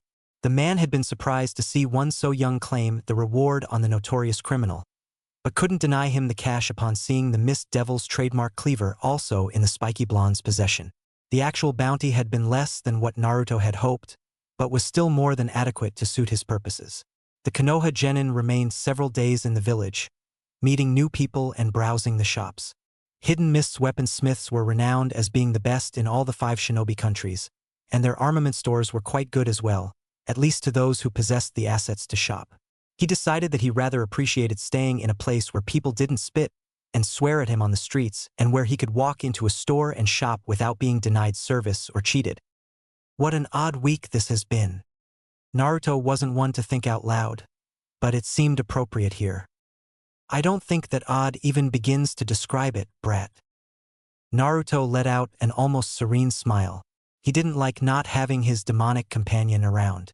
The blonde leaned against a concrete support pole as he reached the bridge area. He could see Tazuna supervising the construction and ordering laborers about in the distance. Asuma and his genin were also there keeping watch at various positions. The demon container relaxed in the shade, having no intention to assist them with their work. So you're awake. I didn't even notice. It really has been an entire week, you know? The demon cracked his enormous neck and yawned inside Naruto's mind. Feels like it too. Remind me not to get carried away like that again, lest it kill us both. Like you'd pay any attention to me once that demon rage started churning anyway. But my bloodlust is always boiling, Kit. Surely you should understand that by now. Naruto then sensed a small chakra surge across the bridge. He was standing at the side that led into Wave Country, and the pulse had thus originated at the Fire Country mainland end. He glanced over and saw a shinobi team coming onto the bridge. Their clothing gave them away as being Cloud Nines even at such a distance. Almost immediately Team 10 moved in between the Kumo shinobi and Tazuna. The battle ought to be interesting given that the Hyuga heiress was present among the Konoha squad. The standing enmity between her clan and the hidden Cloud Village was legend. Maybe something bad would happen to her and another shinobi war would break out between Konoha and Kumo. The demon vessel wasn't outright wishing harm onto poor Hinata, but the consequences would be entertaining to watch were anything to happen nonetheless. A war would give Naruto ample opportunity to carve out his reputation. Let's see what Team 10 can really do. I'm certainly not getting involved. The Kyuubi's baritone chuckle indicated that the legendary demon was pleased with his host's callous attitude. I agree. Let them handle these swine on their own. Helping them isn't our concern. Naruto moved atop the support to gain a bird's eye view. Running up the side was tougher than he had anticipated due to the weight he carried. His trench combined with Zabuza's blade and several other new weapons to make put more than a little strain on his body. The blonde understood that he could store the Zanbatsu and other blades within scrolls and lighten his load to an enormous degree. But that idea didn't suit his personal style. He wondered whether or not Asuma and the others knew that he was around and not making any moves to come to their aid. They probably did, due to Hinata's Byakugan. Maybe he would intervene, should they somehow get into dire straits. The Cloud Nines didn't seem all that tough anyway, so it wasn't likely to become a serious issue. The battle between Team 10 and who were apparently the most recent among Gatu's contracted shinobi began with the Cloud leader rushing at Asuma while a subordinate started making hand seals. The bearded shinobi's dual trench knives extended outward in response as the chain smoker engaged his principal opponent. A Cloud Kunoichi likewise attacked Hinata while the last remaining opponent matched up against both Shikamaru and Chuji at the same time. Asuma backed up the leader with ease, but had to abandon the advantage and dodge when the second opponent unleashed a lightning-released thunderbolt that struck the bridge and made a small crater in the asphalt. Naruto snickered under his breath. He could have done so much better than that. Boring. These guys are even sorrier than those 2 Bakayaro Anko Sensei and I beat. Their leader doesn't look to be entirely hopeless, though. Mostly hopeless, yes. Right, because you're such an expert on human shinobi, Baka Fox. The demon was less than amused with his living subordinate's cheek. I've killed them by the thousands over the centuries, so yes, watch your mouth, brat. The Cloud Nin leader landed a crescent kick to Asuma's cheekbone that staggered the man a second. His second was already down, stabbed in the gut by Asuma's trench knives. The bearded shinobi grazed the other's shoulder with his right knuckle blade in response, and then stunned him using some ridiculous jutsu that involved blowing a cigarette smoke cloud at him. Meanwhile, Shikamaru and Chuji were doing rather well against their lone opponent. The Akimichi was bleeding and appeared to have a broken nose. That little battle ended when the Nara used his trademark Kagemain no Jutsu to bind the Cloud Shinobi in place, and his overweight companion dashed the adversary into the concrete barrier with a slow but immensely strong double palm thrust. Naruto was almost loath to admit it, but the two made a good team. The two nodded and went over to assist Hinata. The Hyuga had done well enough on her own, having scored several hits on her opponent's sensitive chakra points during the duel. The Cloud Kanochi collapsed under the combined assault within seconds. Tazuna-san, the village is under attack. Gatu's men have your daughter and grandson. Naruto looked downward at the wave villager running in Tazuna's direction in a screaming panic. Asuma had knocked down the last Cloud Shinobi, while the blonde had been observing the other three genin. Team 10's squad leader bit out an irritated curse. Shit. I'll handle this. Team, you stay here and keep watch over the bridge builder. Asuma used the Konoha Shunshin and disappeared in swirling leaves. Naruto leapt down into the water underneath the bridge and tread across to the other side, emerging at the mainland bay's opposite shore aside the entrance to Tazuna's masterpiece. There was no point in keeping his little perch when there was nothing more to see. The demon container moved back onto the bridge at a deliberate pace and leaned against another support pole. He didn't get to relax long. The Cloud Nin leader that Asuma had taken out moments ago had been playing possum and rose again once he was gone. I've had enough. Time to die, old man. Shikamaru spat out some blood and dropped into an untrained combat stance alongside his teammates. TCH, no way we'll let you kill the bridge builder. Screwing UPA big mission like this be way too troublesome. My mom would skin me alive and Ino would never let me live it down either. That's right. We shall protect Tazuna-san with our lives. Naruto groaned inwardly. These three green genin weren't going to be able to handle a high-level Chunin, as this one would have to be in order to be a mission squad leader. Letting them do their thing was one matter, but he'd catch hell should Asuma's students get killed without him having made an attempt to assist them. The enemy shinobi easily incapacitated the Akimichi and then moved in on the Nara. Shikamaru blocked a couple punches, but the Kumo Chunin grabbed the lazy genius genin by his pineapple ponytail and knocked him out with a knee strike to the head. Naruto grabbed his new Zambuda's hilt and prepared to play the unwilling hero right as the enemy shinobi withdrew a kunai and made to kill the downed Nara. The blonde never got to intervene. Hinata's Byakugan activated, and a moment later the Cloud leader went down clutching his arm, the kunai clattering on the concrete. Two more gentle fist strikes crippled both legs, and the Hyuga at last hesitated with her hand about to impact the man's chest. The attack would have caused the Kumo shinobi's heart to explode, but the blonde wouldn't have stopped in the same position.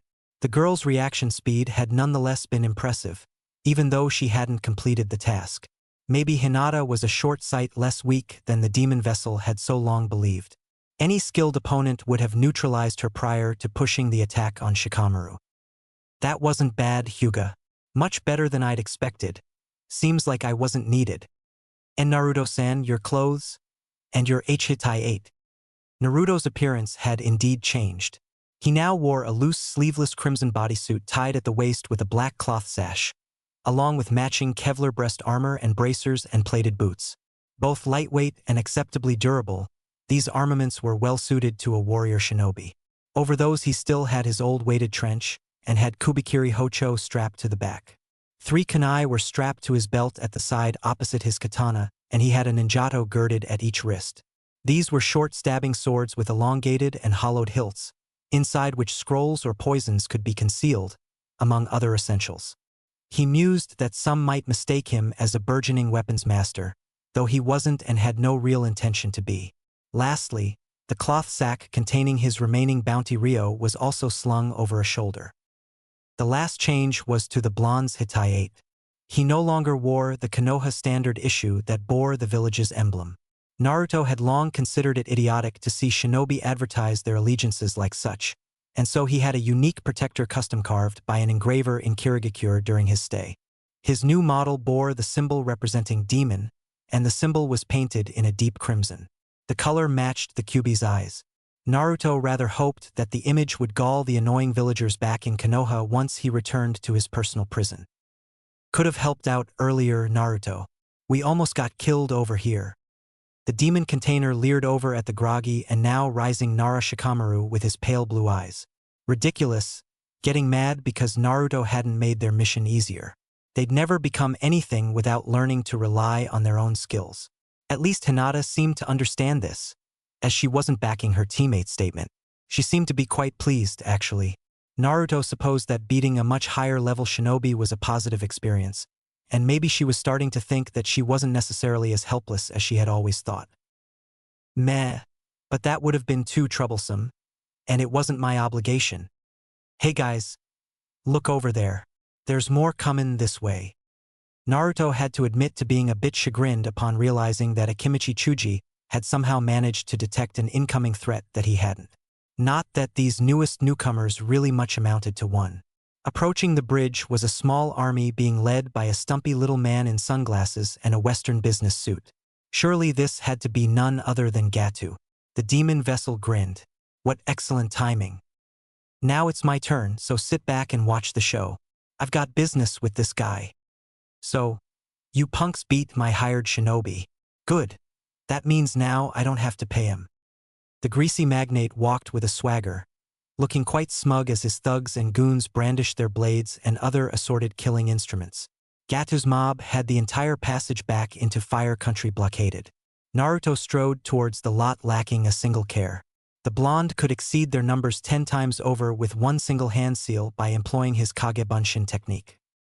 And you must be Gatu, the man in charge around these parts. Look here, men. This one wants to be the hero. Don't worry, it won't hurt too much. The demon carrier was already within striking distance. Gatu was a dead man walking. I.e., shinobi aren't made to be heroes. I'm here to ask whether or not you recognize this. The porcine crime lord cocked his head and sneered as Naruto unclasped Zabuza's Zanbatsu. The demon carrier brought the blade around his body and holding the massive cleaver level with deliberate slowness. The blonde's smile deepened as Gatu paled ever so slightly and sweat began dribbling down his nose and cheeks. That, you killed Zabuza. And that means, wait, maybe we can make a deal. Naruto cocked his head in amusement and nodded. There was no harm in toying with his meal a little. Gatu's men began looking about one another warily and mumbling, the thugs not seeming much too willing to tangle with Momochi Zabuza's supposed killer. I'm listening. I might be willing to serve you provided the money's right. The magnate smiled broadly and clapped his hands in delight. Now that's what I like to hear, kid. Warms me to see a man with some business sense. The blonde didn't know whether to be enraged or smug at noting that Shikamaru and Chuji were both starting at him with absolute betrayal in their eyes. Hinata seemed even close to shedding tears. The game was too entertaining to abandon now. Naruto would be more serious were he engaged in a real mission, but this was a recreational slaughter. Even the cold killer had to get his kicks somehow. We shinobi are tools and nothing more. My skills are yours to command, Gatudano. Gatu steepled his porky digits and let out a dark chuckle. Excellent. Kill those three and the old geezer and you'll be a made man, mister. My name is Uzumaki Naruto, Yokogakure's legendary demonic nine-tailed serpent master Sannin. At your service. Naruto listened as the Kyuubi belly laughed at the ostentatious moniker. Shikamaru blinked and raised an eyebrow, now seeming to understand. The hidden fox village. The old demon ought to appreciate that, at least. Naruto only hoped that one snake Sannin Orochimaru would never hear about the blonde genin who dared to use a play on his title. But such a thing was almost impossible. The blonde cracked his neck. Go ahead then, Serpent Master. Show me what you can do. Naruto closed his eyes, as his amused smile turned cold and vicious. Count on it, and my price will be your head, swine. Gatu took an immediate step back, but to no avail. Naruto's eyes opened and widened. The blue orbs were alive with bloodlust and the gushing killing intent was almost tangible. The crime boss and his hired minions halted in their places, rendered unable to move.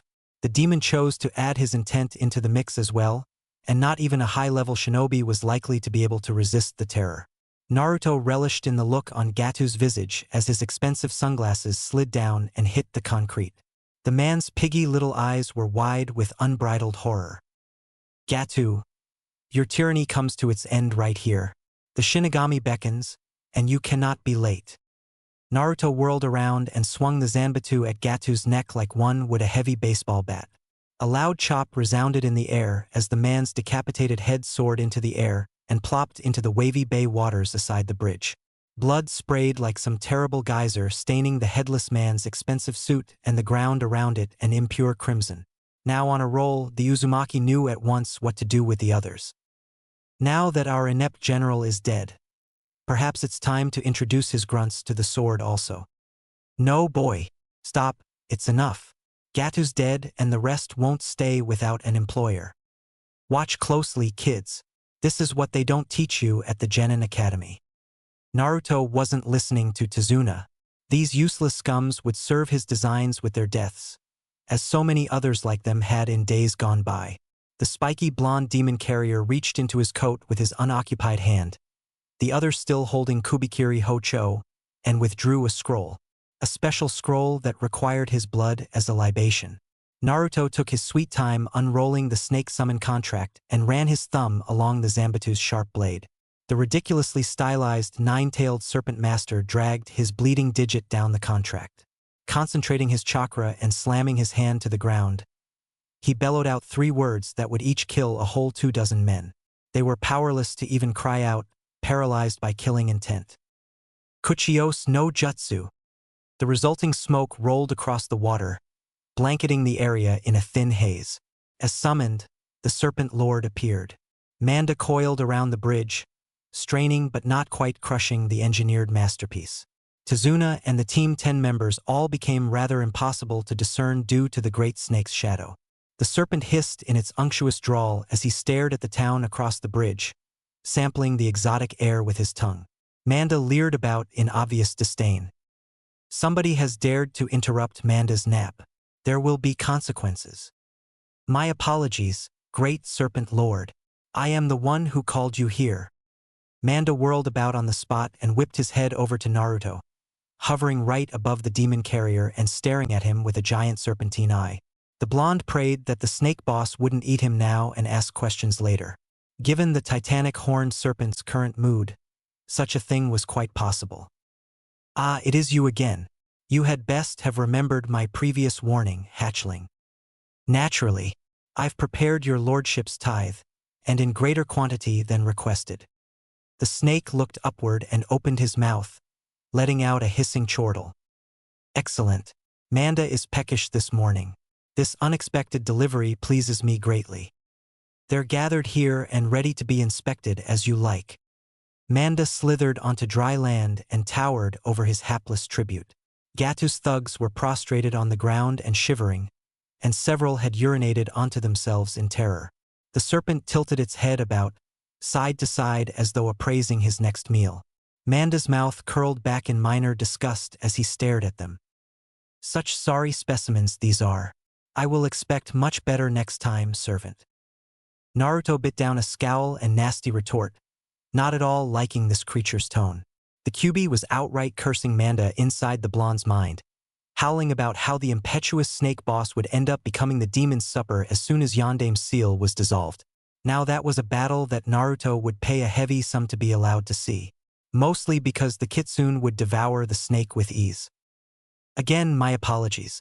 I should have been more discriminating. Indeed, but I will accept this unworthy offering today. Our contract is now complete. Your lordship is too kind and magnanimous. My most sincere thanks. Naruto hoped that the old snake couldn't detect how much his tone actually lacked sincerity. Regardless, the serpent ignored the demon carrier as he dove into his human meal with sickening gusto. The blonde released his killing intent, wanting to hear the thugs scream and cry as the snake consumed them. Some tried to scramble away, but Manda's legendary speed was not to be overcome. Naruto strode onto Gatu's corpse as the snake ate, using the criminal magnate headless husk as a pedestal. Somehow it seemed appropriate, as he dropped his Zanbatsu to the ground and placed his hands on his waist and laughed uproariously. There was something intoxicating in the power that this gave him, causing such widespread death with a mere hand seal sequence and a little cut. Colloquial cuisine, but it sated my hunger nonetheless. You are now the second person who is permitted to call upon Manda's protection in battle. But remember that I always require such tribute, and will not accept such base churls as these next time. Now remove your coat and receive my mark, hatchling. Naruto did as commanded, despite the demon's warning, and Manda lowered his enormous head to the demon carrier's chest. The serpent lord's tongue darted out and touched the blonde's sternum, and a distinctive mark appeared. A summoner's tattoo. Now he could call the larger snakes without needing to use the actual contract as a medium. Team 10 watched on in both terror and amazement. It is done. Now I shall return to my sleep, and I would suggest not to bother me again. Manda turned about to stare at Tazuna, and the others won the bridge. The snake bared his bloodied maw and snapped at them with a violent hiss, letting out his hissing chuckle as they leapt back in unison, the old bridge builder losing his balance and taking a spill onto the hard concrete. The serpent then disappeared back to wherever he always returned. The bridge's structure seemed a bit worn where Manda had constricted around it. Well, that was rather interesting. Overall a most productive day, I'd like to think. Naruto sneered and kicked Gatu's corpse into the water. The ground nearby was saturated with blood and venomous saliva where Manda had taken his meal. The blonde trudged over to the water's edge and dipped the Zanbatsu in, meticulously cleaning the crimson stain and drying the blade and reattaching Zabuza's trademark to his back. Okay, Tsunami-san and Inari are all right. I've driven out the ones in town. Nothing else here either, Asuma-sensei. Naruto here was kind enough to ensure that. Naruto scowled at Shikamaru and palmed his katana's handle. Such gross ingratitude. He'd be happy to snip that ridiculous ponytail, and then take the little punk's scalp right along with it. He'd done his share in the battle. Gatu's men would have overwhelmed and killed the others had the demon carrier not lent his assistance. He wouldn't bother the next time they needed help. Maybe I'll let the snake eat you next time too, Nara. I'm sure nobody would miss you, except your mother, and she's a bitch. That'll be enough out of you both. Naruto, you went beyond overboard here. Show a little damned restraint, we're not barbarians. Naruto rolled his eyes in response. Whatever, go right on ahead and take that slacker's side. Gatu's dead at my hand and there will be no other threats here. With permission, I'm going on alone back to Konoha. My work's done here and I don't care to lounge about with you saps. I've got things to do back home. Asuma shook his head and stared at the insubordinate demon container. Do whatever you want. Rest assured, I will be reporting this little incident to the Hokage. An baseless threat. The Hokage knew exactly what Naruto did to people like these and had never once reprimanded him about it. This mission hadn't even been assigned to him other than what Anko had said back in Sakai. She didn't have the clearance to send the Sandame's shinobi on another mission without his approval, and so the blonde had never been outright obligated to do anything that Team 10's leader commanded. Naruto could get in trouble only through somehow compromising their mission, and he never had done anything even remotely like that. Asuma would accomplish little other than looking like an idiot in being a tattletale. Report away, Taicho. Trust me, you'll be shocked and appalled with how little Hokage-sama will care. Naruto waved over his shoulder as he walked away into Fire Country. He had his own report to make to Sandame, involving Uchiha Itachi's warning about an incoming invasion. He hoped that this would mark the last time he would have to play tag along with somebody else's squad. The entire experience made him appreciate his own team and instructors that much more. Maybe he would devote more time to making things work with them when he got back, at least until he earned a promotion through the Chunin exams. That also meant attending some training sessions with them as well. And so the demon container departed and broke into a run, having no idea that the news he was about to deliver would soon change everything in his existence. Chapter 7. Return to Konoha, an unlikely acquaintance. Naruto's return to Konoha took less than 2 days with the demon carrier moving at his optimal speed, or at least as close to such as possible considering all the additional weight he was carrying in his coat and various weapons. The load became ever so slightly less taxing to bear as he moved along, and he was able to increase his own pace in proportion. The spiky blonde shinobi came to a stop as he reached the imposing barred gates that led into the village. The lead Chunin on guard duty eyed him with suspicion. This is Konoha territory. State your business, outsider. Naruto scowled and took out his Konoha Hitai 8. Knowing that the guard knew precisely who he was and was only trying to be a thorn in the demon vessel's side. Typical shit. His new clothing didn't do very much to conceal his identity. He decided to repress the urge to attack the man as he tossed the steel protector over, not caring to be arrested by the ANBU and chucked into a cell until the Hokage made time to have him released. Naruto had no doubts whatsoever that he would, coincidentally, be assigned to stew in the dingiest and most vermin-ridden hole on the block. Genin Uzumaki Naruto, returning to deliver a mission report to Hokage-sama. Sir. Another Chunin, this one a rather unattractive kunoichi, sneered at him. She appeared to be in her late teens and would have been a child when the Kyuubi attacked Konoha. Naruto didn't much care what the demon might have done to her back then. Listen to that, guys. Even Demon Boy can show some proper respect when he wants to. The blonde was prepared with a pointed retort, leering at the older girl. She had some balls to say the least, though the demon vessel hadn't intended that thought in any complimentary manner. Her more experienced male cohorts, on the other hand, seemed to be somewhat apprehensive about provoking Naruto. The demon carrier didn't doubt that Anko had been spreading around the story that her student had slain the Mist Devil ever since her return. She delighted in stirring the proverbial pot like that. Best watch what you say. Flouting the Sandame's law is high treason, you know? That comment silenced the mean bitch at once. She could very well be executed should Naruto rat her out. Not that he cared enough to bother. A common villager might well have kept trying to bait the blonde, but ordained shinobi were much wiser about not incurring the old man's wrath. Naruto sneered and snatched his Hitai 8 back as he leapt onto the gate and back down into the village, not waiting to let the guards open the path. Villagers glanced warily at the demon carrier as he walked towards the Hokage tower. The usual scorn and derision was replaced with terror when they glimpsed the spiky blonde dressed in black and crimson underneath his sleeveless trench coat and carrying an enormous cleaver strapped to his back, along with swords at his waist and both wrists. I'm sorry, but you're going to have to make an appointment to see Hokage-sama. Naruto glanced at the same cat-masked ANBU that had been guarding Sandame's business quarters the last time the blonde had visited the old man, who was now speaking in a smug tone. The demon container contorted his visage into a shit-eating grin that he thought might mirror the one that the doorman was almost assuredly wearing underneath his mask. Naruto then unsheathed the ninjato girded at his right wrist with a quick motion and drove the handle into the ANBU's throat, snickering as the man crumpled to his knees, hacking and clutching at his esophagus in strangled agony. He hadn't hit hard enough to cause any permanent damage, but the man would think twice about acting superior towards Uzumaki Naruto again. His rank be damned. The demon container then marched into the Hokage's room without as much as a word to his downed guard. Ah, Naruto. Good to see you. I didn't know you were home yet, or else I'd have sent.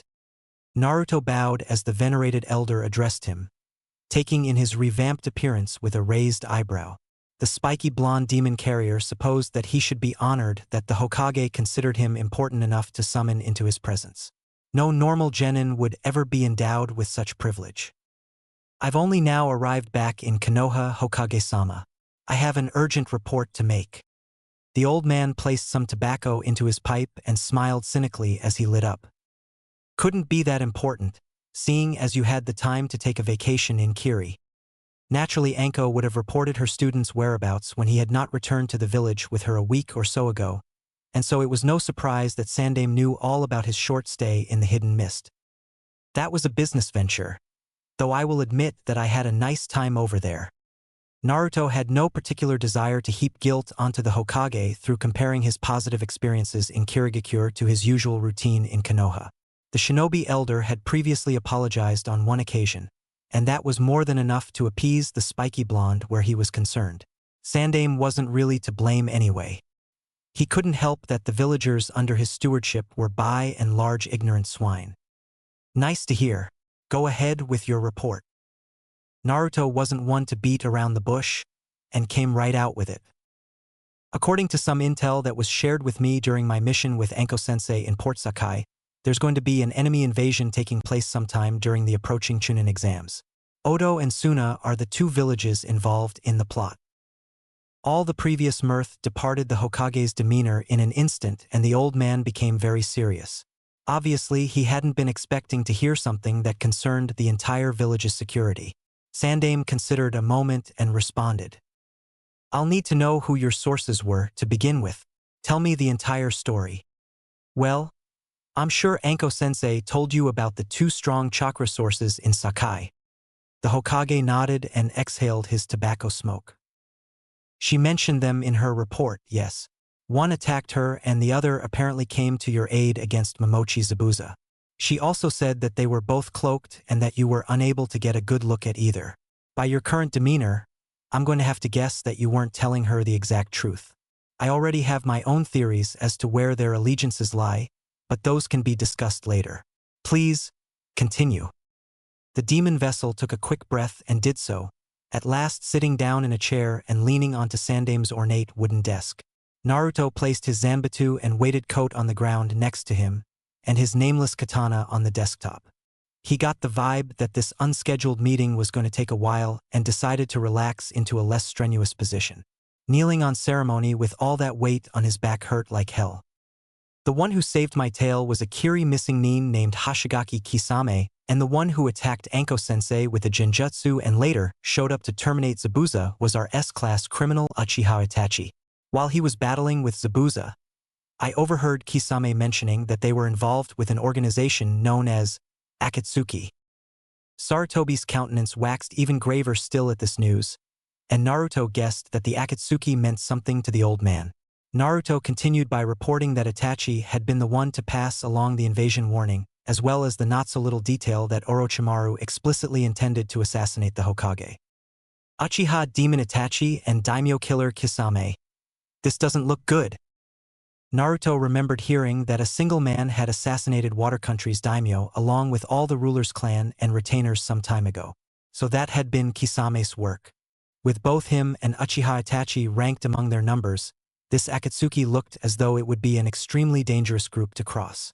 That was not a pleasant thought, seeing as the shadowy organization seemed to have a keen interest in both Naruto and his demonic partner.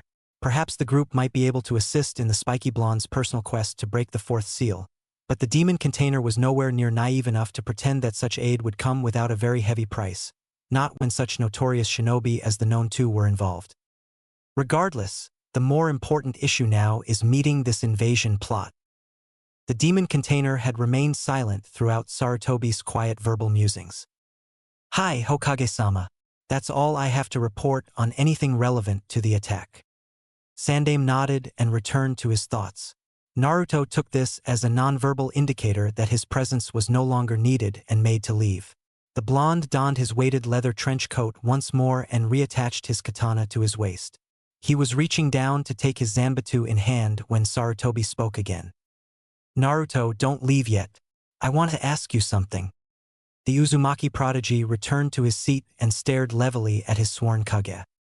As you command, Hokage-sama. I'm listening. Give me your personal opinion on this intel, whether or not you think it reliable. A curious request, as though the greatest and wisest sage in the village, and also perhaps all the 5 shinobi countries, would ever need Uzumaki Naruto's advice on any matter. The demon container had no clue as to what the old man's angle was, but tried to answer as best he could. He was a pure war shinobi, not a strategist. Well, I can't see any reason to doubt it, despite the source. It's not like Uchiha or the Akatsuki could be gaining anything through putting us on our mettle. Were they planning some move against Konoha, it'd be counterproductive to get us to increase village security during the exams and minimize our casualties when Orochimaru carries out his scheme. Maybe the organization could be planning its own business in either sound or sand soon, and they're trying to borrow our hands to weaken their target now. Sarutobi turned in his high chair and gazed outside through his window, observing his domain. Lunch hour was on at the Hokage Tower and several employees were out grabbing a bite to eat and conversing among the many small establishments that rimmed Konoha's central administrative complex. The sun was shining bright in the sky. Naruto noticed with some approval that the eatery where he had spoken with Kurenai prior to leaving on his last mission had almost no customers now. The illusions that the red-eyed kunoichi had woven over the place must have made a lasting impression on the clientele. A sound analysis, no pun intended, but consider these alternatives. Maybe they plan to conduct a covert operation inside the village and this warning is a ploy to divert attention to our borders. Or maybe this Akatsuki only wants to sow mistrust between Konoha and Suna, knowing that we're at peace at the moment, and created this tale to do it. Both were viable explanations, though Naruto had considered neither. Nor did he care what the Akatsuki's motives were. He was rather hoping that there would be an invasion. A war would give him many new enemies to kill to increase his power and prestige. Then you think that the intel was nothing but a smokescreen meant to deceive us. The Hokage shook his head in the negative and smoked his pipe again. The burning tobacco aroma that seemed to distinguish Sandame's quarters within Naruto's memories now controlled the air within the lavish room. Quite the opposite, Naruto. I think it's genuine. The Hidden Sand is in dire straits right now because Wind Country's daimyo has slashed their budget, and their Kazekage is desperate enough to accept making a deal with Orochimaru in order to advance his village's position at Konoha's expense. Our treaty regardless. But as a leader, one must learn to explore every possible angle and then make a decision. Keep that in mind. A test, then. But I'm not a team leader. I'm nothing but a killing instrument, yours. Kurenai seems to think you're developing into one within her team. Cold blue eyes narrowed in deliberation. The demon container didn't believe that he was anything resembling a team captain. Fuck, he hadn't ever really even trained alongside the Mutt and Yamanaka, much less having actually battled with them. He supposed that he could acknowledge being Kiba's leader at least. The brash and arrogant Inuzuka had always shadowed in his direction even in the Genin Academy, even though they had never been that close. Naruto had long been a complete loner, allowing nothing save the Kyuubi into his heart and dreams. And yet somehow the idea that these two other genin looked up to and depended on him wasn't so repulsive. And I guess Kurenai-san dropped by told you this while I was out on the mission. She had said the same thing months ago during their initial conversation once the team introductions had ended, that he was becoming the team's leader. Whether or not that trusted position was being placed in the right hands with the demon carrier remained to be seen. Naruto decided that he would make an honest attempt at it, at least. Yes, she stormed in the morning you and Anko departed. Once she'd gotten through lambasting me about my sending you on an extermination mission, I asked her to give me a report on your progress with your teammates. The spiky blonde's lips curled into a mulish sneer as he crossed his arms in annoyance. That woman. She meddles too much. I've always known what being shinobi means. She worries about you, Naruto, and your emotional well-being. She cares, you know? Somewhere deep inside, in a place long since buried underneath the demon carrier's hate and bitterness and shinobi convictions, Naruto appreciated Kurenai's concern. He knew that her care was something genuine due to her having reacted so violently when he was insulted at that restaurant weeks ago. But the stunning woman didn't understand how matters stood. The spiky blonde had previously cast everything else aside, had stripped his own soul bare in order to reconstruct it into the model shinobi image with the demon's assistance. Seizing his purpose like she would have wanted to meant leaving him with nothing. That could not be allowed. Naruto gave a dismissive hand wave. She's ignorant. I've been claiming lives since I was a small child and it's much too late to wash all that blood clean now. These hands are stained crimson and I couldn't care less. I've never once regretted the choices I've made, Hokage-sama. This is what I want to be. There's no turning back on this road I'm walking. The Hokage stopped smoking and cleaned out his pipe with a tired sigh. That's your decision to make, whatever the consequences. But you don't have to do it. Actually, it was Sarutobi's decision what to do with the demon vessel.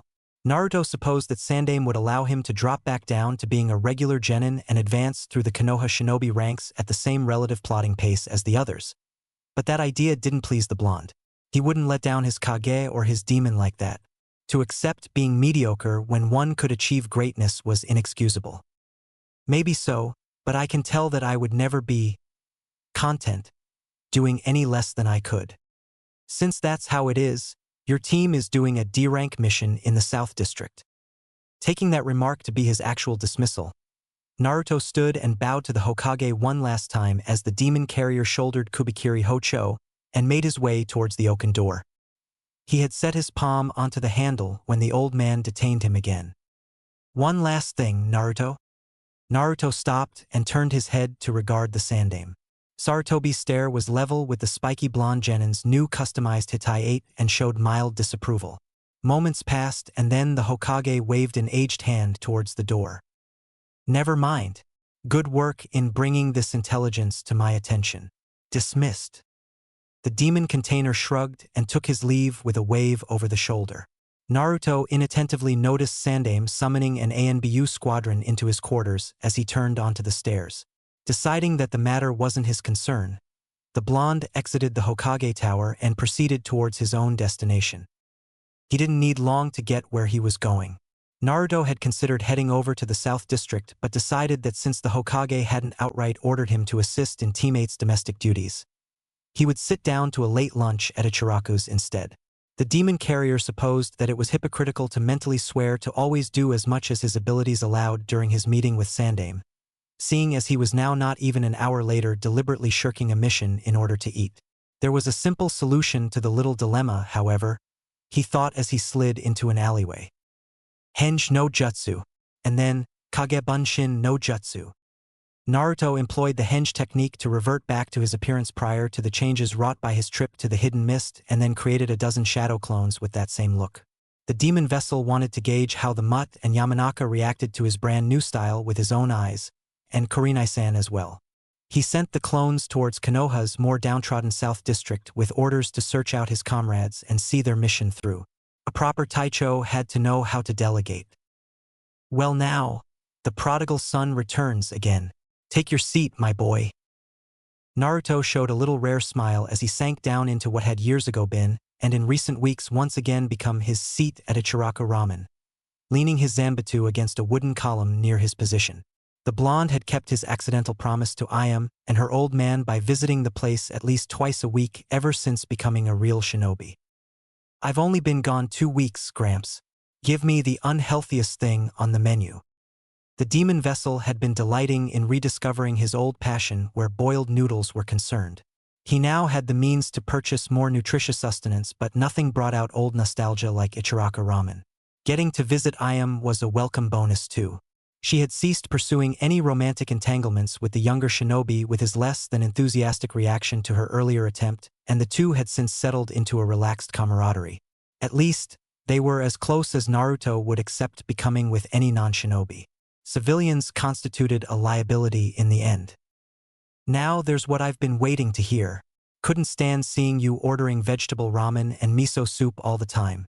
That's not what my oldest and biggest customer's supposed to do. One super deluxe ramen, coming down the hatch. Naruto doubted that he was either. Some people were so simple to please, the demon vessel noted with a little amusement. All he had to do was drop by the stand and order something packed with salt and cholesterol, and old man Icharaku was as happy as a clam during high tide. I don't see Ayam-chan around, old man. Nothing happened to her while I was gone, I hope. The old ramen stand owner waved away the blonde's curiosity with a smile. She's away visiting some relatives in another village, that's all. She'll be happy to know you asked about her, though. Naruto lazily dispelled his henge and popped his sore neck with a sigh whilst the old man heaped what had to be the ramen bowl answer to Haruno Sakura's much-maligned brow onto his designated spot on the counter. He separated the cheap wooden chopsticks and tore in without bothering with the proper ritual. He hadn't done so in several years. I thought I'd told you to stop eating this salty garbage, brat. The Kyuubi's roar interrupted Naruto's third bite, causing the blonde to shudder. Quiet, Baka Fox. This is my sole guilty pleasure and I'm going to enjoy it. Most might think it somewhat crass to see a person who killed other human beings on a near-constant basis with no remorse or compassion to instead view something as ordinary as eating salted ramen with guilt, but to Uzumaki Naruto this could only be natural. Nothing save his demon's demands and his Kage's orders mattered. This is my body too, you insolent mortal. Order us something healthy or else. You can't do anything about it but complain, and you know it. Let me eat in peace. The demon retreated back into his domain, grumbling all the while. Meanwhile, his host resumed consuming his unwholesome meal with something between disinterest and gusto. The old man was occupied with other customers, having to both cook and serve at the same time due to Ayam's absence, and had no time to make small talk. Please excuse me, Uzumaki-san. I'd like to ask you about something. The spiky blonde had noticed another person taking the seat next to his several moments prior, but had paid the matter no particular mind. Icharaku's was quite busy at the time, and there had to be at least some people within the disgusting village who were hungry enough to sit next to the demon and stomach his presence. Only when the girl addressed him did Naruto bother to spare her a glance. He was a little surprised at who he saw there. His companion was a young kunoichi who had graduated the Genin Academy a year ago. Naruto had done some practical exercises with her. Tam Tam or something was her name. The demon container blinked when he recognized her. "Oh, I remember you. The year above mine in the academy, the weapons specialist." The girl beamed a little at being acknowledged, even though not by name. She wore a simple pink kunoichi training dress and had dark brown hair that was pinned into two buns parallel to her ears in a practical manner. Twin bangs covered her hitayate on either side but were cut short so as not to obscure her vision. Naruto approved. Long hair could be to one's detriment in combat, a lesson that he would like to see Ino absorb eventually. She was rather cute, with deep brown eyes and a slim and athletic physique, but more appealed to the demon vessel in that her overall demeanor indicated that she didn't take much pain to obsess over looking attractive. Naruto hated the glamour aspect that Haruno and until recently Yamanaka always displayed. The girl rose and gave a demure bow. "Gomen nasai. I know we've never spoken, but I couldn't help noticing that Zanbatsu." The older kunoichi nodded towards Kubikiri Hocho, which stood in the shade provided by the column. Naruto wasn't wholly surprised. Such a high-quality sword would no doubt be a great interest to a budding weapons mistress. The spiky blonde was even somewhat eager to discuss the matter, so pleased was he to come across somebody who wanted to talk about shinobi concepts. And a kunoichi, no less. He had once thought that he was damned to never meet a girl with whom he was even the least bit attuned. Naruto hoisted the Zanbatsu by its steel blade and presented its handle to her. She accepted it with a reverent expression, looking it over and mastering its weight with practiced ease. "Something I acquired on my latest mission. The sword once belonged to a missing nin. This is a real masterpiece. Little air resistance and the alloy used is light and durable." Naruto decided to explain the weapon's history, seeing as she was so mesmerized by it. The demon vessel didn't get the big deal. The Zanbatsu was awkward and heavy to him. He had managed to use it on Gatu, but he had kept it more or less as a showpiece. Old man Icharaku came over to take the girl's order. She didn't seem to want anything but ordered some mint tea to be polite, since she was occupying a seat at the packed stand. The previous wielder was Kirigakure no Kijin, Momochi Zabuza. No surprise that it's a good blade. The spiky blonde smirked in amusement as the girl's eyes widened and her head whipped over to lock his cold blue eyes in an incredulous stare. Eventually she matched his expression as she retook her seat, answering with a mild mocking voice. "But Zabuza was in the Seven Swordsmen. To get his weapon, you'd have to have killed him somehow. Please excuse my being a little bit skeptical. They were only the most renowned blade masters in all the 5 countries." Naruto wasn't bothered in the least. He wouldn't have ever been willing to believe that any genin had slain an enemy as strong as Zabuza. He was then surprised in retrospect that the authorities in Kirigakure had paid him the bounty on the deceased Miss Devil. The demon container would have held the girl in less regard had she been so willing to accept his tale without some substantial evidence, especially since she knew Momochi Zabuza's skill and reputation. Naruto was likewise impressed that she did her homework. Few would know another village's nuke-nin, especially among genin. "Not at all. Actually, I'd have thought you rather gullible in the other case, miss." She blushed in embarrassment and hung her head, adopting a genuinely apologetic tone. "Oh, Cammy, help me. I didn't give you my name. Such terrible manners. I'm Tenten." At least his initial guess had been somewhat close. Tenten stood and extended her hand with a smile. Naruto arched an inquisitive eyebrow, unused to having people making attempts to become his acquaintance, but accepted and returned the gesture with a casual expression. Those who didn't sneer tended to avoid him. This was a welcome change. "Uzumaki Naruto, but I think you already knew that, and I wasn't lying about Zabuza." Naturally, he wasn't telling the whole truth either, but Naruto didn't care to admit that the Miss Devil had kicked him around like a rag doll until somebody else showed to lend a hand. She smiled again and looked at the weapons girded at his waist and wrists. Sure you weren't. I can tell you like swords. Those can be stored in scrolls, you know. As though proving a point, Tenten reached into her belt and withdrew a small scroll. Naruto pretended to be intrigued, but wasn't. Storing various items inside scrolls was a basic technique taught to students at the Genin Academy. Nothing special. Some smoke rose as the kunoichi channeled chakra into the scroll and a well-made katana appeared in her hand. Tenten placed the sword back inside the scroll and retrieved it again. See, look, that's a whole lot easier than carrying all that weight around with you. They help with my strength training like they are, and they make me look intimidating. Tenten rolled her brown eyes at the last comment. Naruto went back to eating his ramen. Typical macho man, always trying to put on an act. I didn't think you were the sort. The spiky blonde outright cringed at being called a macho man. Naruto remembered when Yamanaka had taunted Kiba by calling the same thing during their team introductions with Kurenai-san. Being compared to the mutt was a terrible thing indeed. Tenten was mistaken to dismiss his motives so easily. Presenting a suitable vision could change the tide in a battle, or win it outright at the start. Such was the entire point behind employing genjutsu techniques. The elite in Naruto couldn't resist enlightening the girl. But in some cases such a show can win a battle alone. A dangerous smokescreen can trick one's enemies into losing their cool and make them helpless. Any proper shinobi has to use whatever advantages exist in a combat situation or else be killed. Tenten sent him an odd look.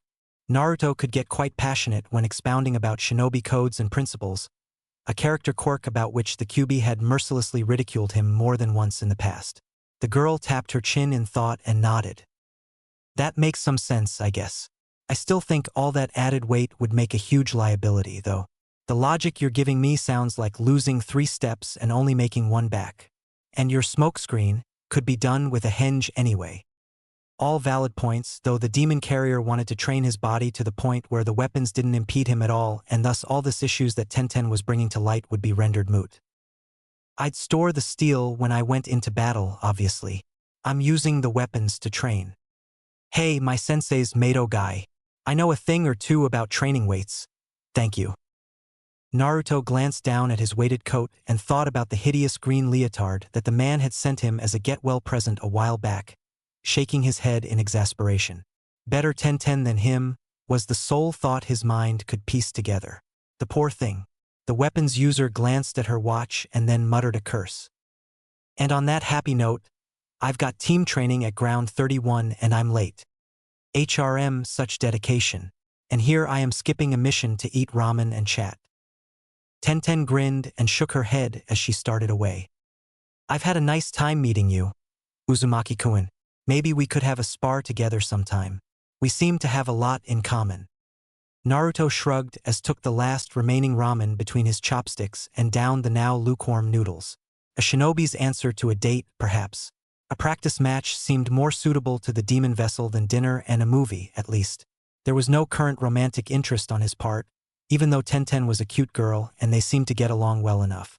The proposal might advance his training. Studying underneath Madogai, this girl would have to have gleaned some advanced taijutsu skills in the year since leaving the academy, and he needed serious work in that small department but still wasn't quite willing to go to her eccentric green-clad sensei and ask his aid. Beyond that, the spiky blonde didn't know what else might develop. At least the demon didn't seem to have a problem with her, though the Ninetales was more than likely giving his host the cold shoulder over the ramen and would voice his negative opinion later. Sure thing. But don't expect me to go light on you because you're a girl. Tenten only laughed and waved over her shoulder as she bounded onto a near building and away towards the shinobi training grounds.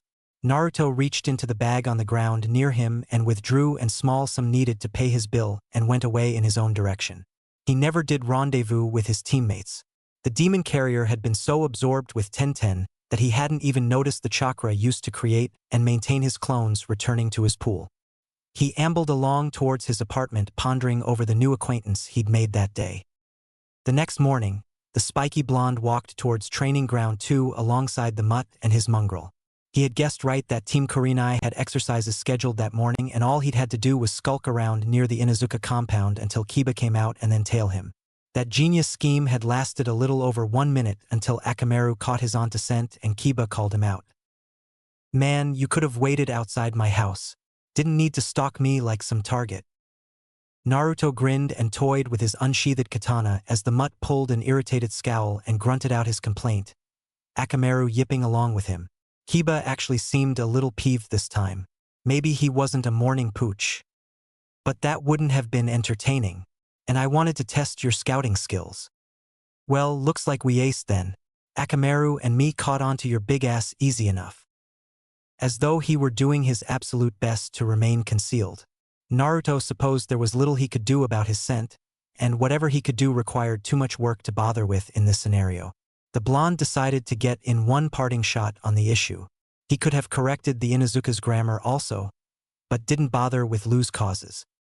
The dog aced the practical, not you, but I suppose you can get passing marks at least. The mutt snorted but grinned back as well. Another round ended. Whatever, asshole. Anyhow, people have been talking about you a lot this last week. The demon carrier gave no visible response, though he was somewhat intrigued. Whatever rumors had been spreading must have been rather serious considering the changed attitudes that the villagers had been showing since his return. The swine weren't being nice or hospitable, but now they looked away when he came down the street. Something had them intimidated and good. People talk about me all the time, mutt, and what they have to say is never good. Kiba sent him an understanding look that he didn't need. The blonde's reputation was no secret to either person.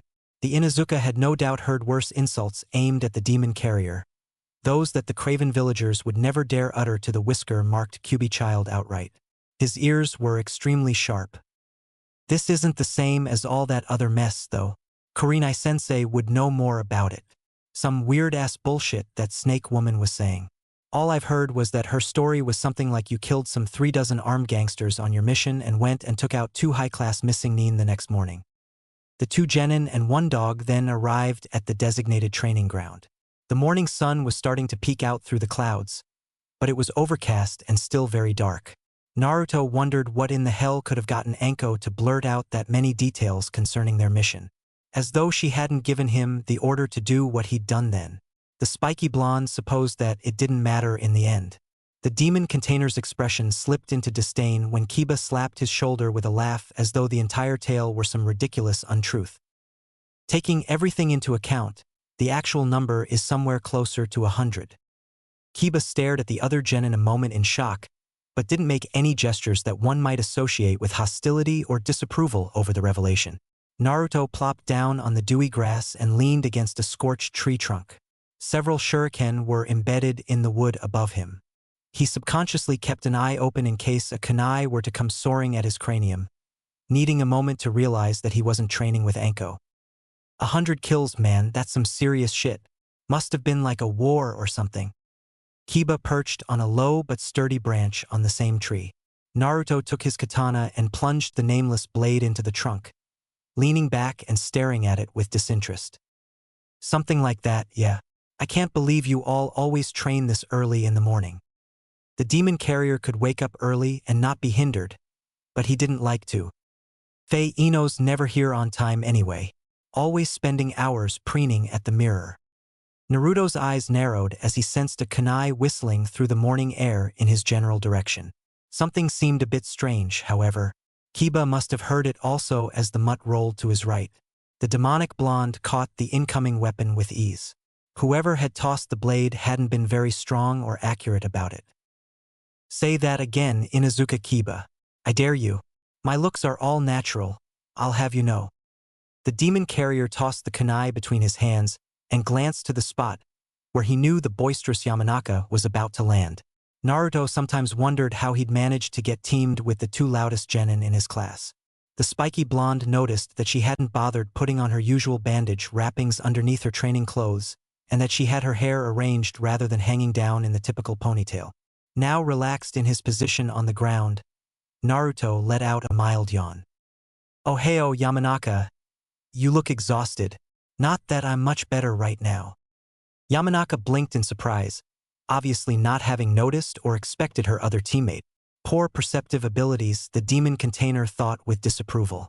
He had been conversing with the mutt in a rather loud-out voice. There was no reason not to register his presence in the area. Naruto-senpai, I didn't know you were back home yet. And you've got new gear too. His look was easy to notice even in the poor light. He hadn't bothered with his weighted coat or zanbatsu on that morning. He was much too bushed to deal with the extra weight. His crimson bodysuit and Kevlar body armor were quite visible. The demon kanji on his new protector wasn't so. I wanted to catch up with you all when I was done reporting, but that didn't work out. Meaning you ordered some bunshin out and didn't bother going along with them. Naruto reached up and gripped his katana handle where the blade was buried in the tree, and used it as a brace to stand when he heard Kurenai's voice, pulling the steel sword loose with a harsh tug and sheathing it. The spiky blonde leaned against the somewhat scorched tree again and stared at his team's instructor.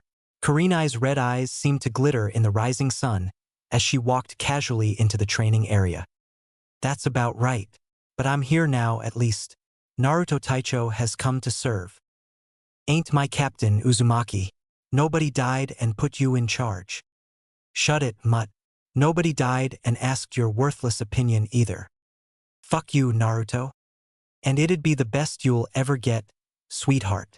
Akamaru included. The two kunoichi on the squad looked at one another and sighed. Naruto and Kiba both smirked at each other and then ceased their vulgar banter. There was no lingering resentment between them, as there never was. That'll be enough, boys. Naruto, I'm glad you've decided to come and train with us. The demon carrier nodded and replied with a serious tone. Well, I've been a pretty lousy teammate until now. Watching another squad working so well together in Wave Country made me realize that, and I'd like to change things around now. I'm sure I can handle these sessions with what I've already got with Anko Sensei. Well, we've got a good chance to see where we are. Team 7 has challenged us. Kurenai went on to explain that some person, whom Naruto guessed at once to be one Mitarashi Anko, had mentioned the demon carrier's exploits in Sakai to some ANBU in the Hokage Tower lobby right as Team Kakashi was coming in to deliver a mission report.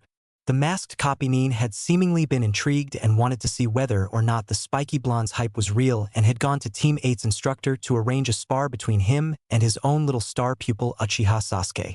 Kurenai had countered with a proposal that would place both complete teams against one another in an elimination-type sparring match. Sounds good to me. I've been itching to put the smack down on Sasuke a while now.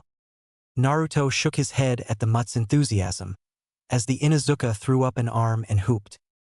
He wholly expected Ino to complain about not wanting to mix it up against her precious Sasuke-kun. The Yamanaka said nothing though, and actually seemed eager to show what skills she'd learned since leaving the academy. Finally, I get to put that forehead girl in her place. I'll teach her to look down on me. The demon carrier knew what this challenge was really all about, and it had nothing at all to do with Hitaki Kakashi having any interest in observing him. The year's highest-ranked rookie couldn't brook seeing Naruto gaining more recognition than the would-be Avenger and wanted to throw down with him to appease his pathetic ego, and had said something indicating as much. And his sensei decided to indulge the brat's whims and create a scenario where Sasuke could take the demon carrier on in a controlled environment. The spiky blonde didn't consider the other genin to be worth bothering with, but would agree to the challenge to give his teammates a chance at getting some needed combat experience. I've got no problems with it. Uchiha needs an ass-kicking and I'll give him one. Kurenai seemed extraordinarily pleased to see her team so anxious to compete. Excellent.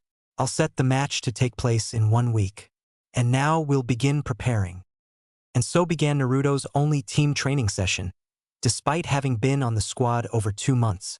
Deep down he knew that he would soon leave them behind, as his advanced skills would see him through the shinobi ranks at a quicker pace than Kiba and Ino could even hope to match. But until then, he decided that he would do everything that he could to assist in making them as strong and skilled as either could be. Chapter 8. Synthesis by Fire, Team Kurenai versus Team Kakashi. 1 week passed, and the time had come to hold the exhibition. Naruto decided to go alone to the scheduled training ground an hour or so early and get in some actual practice time, having nothing better to do with his morning. This time he was decked out in his complete battle gear, including the weighted coat and cleaver. This particular practice site had a small lake in the center, as well as several rocky knolls and a small wood rimming an edge. The place seemed to be landscaped to simulate various terrain types in one single central area. Nothing natural or realistic by any stretch, but the grounds did permit visitors to train in several elemental technique releases in a convenient location. Naruto walked atop the still lake water until he reached the center and unclasped his Zanbatsu. The demon carrier hated physical training and always tended to cram as much into as little time as he could, so that he could get on to studying and mastering techniques and doing exercises that he liked. Here he was both working with his chakra control through standing on the water and enhancing his body strength and deepening his tenketsu by working through basic kata with his cumbersome cleaver and channeling chakra into his hands to make wielding the steel blade easier. Once in a rhythm, he started walking and then later hopping around while doing his routine, increasing the precision needed in his chakra control. Look, Gai-sensei, Uzumaki Naruto-kun's youth is burning strong this morning as well. The loud booming voice through the spiky blonde's concentration, causing him to release all the chakra he had been storing in his blade while swinging it down through the water. Naruto sank about an inch into the lake as well, but quickly regained his bearings and redistributed his chakra, 2 legs and a hand resting upon the rippling waters.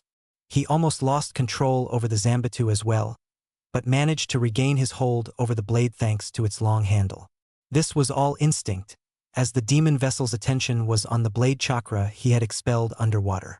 The unchained energy streaked through the lake, parting the liquid plain as it traveled in a straight beeline towards the bank and exploded, creating a sizable crater and showering the immediate area in mud and dirt.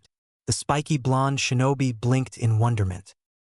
Quite interesting, a subterranean chakra missile expelled through the blade. I'll need to examine this again on land. Naruto concentrated chakra into his legs and sprang into the air, landing on the grass several meters beyond the disturbed lakeside. He turned to the newly arrived Team 6 as he attempted to replicate the swing pattern he had used on accident when Guy's loud apprentice startled him. The spiky blonde wasn't sure whether to be pissed at having been caught unawares or content that he had been able to react and compensate as speedily as he had. He was somewhat surprised that the strange Gaki even knew who he was. The demon carrier had never exchanged so much as a glance with the other youth. "Ohio, Uzumaki-kun. We didn't mean to disturb your practice. Please excuse us." Tenten was polite all the time, it seemed. The weapons user was approaching with her squad and had that same small pink tinge on her cheeks. A curious phenomenon, indeed. He supposed that he too would be embarrassed to have 2 ridiculous bozos like Guy and his clone as teammates. Tenten and Naruto had met to have that sparring session 2 days prior, and she had been the one to teach him the basic sword exercises that he had been doing moments ago. The spiky blonde hoped to make such sessions into a habit, as he had managed to assimilate a lot in those couple hours. Tenten's spandex-clad sensei and teammate both wore identical grins. With them was a long-haired Hyuga boy, who the demon carrier vaguely recalled as being the previous year's top student at the Genin Academy, walking behind them with a cold expression. Naruto decided to set aside her concerns, though he was a bit quizzical as to why in the hell her team was even there. "Don't worry about it. The interruption might have helped me invent a new technique." Naruto glanced about, seeking a suitable target. He might have lounged around and chatted with his new acquaintance and sparring partner in another situation, but a rather childish obsession with his accidental new skill was dominating his current attentions. The demon vessel glimpsed a tall pine in the near distance and nodded his approval, not even allocating a single moment to greet Guy or his students. He concentrated his chakra through his arms and into the blade again and cleaved into the earth, releasing the stored potential in the same method that he had on the lake. Sakibi Kutetsu no Mononoke. Screaming Steel Spectre, a suitable name, though perhaps a little long-winded. Naruto used minimal chakra in creating the attack, and the missile detonated well prior to reaching its intended destination, leaving a small crack along its straight path and a much more minuscule crater than the larger shockwave had produced at the lakeside. That led him to make the tentative conclusion that the travel distance and explosive potential was proportional to the chakra used. That made sense enough. "Uzumaki-kun, maybe you ought to conserve your chakra until the match." So Team Guy knew about the exhibition. Naruto supposed that they had come to watch.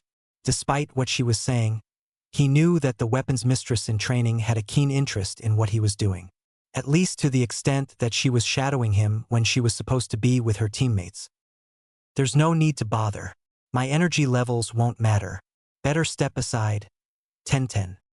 Tenten shook her head and muttered something about boys under her breath as she moved well clear.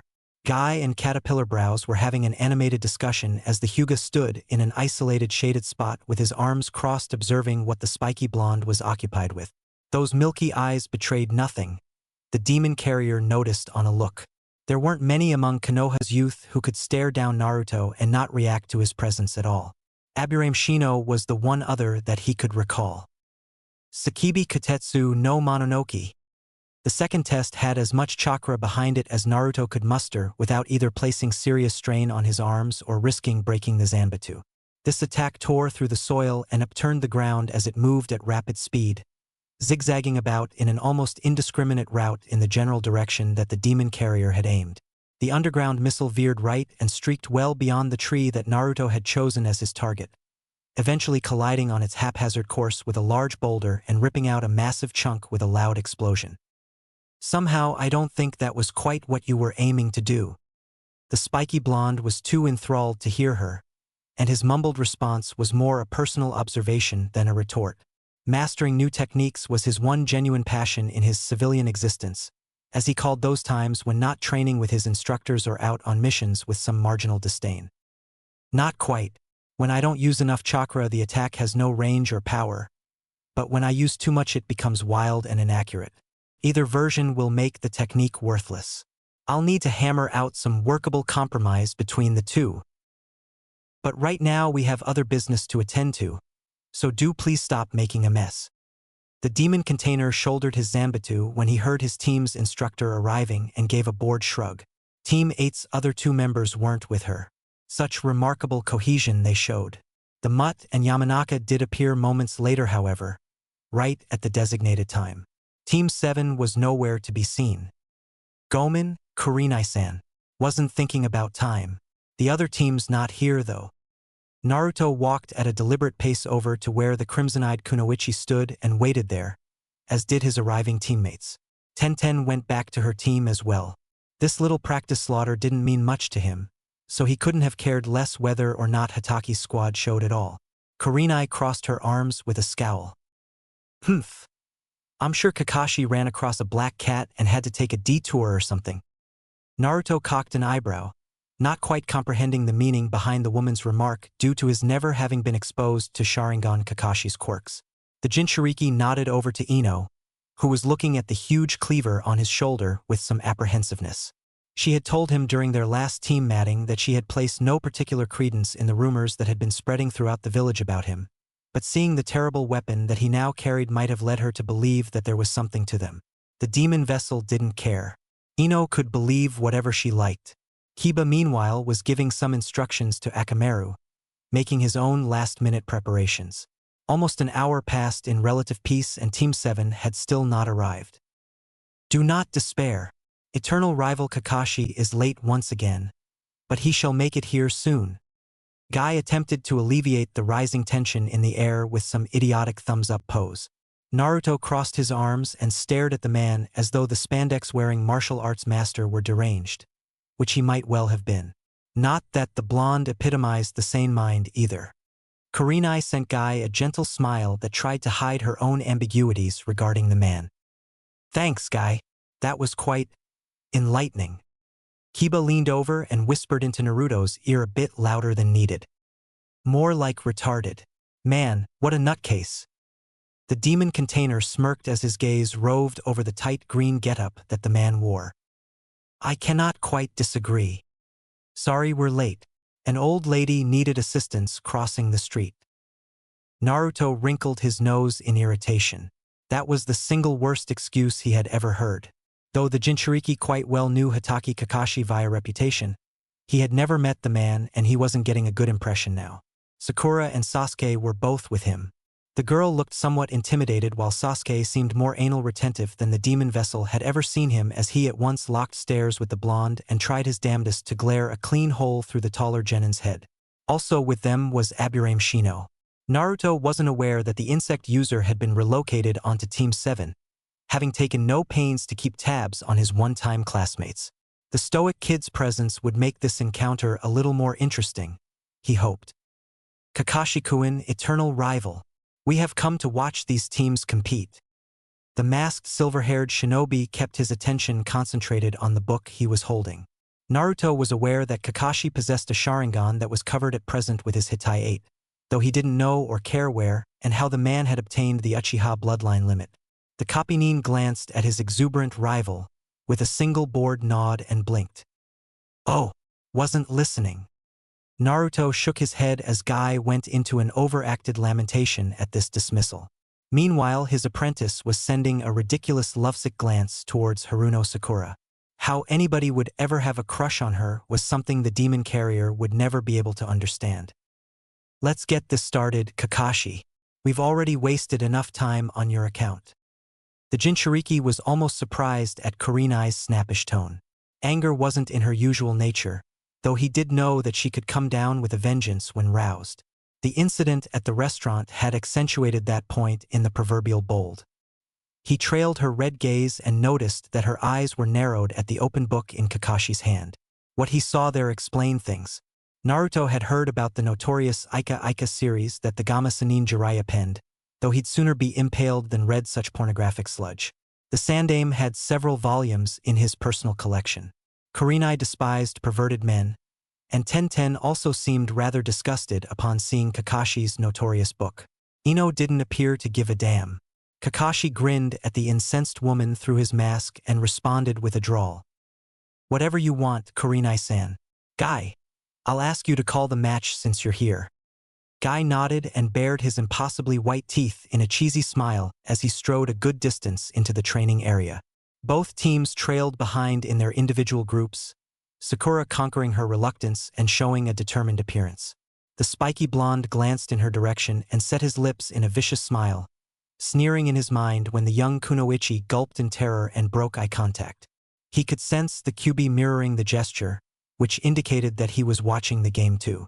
The mutt cracked his neck and loosened his shoulders at Naruto's side, Akamaru growling with canines bared.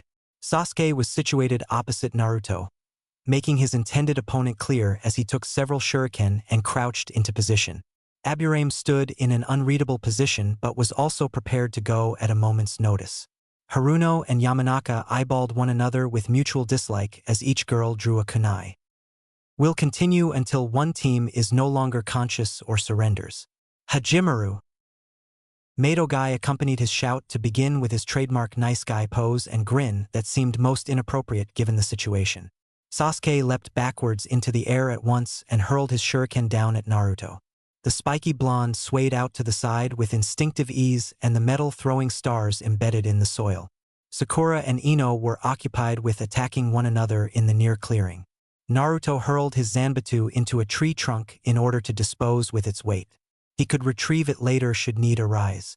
Shino seemed to consider attacking the demon carrier as well, but reconsidered the idea when his blue eyes snapped over in total awareness and he sneered. Don't you even think about it, cockroach. The Aburame didn't react to the obvious taunt. Naruto saw Uchiha rebound against a tree and streak back down at him with a drawn kunai. Meanwhile, Kiba tossed Akamaru a soldier pill and the spiky blonde noticed the pup's snow-white coat beginning to change to a violent red, but turned his attention back to the nearing Sasuke in time to step back, resulting in the would-be Avenger's downward swipe connecting with nothing except air. Sasuke tried another precise swing, but Naruto parried the strike with his Kevlar bracer and snapped two rapid punches into the boy's mug and spun, then sending a savate kick into the Uchiha's stomach, causing the smaller shinobi to stagger and grunt as the air stored inside his lungs was expelled. Those plated boots packed a sting.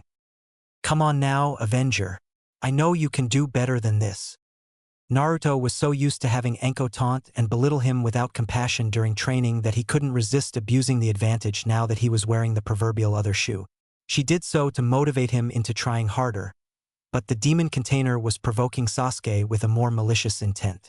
Once he'd chiseled past the Uchiha's cold and brooding exterior and gotten him riled into a blind rage, then the real entertainment could commence. Sasuke snarled and attacked again, this time with some considerable killing intent. So violent when this was supposed to be a mere spar. I'll teach you not to mock my path, Uzumaki. You don't know anything at all. The spiky blonde sked and caught the raven-haired Genin's wrist, twisting and pulling Sasuke into a clinch. The kunai came loose and clunked onto the grass. Naruto threw a vicious knee strike that his opponent managed to catch with his other hand but lacked the strength to outright halt. and so he still took considerable damage to his ribs along with a severe bruise on his hand. A Hitai 8 assisted headbutt dizzied Sasuke, and a hard thrust kick to the sternum sent him soaring back into the same tree where Naruto's Zanbatsu was embedded into the trunk. To Uchiha's credit, his body morphed into a log as it made impact, indicating that he had managed to do Kawarimi despite being dazed. I know that you're too weak, Uchiha. You'll never even touch Itachi at this rate. Sasuke's countenance turned murderous at his brother's mention. Naruto glimpsed Kiba battling against Aburame, and the mutt wasn't doing all that well. Shino's moves were much crisper and more practiced than the Inuzuka's.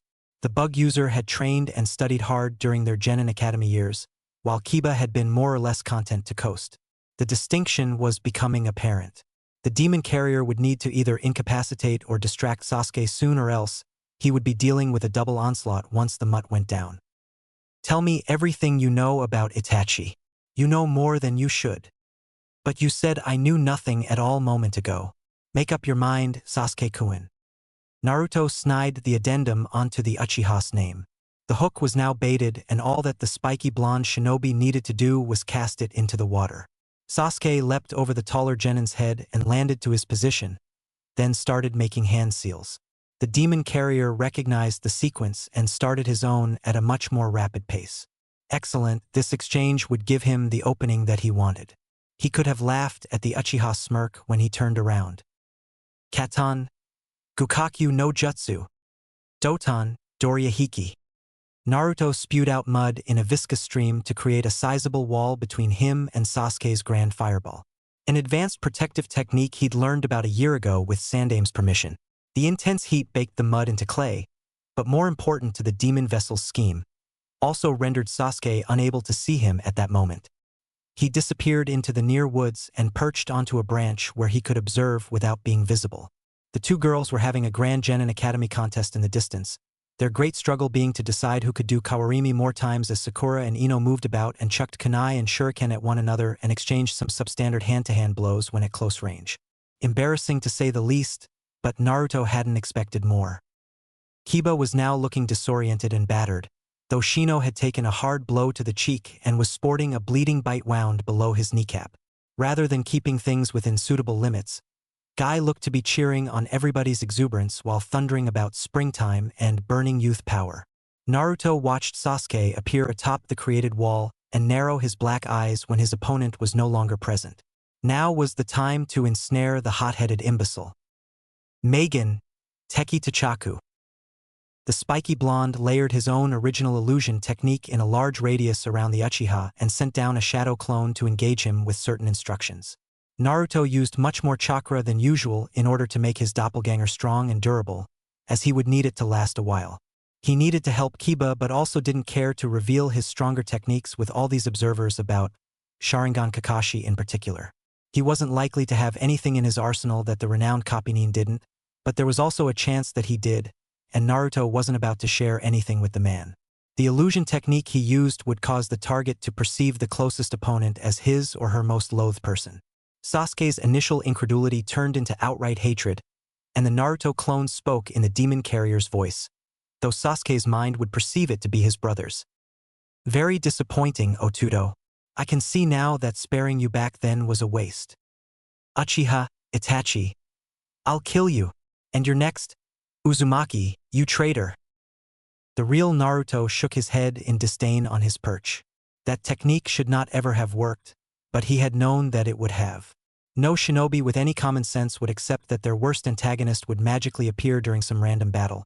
But Sasuke was so riled and so dominated by hatred that the illusion had taken root in his mind at once, and he was so enraged that he wouldn't even consider the obvious.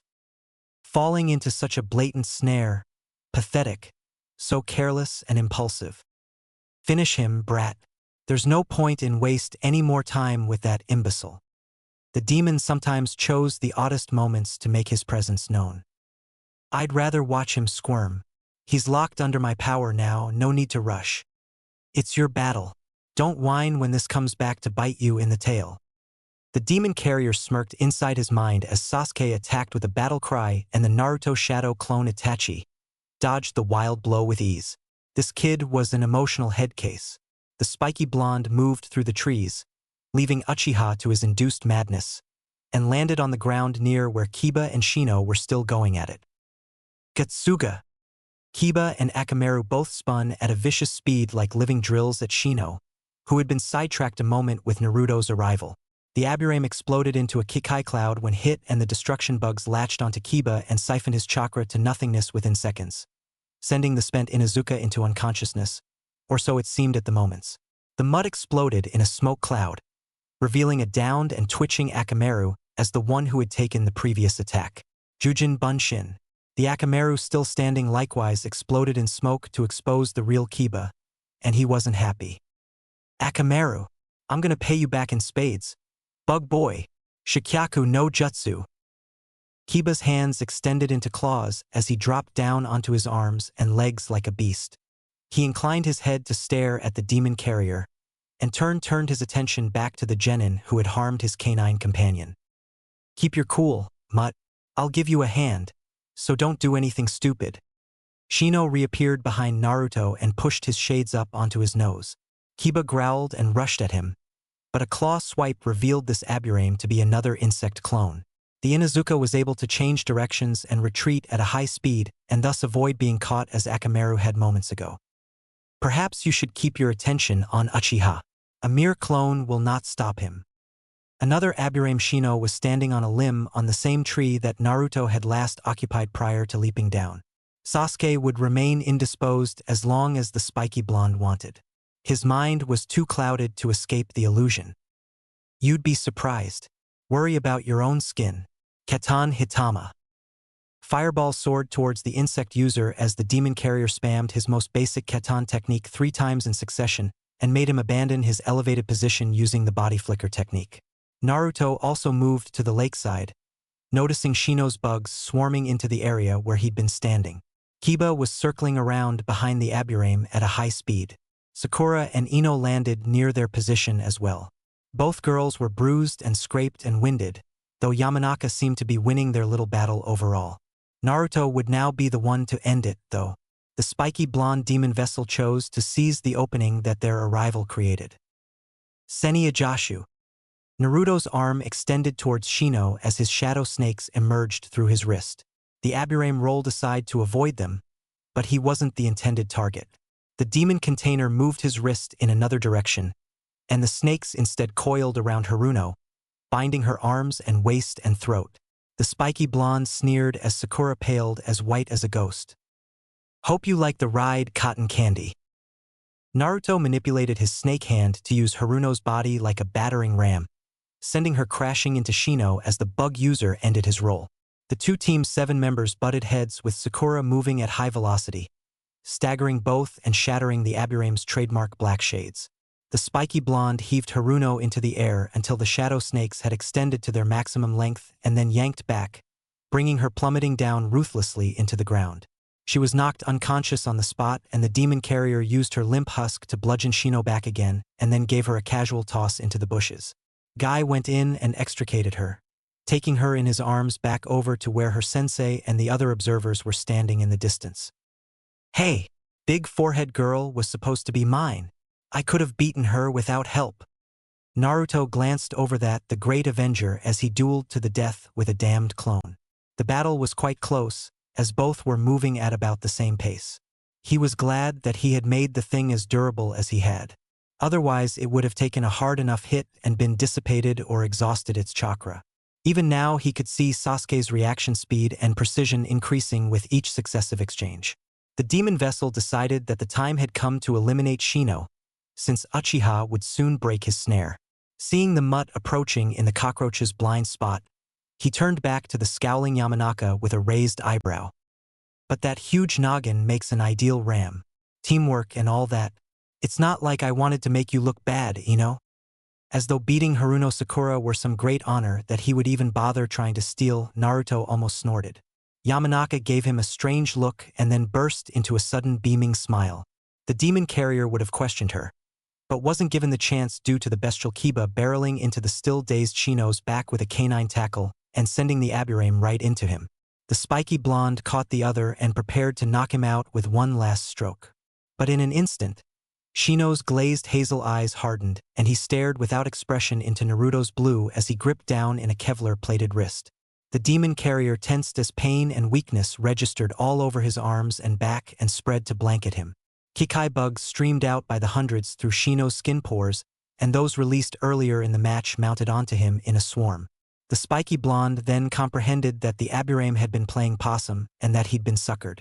His tenketsu were being depleted too quick. Fuck! I can't believe he managed to trick me. I can't even move a muscle. Fight back, you worthless swine. I will not watch my avatar lose to this weakling. The Kyuubi's roaring demands snapped Naruto back into reason. With an enraged howl, he wrapped his loose arm around the Aburame's chest and brought his hands together to make seals. This had worked once on Anko, and it would beat this Gaki as well. He lowered his head until it was close to Shino's and whispered on wobbly legs. Well played, Aburame. But this won't be enough. Raiton. Saitiki na karata. Shino didn't react until the voltage stuck him. Naruto's entire body turned into a biological bug zapper as intense static current poured out through every pore in his skin. The potential was augmented even more due to the steel in the demon carrier's weighted coat and swords conducting the voltage. The Kikai bugs dropped like the proverbial insects as they twitched and many perished. The Aburame likewise shuddered and convulsed in Naruto's iron grip, hissing in agony as the current surged through him.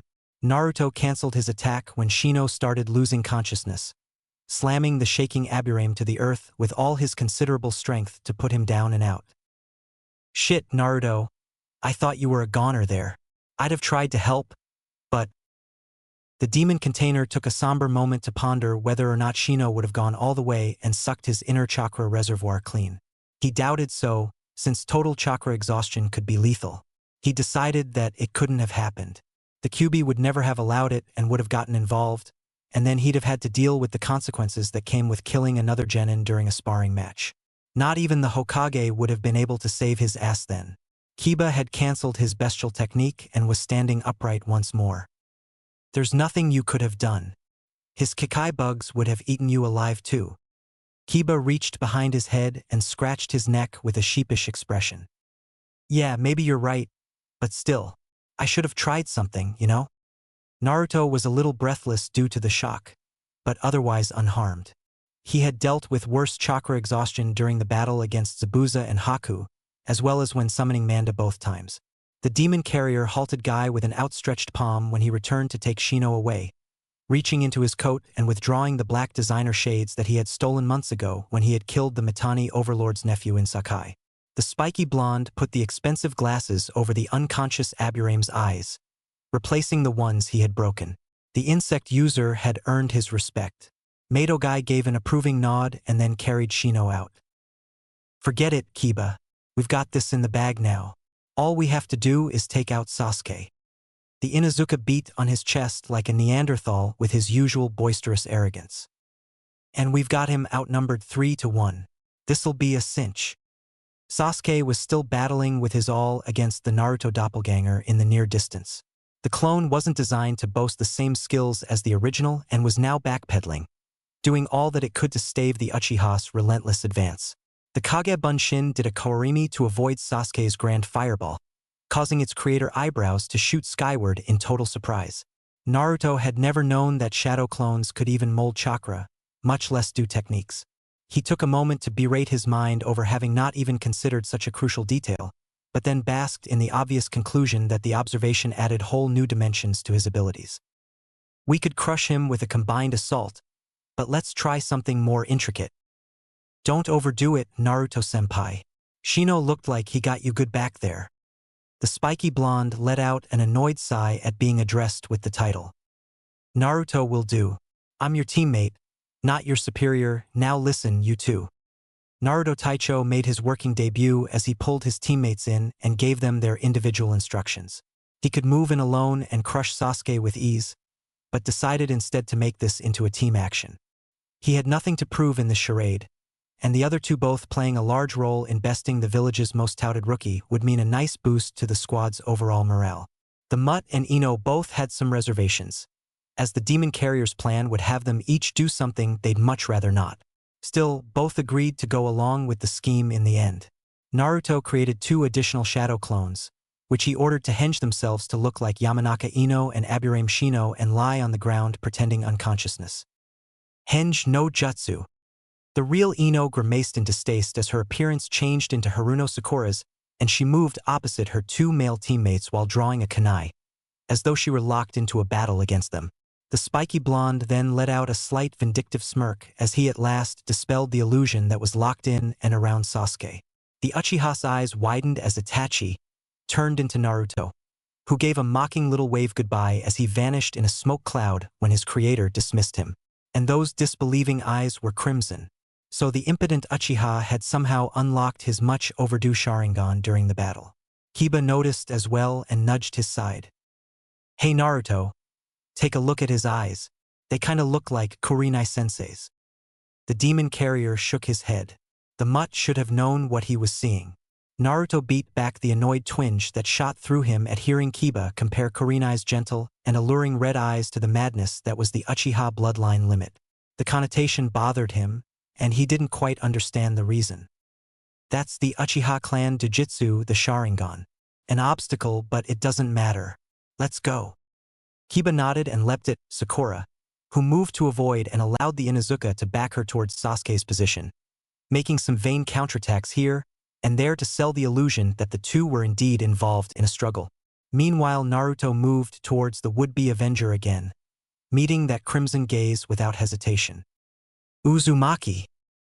The spiky blonde gave a little mocking bow to the incensed Sasuke. "The real one this time. I do hope you liked the Genjutsu. My own invention, you know." Sasuke snarled and attacked.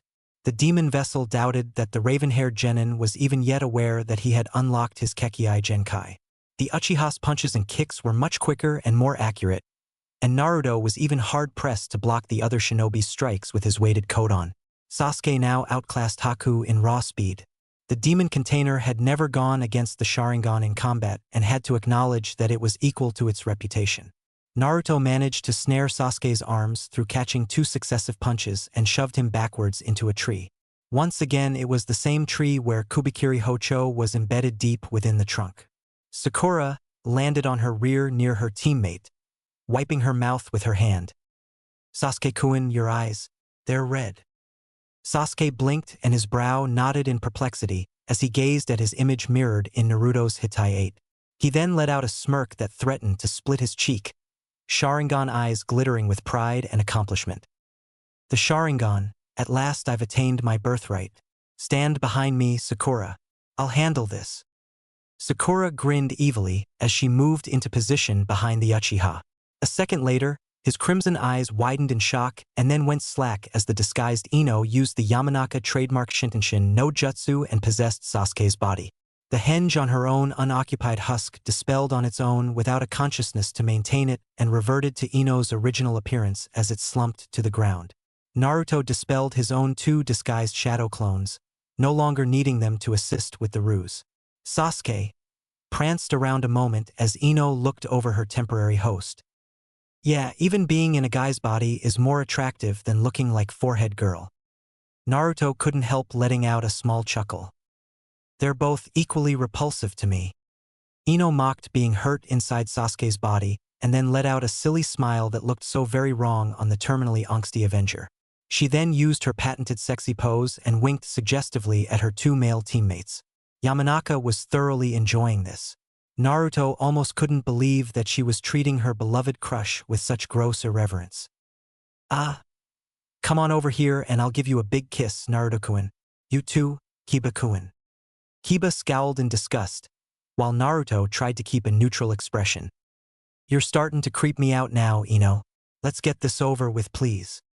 Ino sighed as she walked Sasuke's body over against the tree trunk and put his hands against his sides, taking a moment to move the Uchiha's right to grope across his own crotch.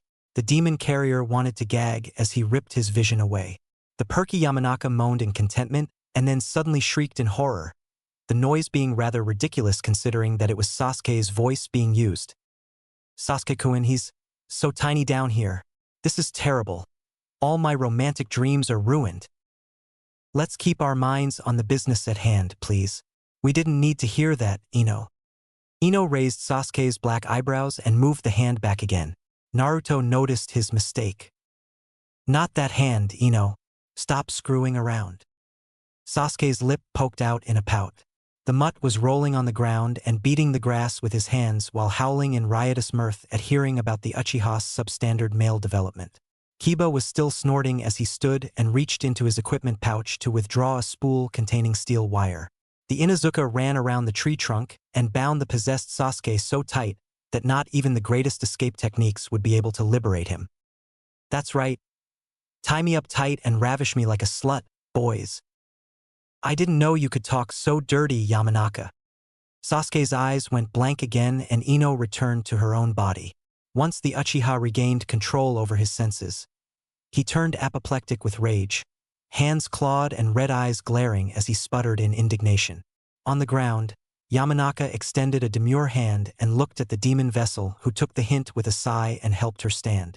She coyly attached to his arm and leaned her head onto the spiky blonde's muscled bicep while Kiba stalked around the livid Sasuke with a smirk and admired his handiwork. Sure I can, when something gets me in the mood. I'm not a prude like Sakura. The mutt came back over wiping his hands. Naruto chose not to even respond to Ino's statement. Too troublesome. As much as the demon container didn't like Nara Shikamaru, the lazy boy's catchphrase carried its weight. Well, that's our victory. Prissy boy over there ain't going anywhere soon. Naruto sneered and walked over to Sasuke, who glared up at him but said nothing due to his compromised position. The demon carrier snickered and went around to his Zanbatsu. The spiky blonde kicked the blade almost clean through the trunk and then pulled it out. I'll bet you can guess what I'm about to do next, Sasuke-chan. Naruto then punched the trunk with all his strength, completing the split that the cleaver had started, and watched as the whole tree went down with Sasuke still tied to the center. The would-be avenger ended up pinned by its weight and mired in a large mud puddle, seething as an unconcerned Team Kurenai departed and walked towards their sensei and the other spectators. Not even Ino cared about the raven-haired Genin's plight. And the winners are Team Kurenai. Guys shout and nice guy pose were not needed at all. Naruto looked over Ino's shoulder at the mutt and smirked. Kiba whistled to Akamaru, who had regained consciousness in the meantime. The little white dog yipped and bolted over to its master, who placed the pup in its usual position atop the Inuzuka's head.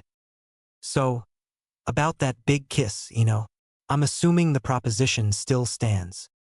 Yamanaka was shocked to hear the serious Naruto mention that and blushed crimson.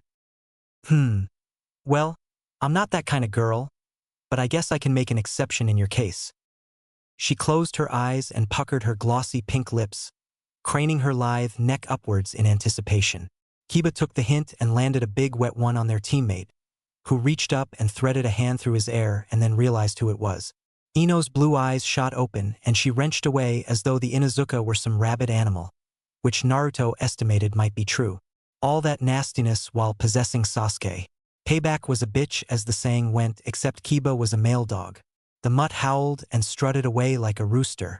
Yamanaka glared at her taller teammate and then gave a coquettish smile. You got me, Naruto-kun, but now you have to kiss me too. I'm not letting these pristine lips anywhere near where that mongrel slobbered. Yamanaka pouted as the team reached their destination. Naruto noticed the Hyuga genius on Guy's team, giving him a deep appraising look as Tenten beamed at the victorious squad leader. Caterpillar Brows was preoccupied with tending to the still recovering Haruno and declaiming that he would avenge her honor to anybody who would listen. Kakashi seemed rather put out, but nodded to the spiky blonde in acknowledgement. Well then, it would seem you are as skilled as the rumors state, Uzumaki-kun. The credit isn't mine alone, Hataki-san. We did this together. The Kopinin said no more as he went to extricate Sasuke, leaving his two other wounded charges behind.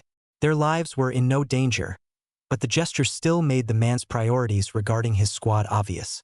Naruto then concluded that he didn't like Hatake Kakashi in the slightest, the condescending prick. Kurenai-chan, your team's burning youth has bedazzled me with its intensity. The illusion mistress ignored the returning guy as she smiled at her three genin. Those kind red eyes were nothing like Uchiha Sasuke's malevolent dojutsu. This alone seemed like reward enough to the tall blonde genin. Making her proud stirred something within him and he didn't understand what. Well done, team. Let's go and have lunch and then we'll go to the onsen to celebrate. A new arrival disrupted those plans, however. Sorry, but I'm going to have to ask you to postpone that arrangement. Naruto glanced over to where Sandame was approaching in the distance, along with Anko sensei. He hadn't seen the latter since his encounter with the Akatsuki in Sakai. The blonde smiled at his snake-like teacher, whose lips quirked up at the ends as well. Sarutobi was leaning against his walking stick, betraying his advancing age in a manner that was seldom apparent to the demon carrier during his routine visits to the Hokage's business quarters. Kurenai didn't seem to like the new circumstances but didn't dare voice a complaint with such a crowd gathered. Hokage-sama. The old man smiled as he stopped. Kurenai bowed in acquiescence to Konoha's sage and shinobi leader. Naruto gave a small reverent bow as well, and his genin teammates both repeated his example. I'm going to have to ask to borrow Naruto. I need to discuss some details concerning his last mission. Hi, Hokage-sama. As you command. There was nothing else to be said. The demon vessel would have liked to have spent some more time with his teammates and with Kurenai as well, but the Hokage's will was paramount. He started towards his Kage and his sensei without being excused. Whatever Sandame needed was obviously very important, seeing as the old man came in person to retrieve the blonde. Even so, Naruto was happy with the morning's events. His team had gelled into something real, an actual unit rather than 3 kids under a more experienced nin's command. Sometimes it took a battle to make such things happen. Things were actually looking up, and the demon carrier began to believe that it was possible that he might sometime attain real happiness in the hitherto accursed village known as Konohagakure no Sato. Chapter 9. Black Ops, the Chunin exams begin. Rather than going to the Sandame's business quarters in the Hokage Tower as usual, the trio proceeded to a modest estate on the Konoha village outskirts, in the hills overlooking the town. Naruto recognized the crest on the wooden gates as that belonging to the Sarutobi lineage. So this was the Hokage's private residence. The blonde had never been to the place, and the old man had always been the one to select the scrolls that he had borrowed in the past. This is a most sensitive issue that I'd rather not discuss where others might overhear. One can never be too cautious.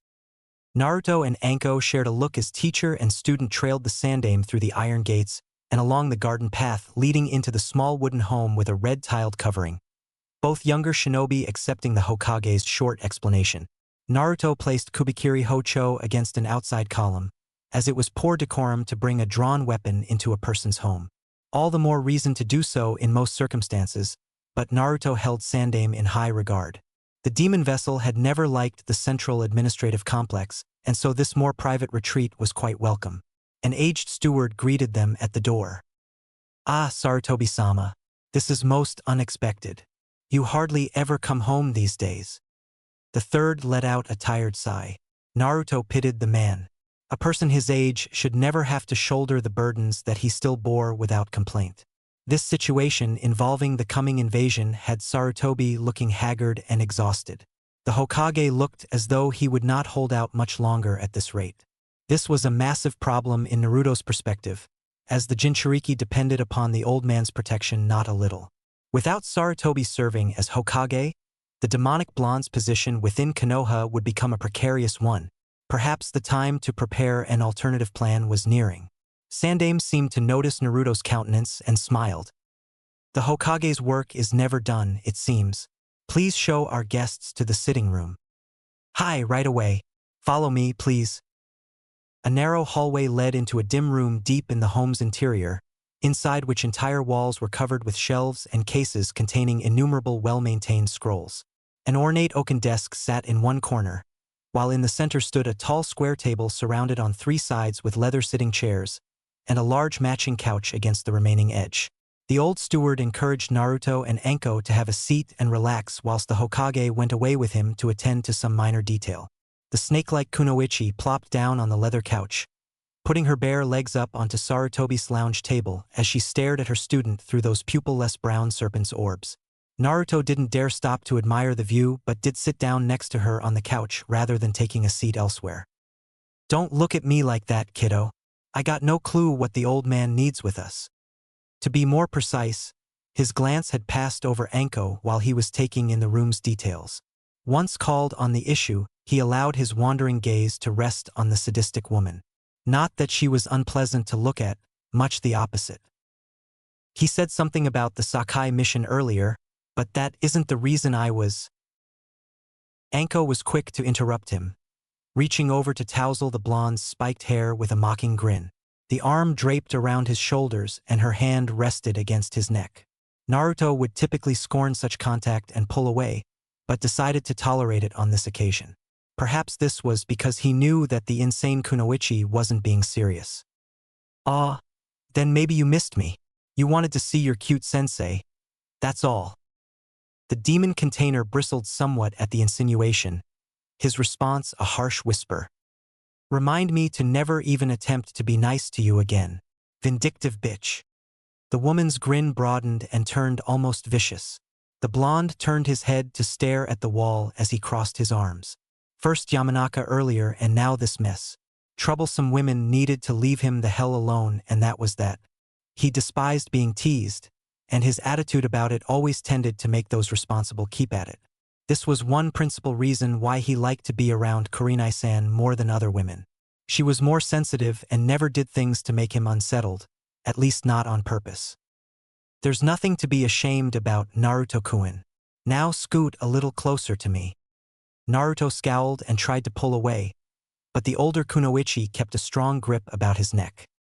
He could outmuscle the smaller woman and escape, to be certain, but didn't care to show her how bothered he was at the moment. Proper shinobi should never reveal their weaknesses.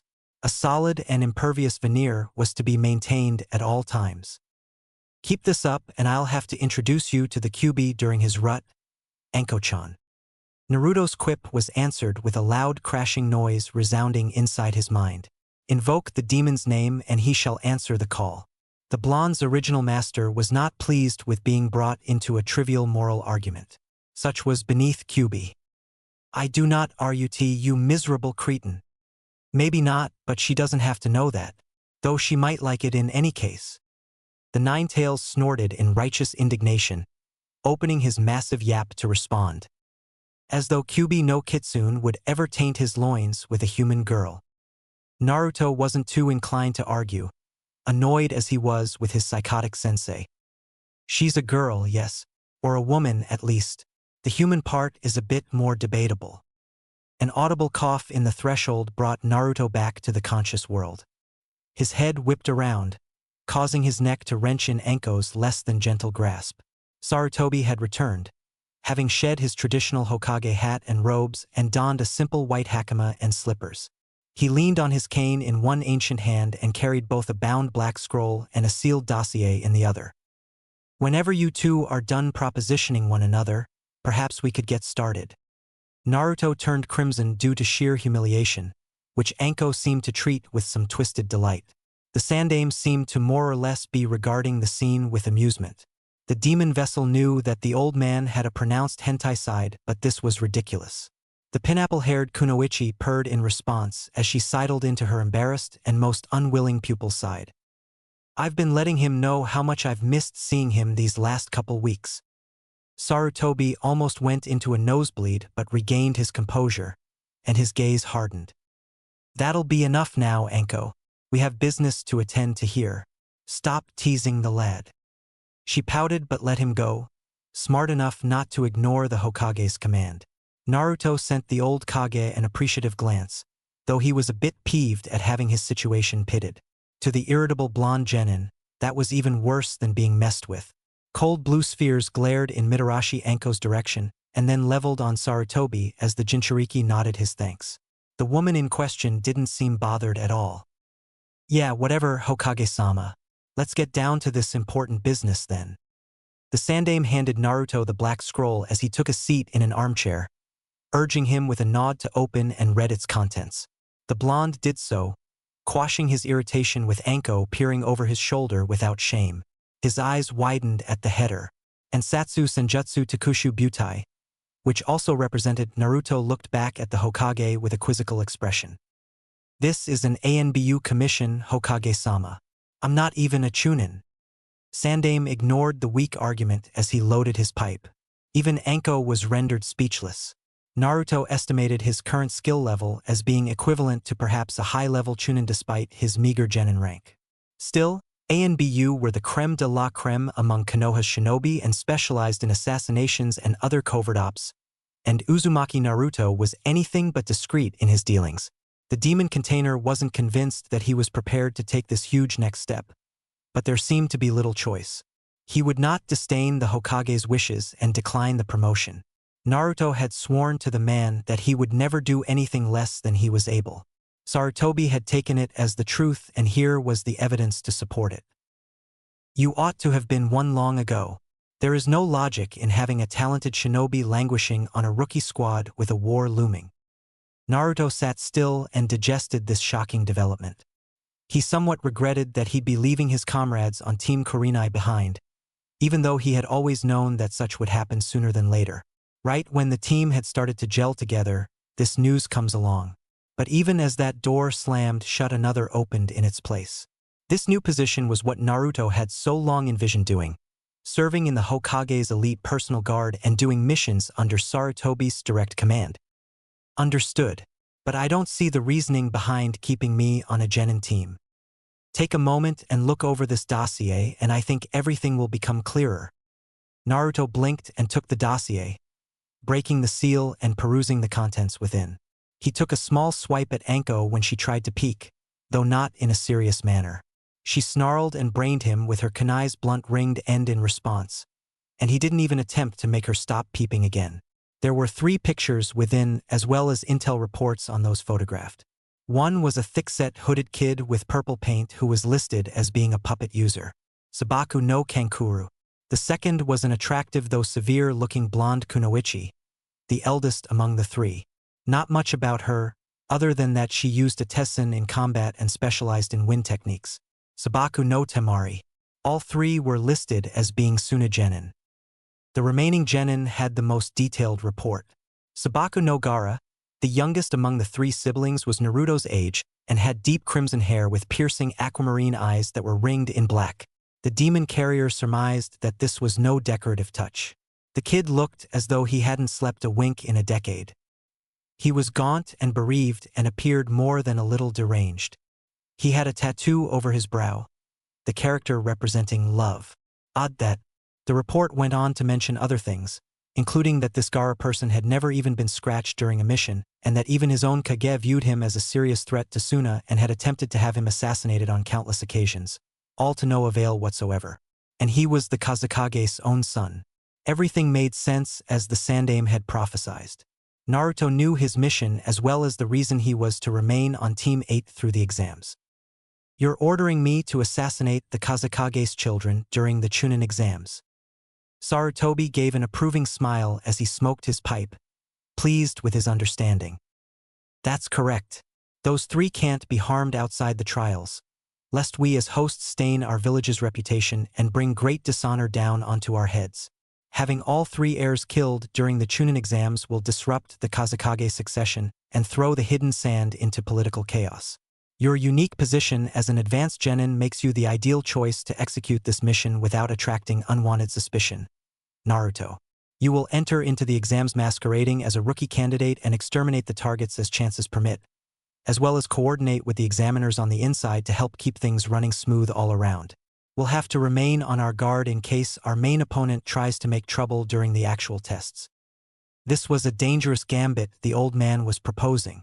For his part, Naruto would no doubt be marked kill on sight in the hidden sand and thereabouts should his role as the assassin come to light. On Sarutobi's end, a miscarriage would result in all-out war with Suna and might rekindle a continent-wide struggle similar to the Great Shinobi Wars. The opponent the old man mentioned was no doubt Orochimaru, who added a whole other dimension to this huge mess. There was no need to promote me to do this. Your promotion won't be announced until the exams are done with, so you can view your mission as your ANBU initiation trial. 4 months remain until the Chunin exams are scheduled to begin, and I want you to redouble your training to prepare. There's another reason I've assigned this task to you in particular. There's something extremely critical concerning Sabaku no Gara that isn't in the written intelligence. He is like you, Naruto. The Kazekage's youngest son is also the host to Ichibi no Tanuki. The QB perked up considerably inside Naruto's mind when Sandaime revealed that not-so-little detail. Anko sucked in a breath. Another demon container, then. Even at seeing his photo, the blonde had suspected that there was something unnatural about Gaara. Bijou were not to be controlled by humans. Their power was too great. The Kazekage had made a grave error in instilling that thing into his son. An error that it would now be Naruto's mission to make right. The blonde thought that it would be wiser to let Gaara snap and obliterate the hidden sand on his own, but it wasn't his place to doubt or question the Hokage's decisions. So, use one demon to annihilate another. This won't be a boring assignment, at least. The demon was not pleased with this revelation, roaring out that he would never be used as a tool to do Konoha's bidding. Despite that, Naruto knew that the Ninetales was at least somewhat eager to do battle against another Bijou and shed the Ichibi's blood. Still, this was a precarious position to the blonde, as he was now outright torn between his two masters. This would have to be reconciled somehow. Sarutobi's steward came in with tea and poured 3 glasses. Naruto noted that this was a much tastier blend than the bitter brew that the Hokage served in his business quarters. I'm glad you see it like that. Gaara will be your principal target. Suna is now to be viewed as a hostile village, and we cannot allow them to continue keeping a tailed demon under their command. I'd like you to get the other 2 siblings as well, but they are accessories to the main. Sabaku no Gaara must be neutralized above all else. Naruto wondered whether or not Akatsuki's shared intel had even been validated, but decided that it wasn't his business to ask. He had his orders, and that was all that mattered. Whatever political repercussions that resulted were the Sandaime's issue, not his. He stood and saluted his Kage. Right? Leave it to me. The Hokage nodded his acknowledgement. Good. Now let's get down to the particulars. The operation will take place. The Hokage went on to describe the examination tasks in detail. There would be 3. The initial exam would have ANBU's torture and interrogation specialist as the lead proctor and was an intel gathering test disguised as a written exam. Naruto would be given the answers to the test in advance, as he wasn't to be an actual candidate.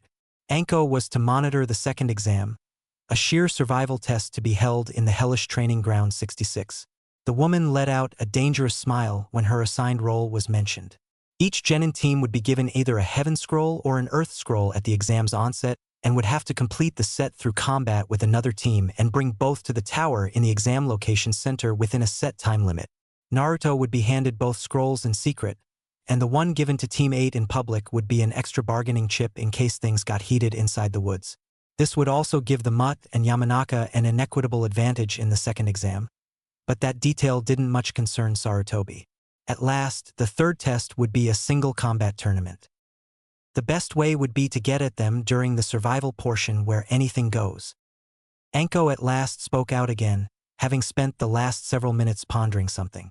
Naruto thought that her conclusion was mere common sense, though he didn't utter the thought aloud.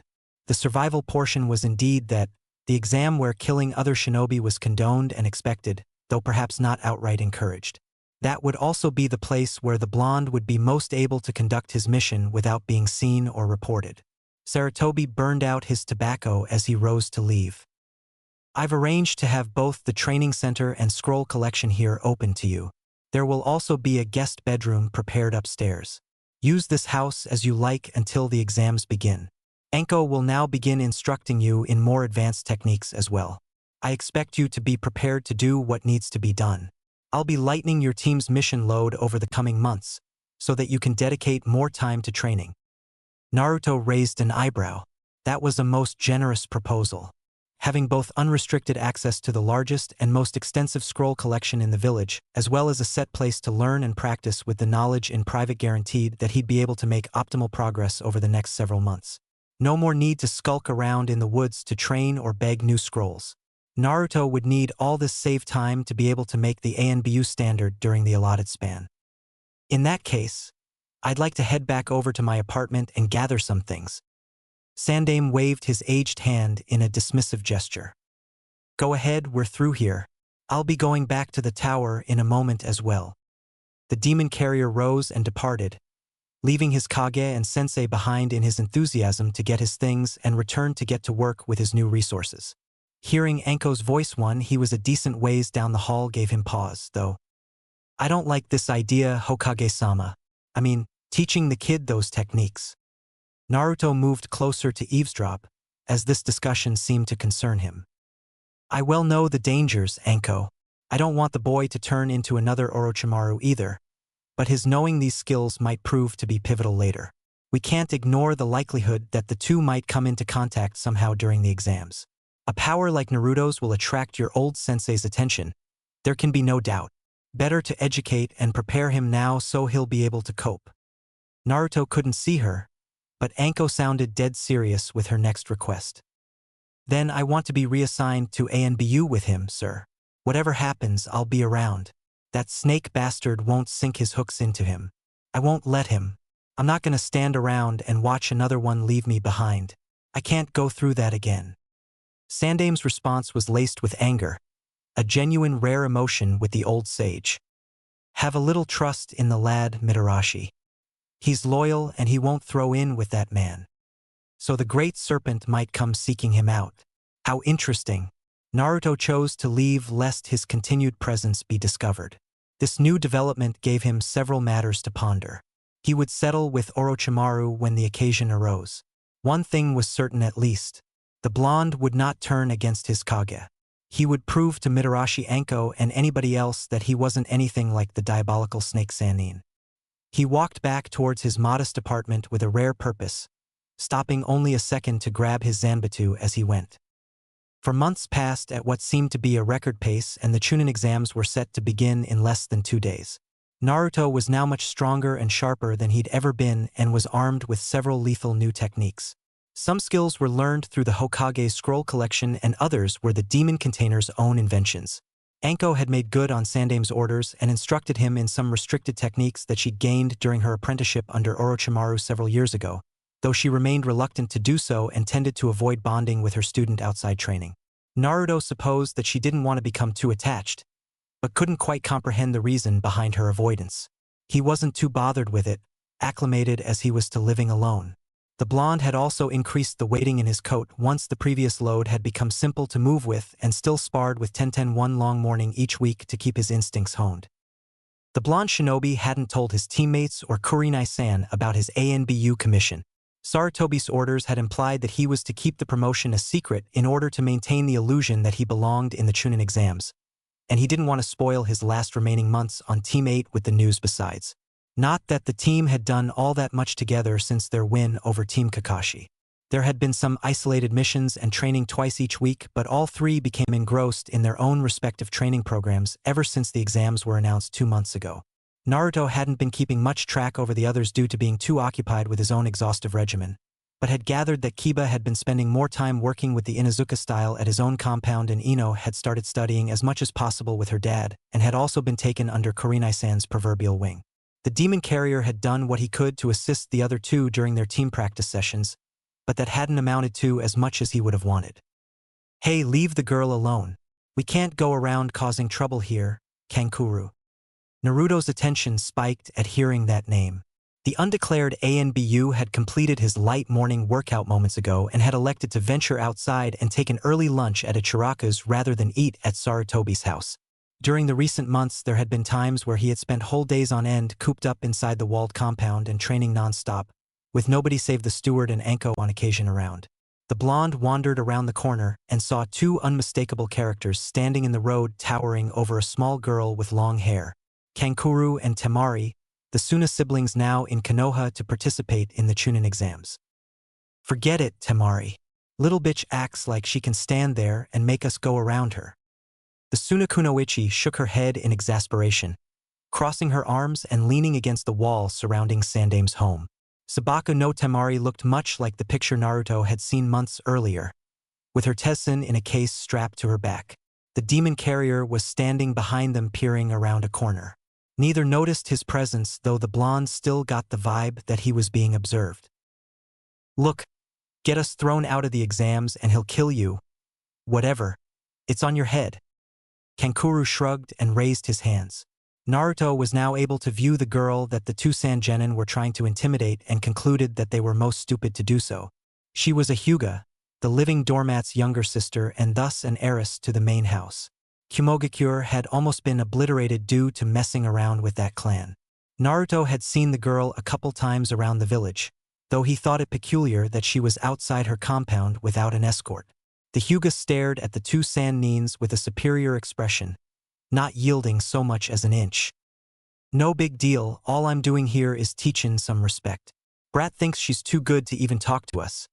Actin' all like you and me are beneath her or something. We can't sit here and ignore being insulted like that. We'd be dishonoring the sand otherwise. Naruto didn't give a damn about the little Hyuga, but decided to intervene so that he could better assess his two prospective targets. He couldn't move against them now, but despite knowing this his hand twitched towards his sheathed katana in anticipation. That's because you two sand rats are beneath her. I'd suggest you both take a hike. The blonde stepped out into the open and stood in the narrow street. Kankuro turned around with a bitter scowl. Temari glanced at the Konoha shinobi without expression. She seemed to be less than willing to start something in the streets. Well, at least one among them had some common sense. Look at this, sis. We've got ourselves a wannabe samurai here. Doesn't look the part. The dead-eyed Naruto in his black armor and trench coat with his massive cleaver strapped to his back looked more like some hellspawn devil than a noble protector. He had to concede the point. Not that it mattered. He was trying to neither rescue the damsel nor look like the hero. TCH, don't be ridiculous. A main house Hyuga wouldn't need help taking out a loser like you. Naruto was telling the truth, and the girl became a little smug on hearing it said. Kankuro was a puppet user who relied on chakra strings to manipulate his little dolls. Strings that the Byakugan made quite visible and simple to cut. Any decent Hyuga could take out this desert trash with ease, main house or branch house. Yeah, well, we'll have to see about that. Maybe this'll be a good practice beating. Kankuro smirked as he dropped the bundle strapped to his back, a wrapped package that appeared to contain his battle puppet. The painted Suna shinobi leered at Naruto as though preparing to attack him rather than the girl. Temari watched the developing situation with unease, and the Hyuga looked a little peeved about now being ignored. The Sand Genin let out some killing intent as he started to unravel the bandages. So that's your killer instinct? Kinda pathetic. Here, let me show you how it's done. Naruto's killing intent overrode Kankuro's with ease, pinning both him and his older sister in place. The pair could break out soon enough, the blonde imagined, but yet not soon enough in the puppeteer's case. The demon carrier closed in with a speed he wouldn't have been able to achieve while wearing his weighted coat several months prior and kneed the Suna Genin in the stomach while running. Kankuro was driven back a good distance and sank to his knees clutching at his stomach. The blonde closed in again and delivered a rising backhand punch that sent the heavyset Kankuro sailing through the air and crashing in a heap on the pavement. Temari blinked and Naruto let out his killing intent again, this time with much more power than the last. The second burst was more than enough to get the Kunoichi's undivided attention. The eldest Sand sibling glared hard in her reeling brother's direction as soon as Naruto's killing intent dissipated. Great! Look at what you've stirred up now. Idiot! That killing intent. He might be as strong as... That's enough, you two. You're both an embarrassment to our village. A dangerous voice spoke out in the near distance as Kankuro regained his bearings and Temari made to retrieve her unique weapon and attempt to help her overmatched brother. Naruto sensed a strong presence in a tree overlooking the Sarutobi estate's grounds and turned to see on Sabaku no Gaara suspended upside down on a limb with a huge gourd strapped onto his back. Somehow the Ichibi carrier had managed to repress his chakra and remain concealed until choosing to reveal his presence. Kankuro and Temari both paled and began making stuttered excuses, abandoning all intention to press an attack on Naruto in an instant. The puppet user's voice was slurred due to a swelling cheek. Gaara? Hey now, little bro. Why, you saw what happened. He attacked me, not... The insomniac redhead wasn't in the least impressed with his older sibling's sniveling. Gaara disappeared in swirling sand and reappeared on the ground between Naruto and the other two Suna Genin. Shut your worthless mouths, or else I'll kill you both right now. He was oozing his own killing intent now, laced with demonic chakra as well as his own.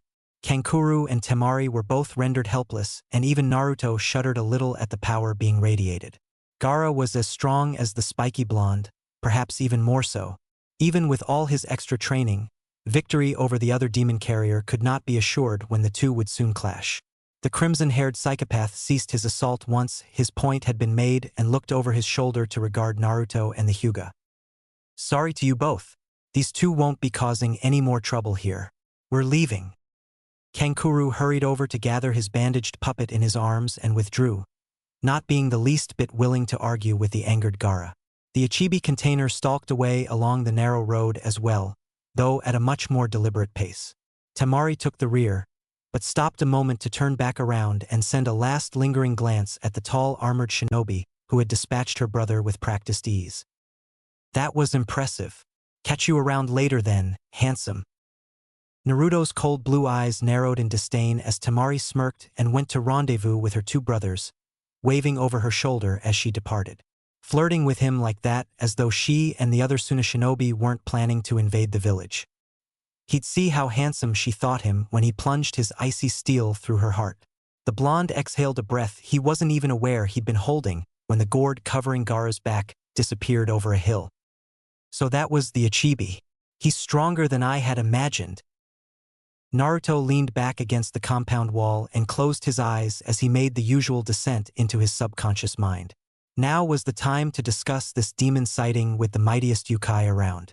The kitsune seemed to be mulling over the events as well when the host appeared at his cage. It was Shikaku, no question.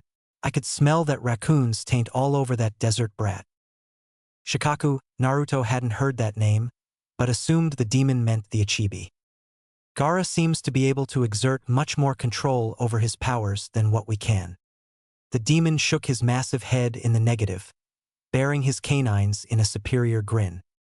Very much the opposite, I think. Whoever stuck that raccoon into him did some shoddy work.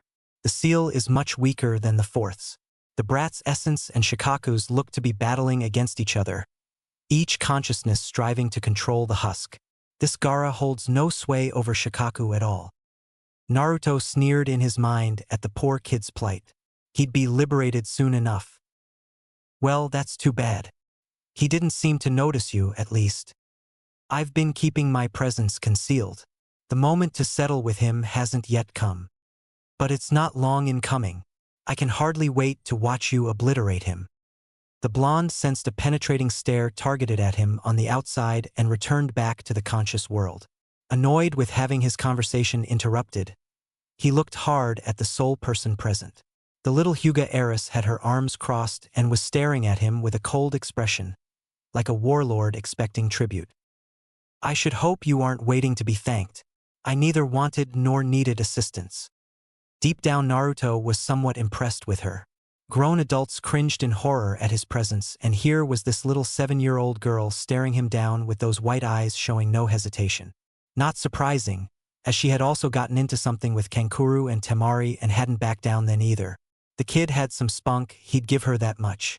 Telling her so, on the other hand, he would not. Naruto glanced at the audacious little princess, blinking his eyes in mock puzzlement.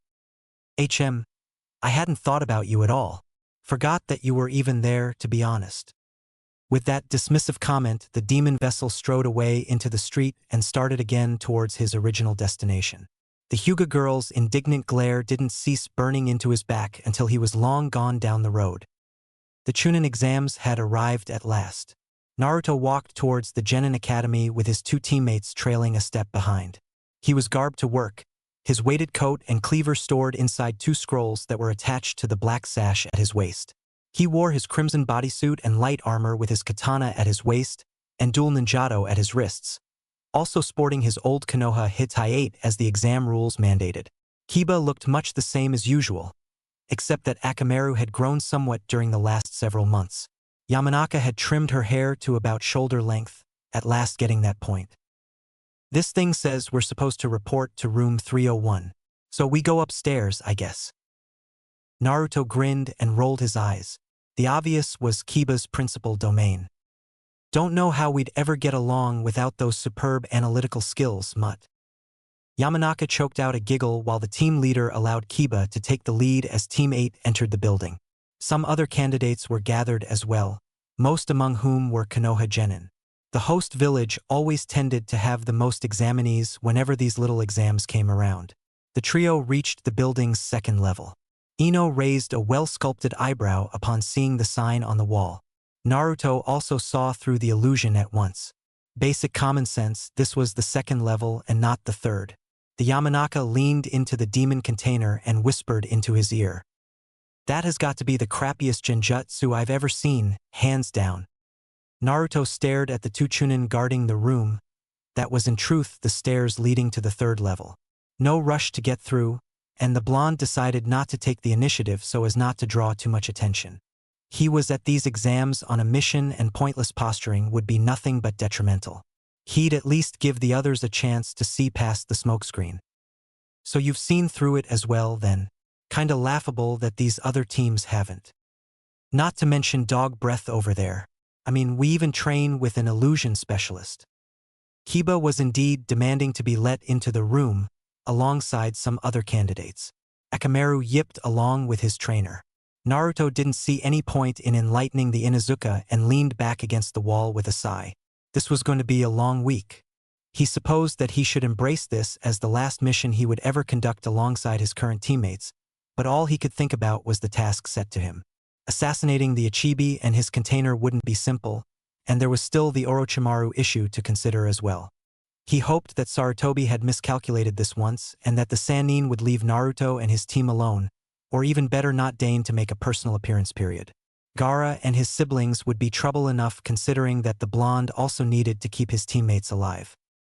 Ohio, Uzumaki-kun. I see your team's gotten here early too. The Kyuubi's living container glanced back at the staircase leading back down to the ground level, where Team Guy had arrived, and were heading towards the gathered crowd. That would, indeed, seem to be the case, Tenten. Either that or you're all late. The weapons user blinked and then gave her tall, sometimes sparring partner a light-hearted punch to the bicep. Well, light-hearted in a relative manner at the least. The smack still hurt a little bit. Yamanaka narrowed her eyes a little at this exchange, which somewhat puzzled the demon carrier. He would never comprehend girls, it seemed. Oh, come on. That retort wasn't even near your usual standards. You can do better. Whatever desire Naruto might have had to get his own back in the mounting verbal contest was derailed when another person entered into the conversation. Yet another encounter with the Hyuga, it would seem. Tenten's pearl-eyed teammate strode over and stood opposite the blonde, his countenance showing nothing as usual. I remember observing you during that exhibition match. Tell me your name. Typical Hyuga, demanding rather than asking. Tenten averted her eyes when the other genin made his appearance, indicating that she hadn't told her teammates much about their extra training sessions. Or perhaps she had, and doing so had sparked the Hyuga's interest and there was some guilt involved. There's no need to tell you anything. But whatever.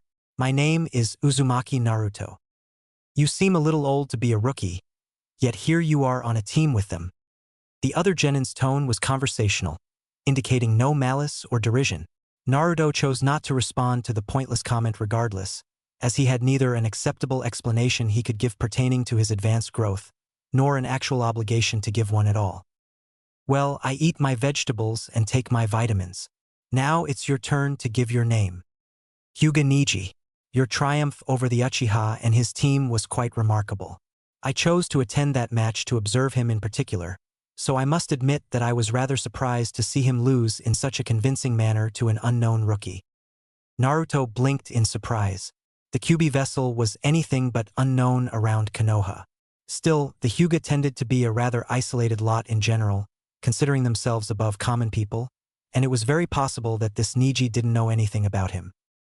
Reputation isn't everything. Shinobi aren't supposed to draw attention to themselves. Niji's brow creased, indicating that he didn't quite agree. For Naruto's part, he knew that he was being a bit hypocritical, having done several things to increase his renown and embraced doing countless more. Somewhat, but he wasn't a total hypocrite. He wanted a reputation carved through his enemy's blood and not one given through his own. Perhaps there is some logic in that. You intrigue me, Uzumaki Naruto. I hope that we will have chance to cross paths during the exams. I am eager to see how my own skills would rate against. A loud protest cut the Hyuga's comment short. Caterpillar brows had arrived. Nijikuin. I am the one who must challenge him. I shall avenge Sakura-chan. Tenten groaned and Niji's eyes narrowed in annoyance. Ino snorted in disgust when Guy's apprentice revealed his motive, not even considering it worth responding to. This kid was serious. He wanted to throw down right then and there. Naruto was becoming rather irritated with the situation, closing his eyes with a scowl. These imbeciles had no right challenging him to battle, when his hands were so drenched in blood and he could count those who had stood opposite him and lived to tell on his hands. Anko Sensei and Kiba, Kankuro and Temari and Kakashi's team. And among those living opponents none had been a serious battle. Every single person that the demon carrier had ever approached with the intent to kill was dead and rotting. These children had never partaken in a true mortal combat. At least Sasuke had seen and experienced death and somewhat understood. When the blonde replied, his clipped tone was as cold as ice. Conserve your strength, Gaki. You'll need it to get through the exams in one piece. Naruto strode over to the two Chunin guards with a purpose. Ino glanced at the sputtering green-clad idiot as well as the worried Tenten and contemplative Niji, and then went with her teammate. Kiba saw them and attached to the group as well. The demon carrier knew that there was no initial barrier scheduled and that these two were acting without orders and trying to be assholes and pick on the genin. Naruto-kun. I'm sure he didn't mean to. The spiky blonde ignored his kunoichi teammate, having something else on his mind. These two were in luck that it would be him stopping their little charade. Someone like Sabaku no Gaara might have killed them outright. Drop this genjutsu and let us through. You two aren't authorized to impede the exams. The two Chunin glanced at one another and nodded, dropping the illusion and standing aside. Naruto had somewhat expected to have to put them down to get through, but the insinuation that he was aware that the pair were acting without orders and were tampering with the tests seemed to be enough to make them relent. With several other shinobi villages involved, their actions could well be construed as being treasonous should he report them to an examiner or the Hokage. Thank you very much. We were all getting rather bored with waiting around here. A hidden grass kunoichi draped her hand along Naruto's shoulder as she passed with her team, whispering the thanks into his ear. The blonde's honed instincts pricked as she passed. Something wasn't at all right or natural about her. Her eyes contained something sinister. Kusagaku's shinobi had a rather notorious reputation as being cruel and barbaric killers, so Naruto thought that perhaps that was what had caused his senses to react thus. So there was a genjutsu. I thought something wasn't right back there the whole time. This time it was Ino who took the opening to abuse Kiba. Stop trying to lie, Kibblehead. You were tricked like everybody else in the room. The mutt then made what seemed to be his automated response to being insulted. Fuck you, Naruto. The blonde in question was more occupied with glancing back at the stairs, where Gaara and his squad had arrived on the scene. The Ichibi container noticed his look and returned his stare with narrowed eyes. Temari tossed out that insincere smirk and waved at him again while Kankuro glowered. Naruto turned his attention back to Kiba as Team Kurenai moved up to the building's third level and turned into an unoccupied corridor. Wasn't me this time, mongrel. Be a little more attentive. Well, it seems that you're all in high spirits this morning. I'm glad you're all here. Kiba smirked at Kurenai, who stood in the hall leading into the waiting room. Damn straight, Kurenai-sensei. We weren't gonna miss out on a chance like this. That's right. I'll use everything you've taught me to get through. Yamanaka smiled as she and the mutt walked past into the waiting area. Kurenai watched as her two students departed, while Naruto was somewhat torn between watching them and observing her. He hesitated a moment and then made to leave as well. Wait a moment, Naruto-kun. I need to tell you something. I understand, Kurenai-san. I'll make sure to protect the others through the exams. The blonde stopped walking and turned around as the woman approached him. She averted her red eyes a moment and then turned back to lock him in her gaze. Yes, guarding your teammates is important, but I wanted to wish you luck as well. Thank you, but I'll be all right. I can handle something like this with ease, you'll see. He wasn't as assured in his heart as he said, but there was nothing that could be done now. Naruto had his mission and would complete it no matter what the cost would be. Failure was not an option. The Hokage had placed his trust in the blonde to get this task done. In another situation he would sneer at an abstract idea like luck, but decided that he might even need it this time. I'm having a very bad premonition about these exams, Naruto-kun.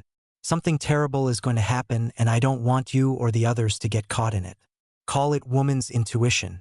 Promise me you'll do everything in your power to avoid trouble out there. Naruto wondered whether the instructors had been told about the looming invasion and Kurenai was trying to warn him against the threat, or this was indeed her personal intuition talking. Either way, his mission would have him seeking trouble. The blonde wouldn't make a promise that he wasn't willing to keep, especially not to her. Never to her. At the least, she deserved to know the reason why. I can't do that. With what I've been asked to do, I can't guarantee anything. Those red eyes seemed to both question and accuse Naruto at the same time. I don't quite understand what you mean by asked to do. The demon carrier turned away and ran a hand through his spiked locks. The pressure surrounding his situation was becoming tough to bear. Naruto had never accepted a mission like this with so much on the line. The battle against Zabuza and Haku had been an impromptu thing, with no time to turn it over in his mind. And then there had been no lives at risk other than his own and his enemies. Now he had two teammates, comrades who he might acknowledge as being precious people, as much as he hated the cliché, to protect. And he had both a psychotic demon container to kill and perhaps the single most dangerous criminal in all the 5 shinobi countries pursuing him, at least according to what Sarutobi had prophesied. This was what it meant to be shinobi, something that the blonde hadn't understood on its whole essence until now, as much as he liked to espouse the principles. No wonder he had almost gone neurotic on Guy's apprentice moments ago. Ask Anko Sensei or the Sandame. I've been ordered not to tell, but I think you have the right to know. Please don't ask me to go against Hokage-sama's orders more than I have here. I'll promise you this much though, nothing bad will happen to Kiba and Ino during the exams. I'll watch over them both with everything I have, so no worries. Naruto departed with that comment. He didn't want to think about what might happen much longer. Making his promise to Kurenai made things seem a bit clearer at least. His 2 teammates would make it through the exams alive and in good health. The blonde hadn't been able to help their growth like he had hoped, but he could do this. He would blaze their path to advancement and secure his own position as the Hokage's most trusted. Naruto took a breath and then walked into the waiting room to stand with his squad. Chapter 10. Duty and Obligation, Orochimaru Strikes. Those still remaining here, congratulations on passing the first exam. Naruto looked up as Marino Ibiki announced the written examination's end. The blonde hadn't been apprised in advance about the surprise 10th question, but the premise was almost laughable. Get it wrong and you can never take the Chunin exams again indeed. As though the man or Konoha in general had the power to dictate that another village's genin could never be advanced in rank or prestige. Anybody with basic common sense would see through the whole scenario at once. So it was no real surprise when several candidates, including several among the rookie 9, were taken in. Naruto had been made to send his quit and I'll disembowel you with a rusty kunai look towards a trembling Ino. That sinister Kunoichi, who had slid right into the seat next to the demon carriers at the exam's onset, had merely rolled her eyes and sneered at the ANBU interrogator's little trick and lecture on taking risks.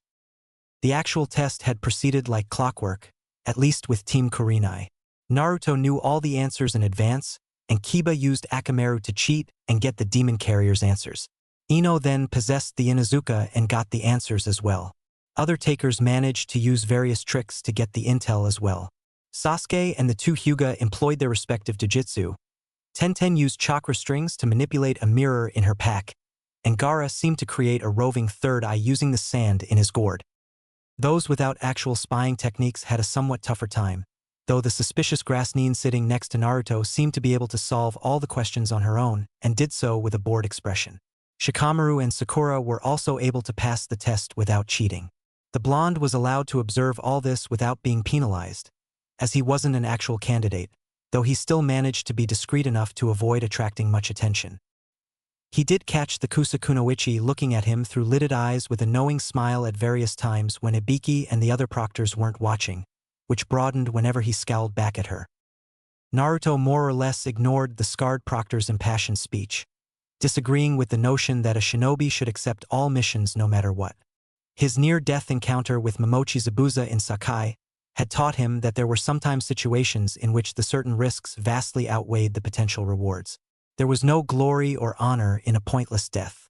The blonde's short reverie came crashing down along with the examination room's window, and what seemed to be a leather sphere came bounding through the resulting opening into the room. Two kunai shot upwards and lodged deep into the ceiling, spreading a banner behind the emerging Anko.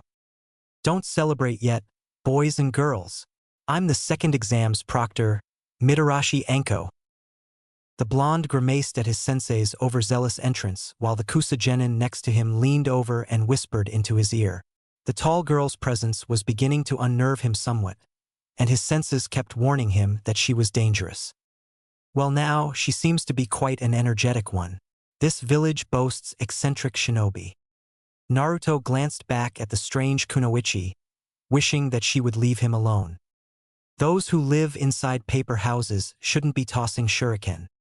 The not-so-veiled insult did nothing to push her away. She only chuckled in response. "Kukuku. Quite the able riposte. I do so adore people who have a quick wit." Anko's loud bickering with Marino Ibiki provided a most welcome distraction. 78 genin. You made this exam too damn simple. There's still 26 teams remaining. You must be losing your touch, Ibiki. All the peace and quiet around here has dulled your edge. The sadistic torturer adopted a sheepish expression that didn't at all suit him. Naruto understood. Mitarashi Anko was perhaps the one person in Konoha who had more screws loose than the ANBU interrogation specialist. Though given time, Uchiha Sasuke might surpass them both in that regard. There are several exceptional candidates this time, Anko-san. That's all. The woman turned her back to Ibiki and gave a dismissive little wave over her shoulder. Yeah, whatever. I'll pare these vermin down to size in the next test, you can bank on it. Anko turned to the assembled genin and scowled, noticing that most were staring at her with disbelieving expressions. Naruto's own cold azure gaze held repressed amusement, and the grass nin beside him wore that same knowing grin. The serpentine kunoichi spoke in a loud shout. "Stop gaping like retards and come along with me, you worthless shitstains." The purple-haired woman leapt down through the hole she had created with her entrance. Various candidates began trailing behind her, leaping down the building onto the streets below. Yamanaka went with some girls she had socialized with during her Genin Academy days. Naruto wasn't bothered that his kunoichi teammate wanted to catch up with her buddies. The survival exam could be lethal, and thus it might be the last time she'd ever see them. The spiky blonde leaned against his desk and waited until the Kusa genin departed with her own teammates, not wanting to be in her company any longer. "So that's your mysterious teacher. No wonder you're such an asshole, having to deal with that shit all the time. But she's hot as all hell, I gotta admit. Too bad she's got such a poisonous attitude. Must be nice, though, getting to hang around with both her and Kurenai sensei. You have all the damned luck, Uzumaki." Naruto sighed and ran a hand through his spiked hair, as he and Kiba departed several paces behind Team Asuma and Team Kakashi. Close behind them was a bespectacled Konoha genin named Kabuto, who had gotten into it with the sole Otogekure squad in attendance back in the waiting room and taken a harsh beating. The older boy claimed to have intel on everybody in the exam stored on chakra cards, but had little to report on Naruto when Uchiha had demanded in his usual arrogance. Everything in the blonde's dossier seemed to be restricted, or perhaps Kabuto had some reason not to share what he knew. Naruto had considered requesting intel on Sabaka no Gara, but decided that asking with all the rookie 9 about would create questions, in addition to doubting that some genin would know anything that wasn't also contained in the Hokage's data. "Close your yap already, Kiba. There's nothing going on at all with either." Kiba reached behind his head and scratched his neck as Akamaru padded along at his side. "That tall grass chick seems kinda sweet on you too. She's almost like stalking you." "Something's not right about her. Everything about me screams that she's a threat." The Inuzuka, rather than mocking his taller teammate as the blonde expected, gave a serious nod. "She's not a she unless my nose is wrong. And my nose is never wrong. Believe me." Naruto stared at the other genin a moment, awaiting a more detailed explanation.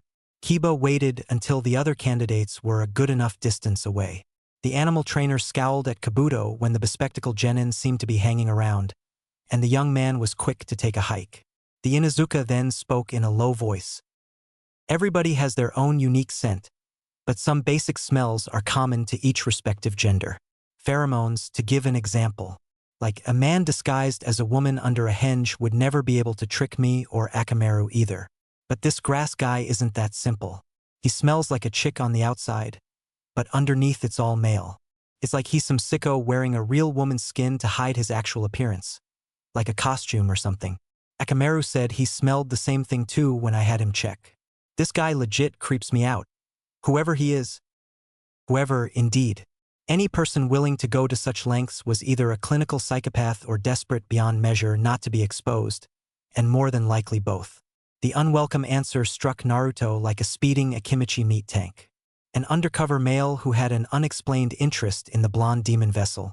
It had to be him. Orochimaru. The snake Sannin whose true skin lay underneath that which he wore. Doesn't matter. He gets in our way during the exams and we'll crush him. That's all. The blonde would let Kiba believe that, but he wouldn't be battling the man at all unless there was no other choice. He had no interest whatsoever in crossing Kurenai with a shinobi whose skills were on par with a Hokage's. Even the Kyuubi seemed to agree that such an adversary was not to be sought. He had his own important mission to complete besides. Sandaime and Anko might have been training him to stand against Orochimaru, but Naruto was more than content to avoid him. As though such a thing were possible, he mused with some resignation. The man had come in person and another meeting seemed inevitable. He would at least have to alert Anko. Yeah, you're right. We'd never lose to some gender-bending weirdo. Typical Kiba, brash and thoughtless as always. Naruto had long since gotten used to the other boy's chauvinistic nature, having known him since childhood. How he ever came about it while being raised with such a strong mother and sister as his was a mystery, but at least the mutt was smart enough to keep that drivel in line around Kurenai-san and Yamanaka. The pair arrived at Ground 66 in due time, being among the last people to get there. 2 other squads landed in behind them, a Kiri team and an AIM team. Anko took a head count and began to explain the survival exams rules once all other remaining candidates had arrived. The blonde ignored her, having learned all the details while being instructed on his mission. Meanwhile, he wrote down a short missive with his conclusion on the paper notepad that he carried on his person while on missions and handed the slip to his sensei while Kiba went over to stand in line and get teammates' scroll. Naruto's own 2 extras had been given to him a week ago and were stored inside his trench coat pocket, which was stored inside its own scroll at his waist. Anko stared at the supposed disguised Orochimaru with absolute loathing, but then nodded back at her student. Hers was a cold hatred and not heated rage. Naruto knew the expression due to his own encounters with the villagers. I'll report this to Hokage-sama as soon as I can. Avoid him at all costs in the meantime. We can't provoke him out here with all these other genin around, so we'll have to let him continue on. Let the ANBU deal with Orochimaru and concentrate on your own mission. Now go over there and wait with your team. The exam's gonna be starting in a minute.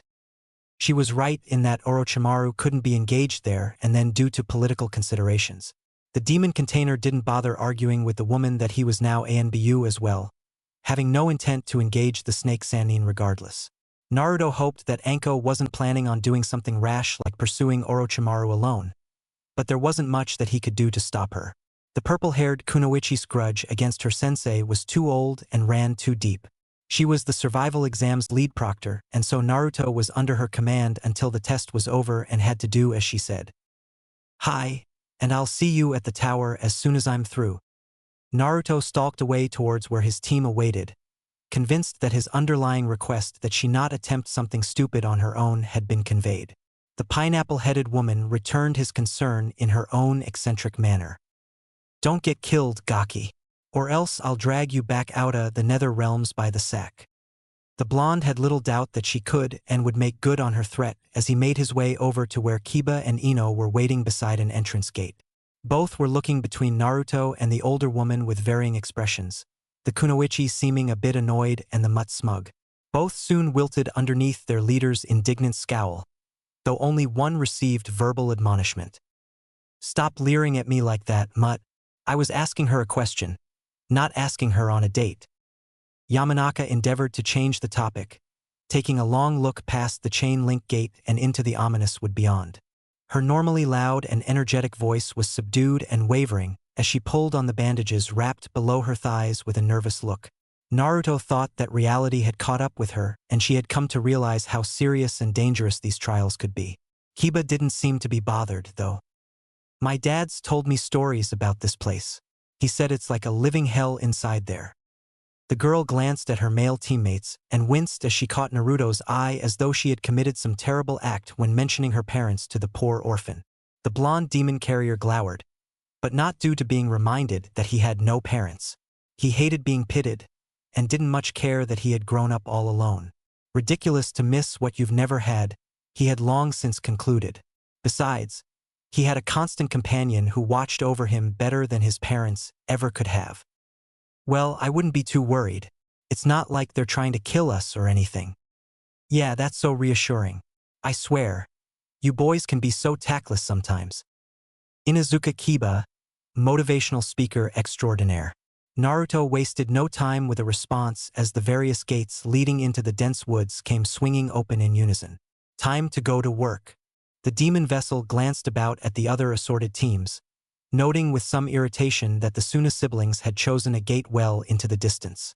Tracking them would prove to be a chore, and he might well not be able to catch them at all unless the sand trio stopped to rest somewhere along the line.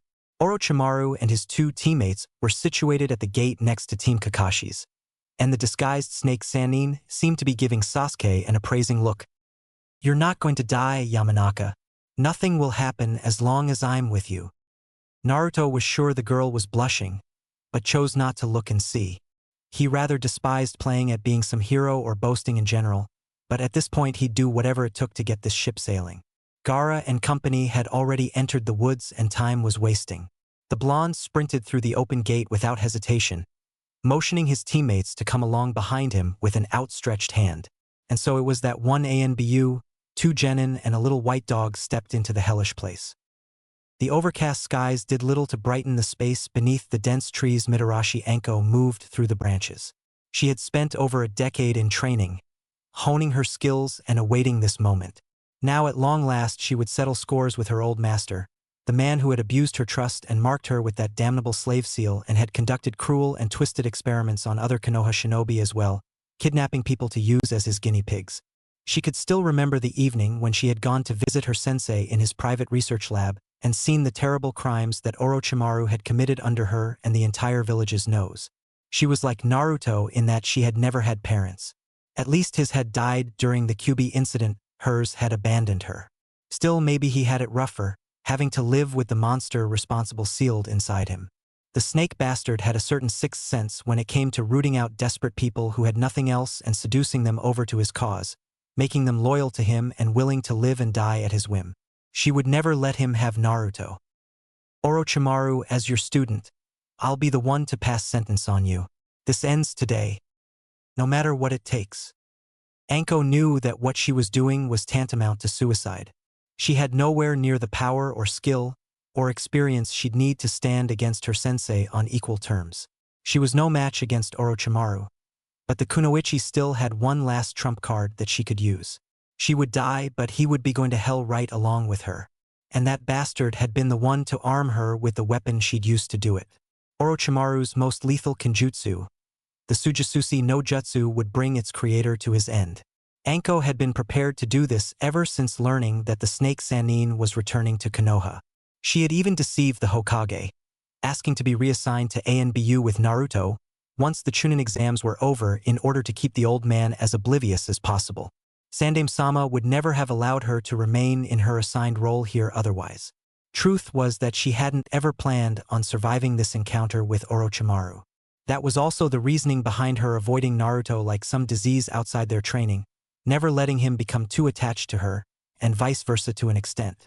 Her death wouldn't hit him quite as hard like this, and she'd be able to see her last mission through with less regret. That kid had been through enough, no need to make his lot harder. "Sorry, kiddo. From now on you'll have to get along without me." At least the brat would be in good hands, better than hers. Kurenai would be able to see to him better than Anko could ever hope to. She knew that Sandaime had hoped that she and Naruto could somehow save one another, but it wasn't possible in the end. The one single close relationship she'd ever had been to Orochimaru, and that alone was enough to make her swear never to trust people ever again. Two blind people together still couldn't see. Naruto now had other people to support him, and he was more than strong enough standing alone. He had learned more or less everything Anko could teach him in 6 short months, and within another year or two he would have surpassed her on the whole. The blonde shinobi no longer needed her, and she wondered whether he ever had at all. This was all she could do to help him, eliminate Orochimaru so that the evil bastard would never twist another poor orphan or downtrodden child to his will. Getting closer now. I can practically smell that snake. Come on, Anko. You can do this. Anko landed on a high branch and peered down to observe the scene that greeted her. Kakashi's Genin squad was immobilized on the ground, and that tall Kunoichi that Naruto had implicated stood over them. She could sense the power behind the killing intent at her position, the level outclassing even hers with ease. The Uchiha kid and that little pink-haired brat were both shivering in terror. Not that Anko much blamed them considering the monster the two were stuck against. No genin could be expected to stand against Orochimaru, and Anko was convinced that this was indeed the bastard in disguise. Their Aburame teammate was motionless and seemed able to master the outward symptoms to a degree, but he was every bit as incapacitated underneath the devastating power as the other two genin. Can't even move an inch? You disappoint me, Sasuke-kun. I suppose I'll kill you now. Orochimaru advanced on the prone Uchiha Sasuke with a drawn kunai in hand, intent upon slitting the Sharingan wielder's throat. Anko didn't much care about the brat, and to be honest somewhat disliked him based on his visible attitude and what little the stoic Naruto had told her about him. But that didn't matter. Sasuke was still the last Uchiha and his bloodline was something valuable to the village. She did also sympathize with him somewhat, though she would never let Naruto know as much. She had long walked the Avenger's lonesome path and understood Sasuke's pain to an extent. And he had an entire dead clan to consider, and his own elder brother as his target. But this wasn't the time to worry about shit like that. Anko steeled her nerves and leapt down, drawing her own kunai and tossing it at her disguised sensei's skull with pinpoint precision. The Kunoichi's hand snaked out behind her and caught the incoming missile without as much as a backward look. So now the proctors are meddling in the exams. Most reprehensible, Mitarashi-san. The snake wore a mocking smile as he dangled Anko's intercepted kunai. Anko concentrated some chakra and released it in a pulse in order to revive the paralyzed Team Kakashi. Orochimaru seemed to notice her actions but made no attempt to stop her, not even batting an eyelash towards the downed genin, save one short, disgusted glance at the shaking and wide-eyed Uchiha. The little green-eyed Kunoichi stood upright and supported her raven-haired teammate while the Aburame rose on his own. Cut this bullshit act and drop the disguise, bastard. We know who you are. Orochimaru. The pink-haired girl gasped aloud at the name, showing that she'd at least paid attention during her historical lessons in the Genin Academy. Anko couldn't boast the same about her own student, who knew little about theoretical matters outside battle techniques and the bingo book, as well as Naruto's own perverse nindu. The Grass-Nin's serpentine sneer showed Anko everything she needed to know. She'd recognized that damnable expression anywhere. And thus the truth has been revealed. Kukoku, well done, Anko-chan. Most stellar investigative work. I must commend you. But now you've come out here to kill me all alone with no help. I know I've taught you much better than to act with such ridiculous bravado, dear beloved apprentice. And now you shall have to accept your punishment. Even as Orochimaru spoke, he gave Anko's kunai a haphazard toss into a tree trunk and raised a hand to his neck and grabbed the living mask, peeling it loose to reveal bleached white skin and deep yellow eyes with slit pupils underneath. This same twisted visage had haunted Mitarashi Anko's nightmares on countless occasions during the previous decade and even longer. His Hittite bore an engraved musical note, the hidden sound symbol. Then bring it on and do your worst, snake. I've waited a long time to settle this.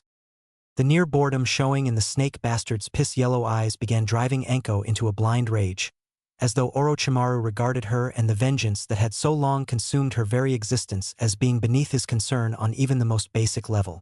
Every last-minute detail about the snake Sanin's manner seemed to be mocking and belittling her, and it was almost more than her psyche could tolerate. My poor misguided Anko-chan. My worst would have this all over within mere seconds. With all this time you've spent preparing to settle this, that would be much too anticlimactic. There is a certain theatrical aspect to battle, my dear pupil, and the proper aesthetics must always be observed. Anko let out a snarl and attacked, brown eyes blazing with anger. The worst part was that he was right. He could obliterate her in seconds had he the desire. She couldn't even begin to rationalize what was going through her mind at the moment. Anko despised Orochimaru to her very core, but yet somehow the kunoichi wanted her depraved sensei's approval and acknowledgement even now. She would make him respect her skills. Seni Ajashu. Orochimaru grinned and moved to the side, allowing her snake hand to glide past him and onto a collision course with the recovering Team 7. Anko cursed and pulled her 3 shadow snakes back, sending them snapping backwards through the air hissing. Kakashi's genin all managed to evade, but their presence had become irritating. Distractions like them were the last thing she needed in this position. She was being distracted enough with her damned cursed seal, which had been throbbing ever since she had entered the bastard's diabolical presence. Take a damned hike, brats. That's a direct order. Go and leave this battle to me. Pinky gave a hesitant nod and she and the Aburame vanished into the trees. The Uchiha glared back with an indignant expression, as though he were less than pleased with being given an order, but then disappeared as well. Too bad that securing their well-being placed hers in greater danger. Orochimaru rushed at Anko with that same wide sneer. She blocked the initial 2 punches, but the third caught her below the eye, staggering the kunoichi. Anko retracted her shadow snakes, as the bastard was now too close to make the coiling serpents anything more than a hindrance. She then attempted to sweep Orochimaru's legs out, but he leapt over it with practiced ease and dropped a vicious heel kick into her lungs, expelling the air and sending her to her rear in breathless and in pain. Anko hacked blood as the snake Sannin eyed her with barbaric amusement, leaning down and caressing a gentle hand through her hair in what some might have thought to be a loving manner, but that she knew and viewed as a complete violation. You've grown into quite an attractive woman, Anko-chan, as I knew that you would when I took you on as my apprentice when you were but a young girl. Such a terrible shame it is that you didn't possess the will and ambition to serve me in the end. I'm sure that I would have delighted in choosing you as a potential host and moving into that gorgeous skin. Orochimaru's sensual purr as he complimented Anko's matured appearance made her shudder. The pineapple-haired kunoichi leaned against a tree to support her as she tried to stand. She used the kunai that the snake had tossed into the trunk minutes prior as a brace, gripping the handle as she pulled her aching and winded person upright onto wobbly legs. The throbbing pain in her cursed seal was starting to become more intense and less bearable. Anko's head and ears were pounding in anguish and her vision was blurred. I'm surprised you noticed. I'm about a decade or so older than your usual conquests. Anko spat onto the bastard's immaculate silken robes as she spoke. Orochimaru's slitted eyes narrowed as he took in the blood-stained mucus marring his clothing, but the sneer never once departed his pale visage. The snake Sannin leaned over her and whispered into her ear, his breath warm against her skin. Even that little contact made her grunt in pain due to what Orochimaru's Juin was doing to her. By the way, I hear you've taken the Kyubi container on as a student, Anko-chan. The kunoichi's blood ran cold at that simple remark. Orochimaru knew about Naruto. His tongue extended out and ran across her lips and chin, lapping up the blood that had seeped out when she had spat onto him moments ago. She wrenched her head to escape the man's disgusting ministrations, but he was still much too close. I won't let you anywhere near him, you sick monster. You won't ever touch him. Mitarashi Anko drew a kunai and whirled about to swipe at the snake Sannin's throat, trapping his arm with hers so that he would have no room to dodge. She attacked without hesitation, but Orochimaru's neck somehow contorted and he evaded the slash. The serpentine shinobi scowled in irritation, and Anko's entire world erupted in pain as the sharp kunai held in the S-class missing Nin's right hand plunged into her side, the tempered steel blade slicking through her skin and muscle tissue to the handle with a sickening squelch. She looked down with lidded eyes. The outward bleeding was minimal and he didn't seem to have ruptured her vital spots, but she was paralyzed and would resist no more.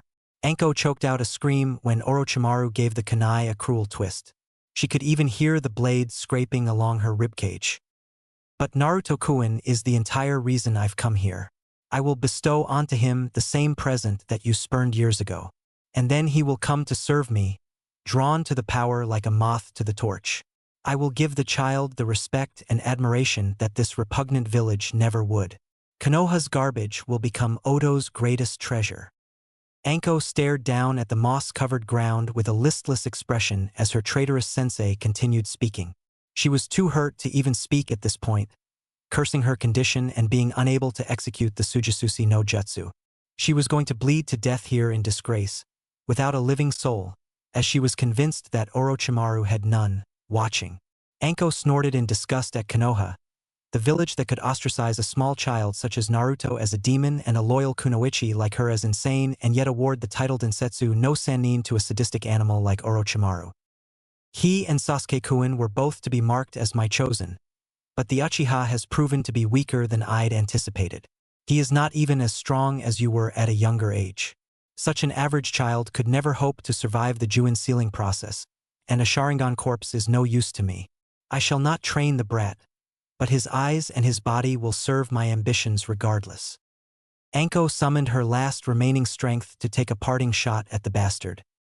Don't underestimate my student or else you'll regret it, Snake. Naruto won't succumb to your twisted manipulations and become your willing little pawn. He's loyal to the Sandaime Hokage and to this village. He'll never serve you. Orochimaru gave Anko a pitying look, though still a mocking one. Even she didn't believe her own words, and the snake seemed to be able to see it too. All that kept one Uzumaki Naruto tied to Konoha was his unwavering and borderline reverent loyalty towards the Hokage, and the Sandaime was now getting on in years. Once the old man was gone, Anko could see the blonde electing to leave the village behind and going to seek his place in the world elsewhere. Find a home where he'd be happier, and where he was accepted and wanted. She'd have hauled the brat back kicking and screaming, but that might not be possible now that she was knocking on Shinigami's doorstep. Old man Hokage-sama, bring this abomination to justice, for all our sakes. Never a mere pawn, Ankogaki. Naruto-kun represents so much more than that, the strongest piece on the board and the ultimate prize. I've been observing him, dear wayward student. Naruto-kun has the ambition that you lacked, and this village that scorns his very existence will never allow him to realize those ambitions. The desire to achieve true power courses through him, and I alone can make his dreams come true. With my tutelage, he will blossom into the greatest shinobi in his generation, and will become the weapon to bring all those who would oppose me to heel. Orochimaru stepped away and glanced into the trees, that diabolical sneer returning to his ghoulish visage. What he saw in the branches Anko couldn't view. She hadn't even the vigor needed to move her head now. All she knew was pain. The steel kunai embedded in her ribs was obscured due to her trench coat, and her cursed seal still pulsed in her neck. You're right on time, Naruto-kun. Kuku. Anko hadn't even time to warn her pupil at his apparent arrival, as her neck seemed to implode and she saw no more. The sun was beginning to recede in the skies as Naruto led his team through the ominous woods, not quite setting yes but still retreating enough to encase the deep undergrowth into near darkness. Several hours has passed since the exam start, and the blonde still hadn't managed to locate the Suna team. Thinking back, he decided that perhaps he should have taken the initiative to choose his team's entrance gate rather than reporting to Anko, selecting a location nearer to Gaara and his siblings. Not that he was all too keen on hunting down his designated targets at the moment, worried as he was about his sensei. He had sensed her moving through the woods at a breakneck pace, and it was more than a little obvious what she had been rushing towards. She caught up with Orochimaru, or at least so the blonde thought, but her chakra had been going ballistic ever since. Ignore the woman, Gaki. She's dug her grave and now she'll have to lie in it. She's important to me. I can't leave her out to die like this. Try to understand. The demon snarled back inside Naruto's mind. A storm that had long been building at last released onto the container. Silence, brat. You're neglecting everything I've taught you. You're getting soft. These so-called friends are making you weak. Don't even try to deny it. You're becoming content in this wretched village. Don't forget that I will burn it to cinders once I'm free, and you're obligated to help. I do hate Konoha. Just that I think there may be some people within worth sparing. The Nine-Tails sneered at his underling, and the blonde looked away. Worthless? Do as you will, but don't dare ask my help.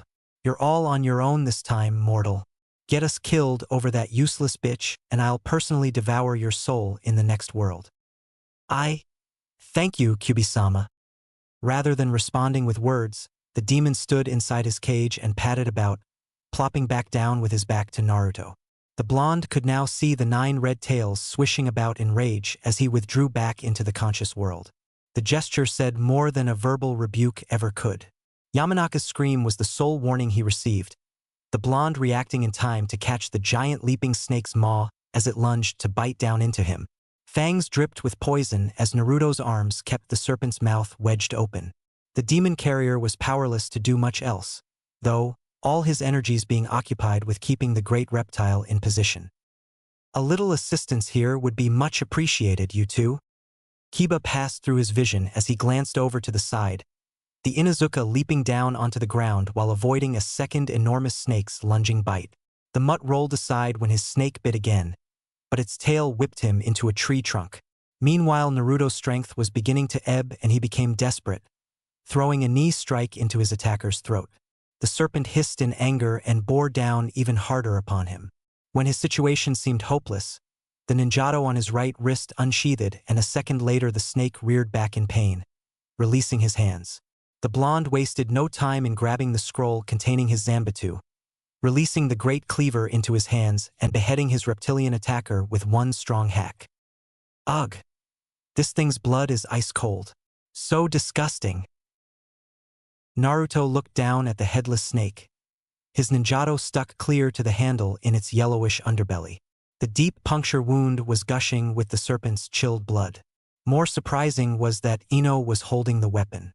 The demon vessel hadn't thought that the girl had it in her to kill even a mere animal, though she hadn't been the one to deliver the actual death blow. Naruto's short wrist blade suited the kunoichi well, being about the optimum weight and length. She smiled up at him when she noticed him looking. He almost smiled back, but decided to help the lone Kiba. Senia Jashu. The blonde's shadow snake soared towards the remaining giant serpent and coiled around its neck like a reptilian lasso. Naruto pulled back and dragged the giant snake onto the ground, and his own bit into its throat, creating 6 small puncture wounds. Kiba's clawed hands tore into the beast to complete the attack, shredding skin and muscle tissue and killing it. The Inuzuka wore a scowl as he leapt back into the trees, landing on both his arms and legs like an animal. Shit. I didn't think snakes even grew that big around here, and 2 at one time. Naruto had the answer, making his mind up to do something quite stupid. They don't. Those were summoned snakes.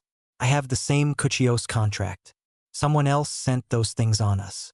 I'm gonna scout the area and see who's trying to screw with us. You two make camp here in the meantime.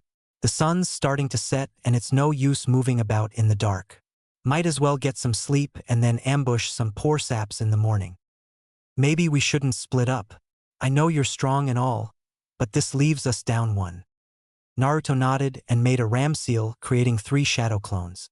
This spot was next to a river running through the training ground and made an ideal campsite. He knew that Gaara would be long gone when he returned, but resolved to kill him and the others in the 3rd exam instead. Like these 2, Anko was his teammate, and he decided that he needed to at least do something to help her. Naruto knew it was strange, compromising his mission to rescue her when she'd chosen to chase down Orochimaru on her own. He had no tangible obligation to do anything, but here he was going regardless. Perhaps Kyubi had a point and he was indeed growing weak. The old Naruto would have outright scorned this idea and abandoned Anko-sensei to her demise. Odds are whoever summoned these snakes is about on the same skill level as me. Kurenai-san made me swear that I'd keep you 2 intact, so please leave this one to me. I'll have these shadow clones help keep the guard here until I come back. Naruto knew that the summoner was indeed on a much higher level than him, but didn't see the need to tell them as much as he stored his Zanbatsu again. The blonde closed his ice-blue eyes and gathered his nerves, and then crouched to leap higher into the thick branches and do the hated hero thing once more, and this time on a willing basis. Taking on the snake Sannin, what a ridiculous concept. Anko had damned better appreciate this later. Something pressed down into his palm and he opened his eyes again. Here, Naruto-kun, maybe you should take this back. You might need it. His ninjato. A nice gesture, but you keep it, Ino. It'll suit you better than it does me, and I still have an extra. The blonde leapt into the treetops with that remark, moving towards his destination at top speed. The battle zone didn't take long to search out, with Anko's strange chakra being so distinctive. When he arrived on a high branch, he saw that his suspicions were correct. A man with chalk-white skin and long black hair stood over a prone Anko wearing the same robes that the Yakuza Genin had been. Naruto had seen the bingo book and knew at once that it was Orochimaru. The snake-like Nuke turned to regard him with a superior grin as he landed, recognizing the blondes coming in an instant. "You're right on time, Naruto-kun. Kuku. Orochimaru made a single hand seal, and the hurt Anko tensed as a strange black pattern spread over her skin, and she then slumped into unconsciousness as it receded. That odd seal on her neck seemed to be the source. Naruto remembered asking her about it once, but she had been rather blunt with her unwillingness to discuss the matter and had snapped at him never to mention it again. Deciding that his surprise initiative had been lost and hoping not to have to battle with the much stronger snake Sannin, Naruto leapt down onto the ground. The man had some supposed interest in the QB container, so maybe he wouldn't kill him outright. I hadn't known that I was expected at all, Orochimaru. Orochimaru's golden eyes seemed to glitter with malice as his sneer broadened. Oh, quite so. I've been waiting so long to meet you, living container to QB no Kitsune. My operatives have told me so much about you, and not in Kanehagakure alone. Your exploits have traveled all the way to my humble little hamlet in the north, the Hidden Sound Village. I should like to invite you to visit sometime, but it seems that we have other matters to attend to at the moment. The Sound dictator inclined his head towards Anko, inviting Naruto to go over and inspect her wounds. Orochimaru trailed behind and watched with interest as the blonde touched her skin, smooth and cold like ice everywhere except on that occult seal, which was scorching hot.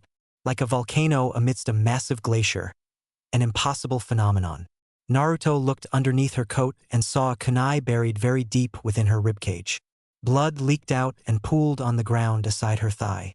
She was in very critical condition, assuming she wasn't dead. Anko's pulse was almost non-existent now.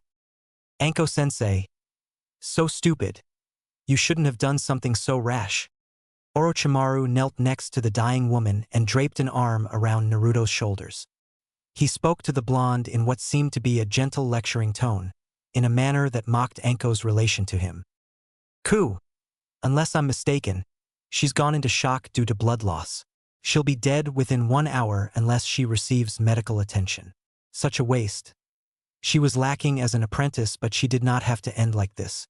One cannot act as an avenger without power, Naruto-kun. Naruto stared at Orochimaru with hate in his eyes, something much more expressive than his typical impassive coldness. Had he the power, he would rip the man's throat out right now. The sentiment was irrational, the blonde knew. Death was a shinobi's constant companion, and Anko had gone seeking hers when she had challenged an opponent that she could not ever have beaten alone. And I don't suppose you're going to stand there and let me radio a medic team in. The snake Sannin rose and walked into a spacious area near the current location.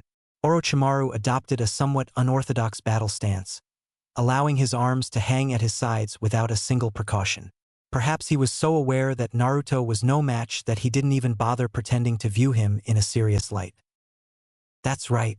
There might still be time to save her, but you'll have to battle me to do it. The spiky blonde Genin uttered some silent prayer to whatever higher power might watch over a damnable death machine such as him to see him through this one alive. He wasn't the religious sort, but decided that he might as well hedge his bets. Never had he taken the sword to protect another person.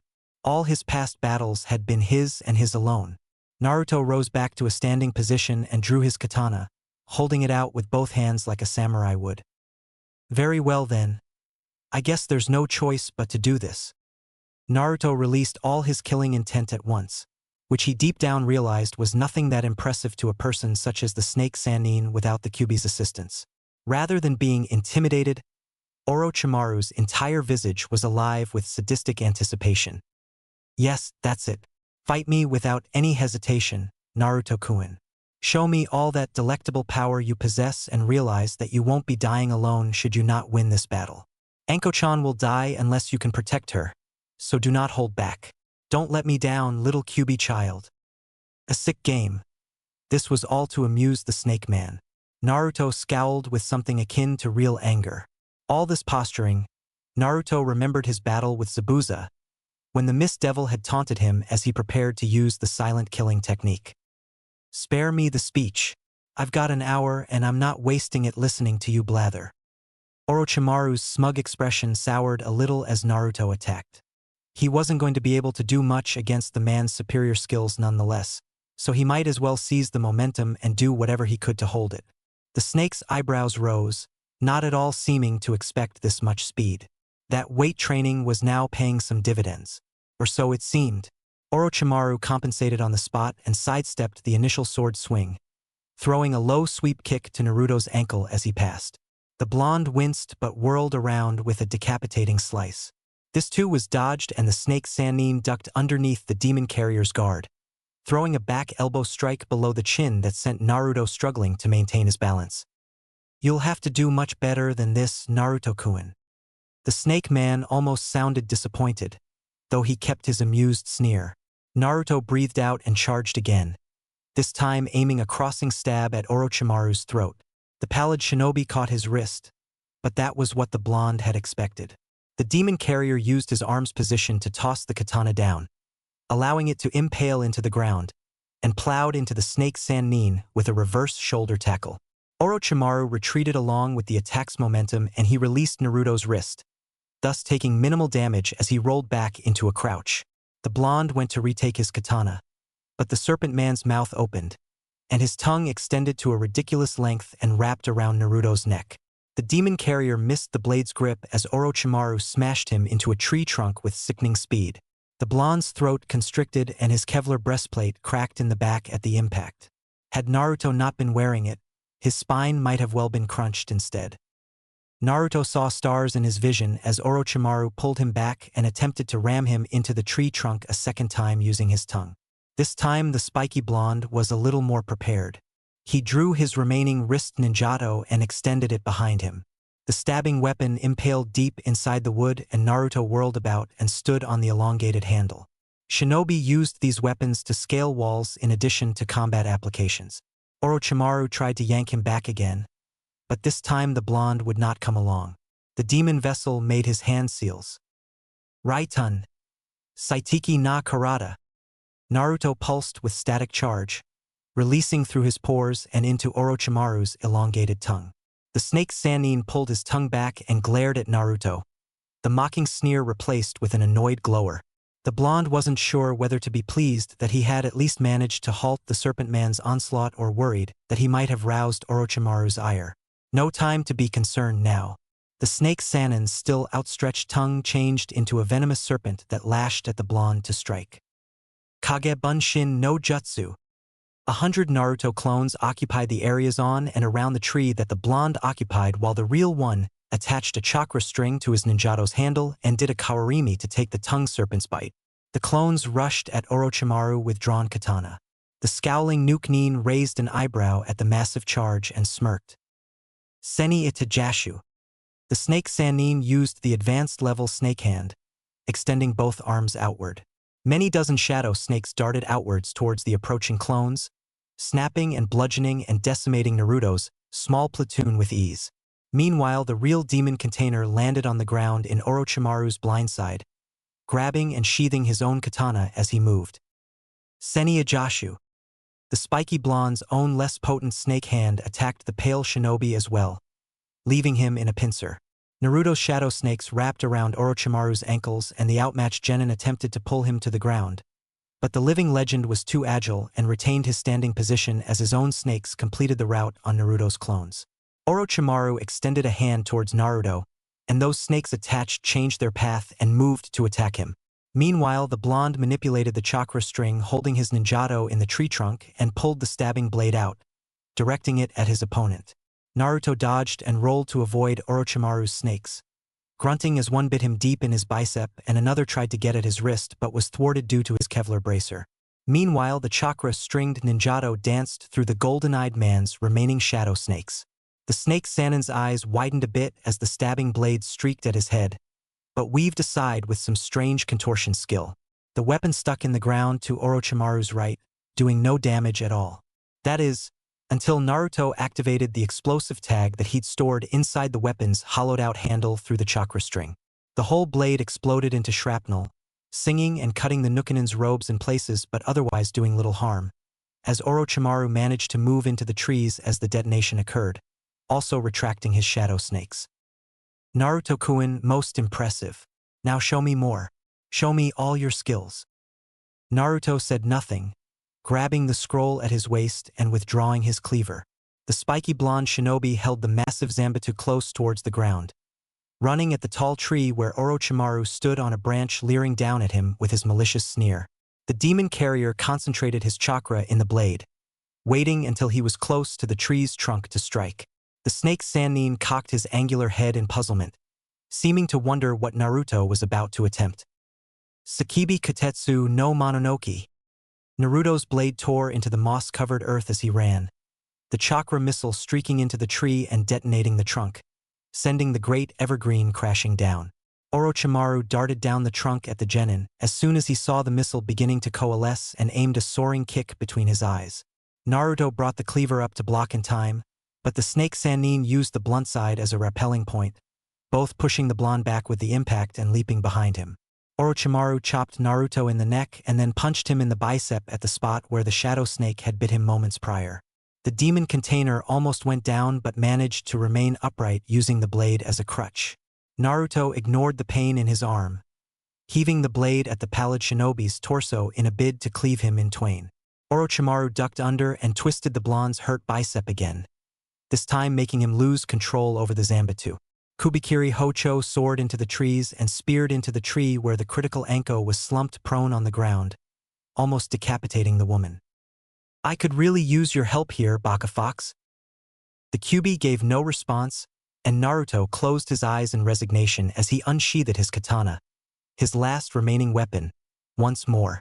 He held it in one hand as his right had been damaged too much due to Orochimaru's concentrated strikes on his bicep area. The snake Sannin's slitted eyes danced in bloodlust and he licked his lips. "All these swords you're using, I think perhaps I'll participate some as well." Naruto watched with narrowed eyes as Orochimaru's mouth opened wide and he seemed to stare into the setting skyline.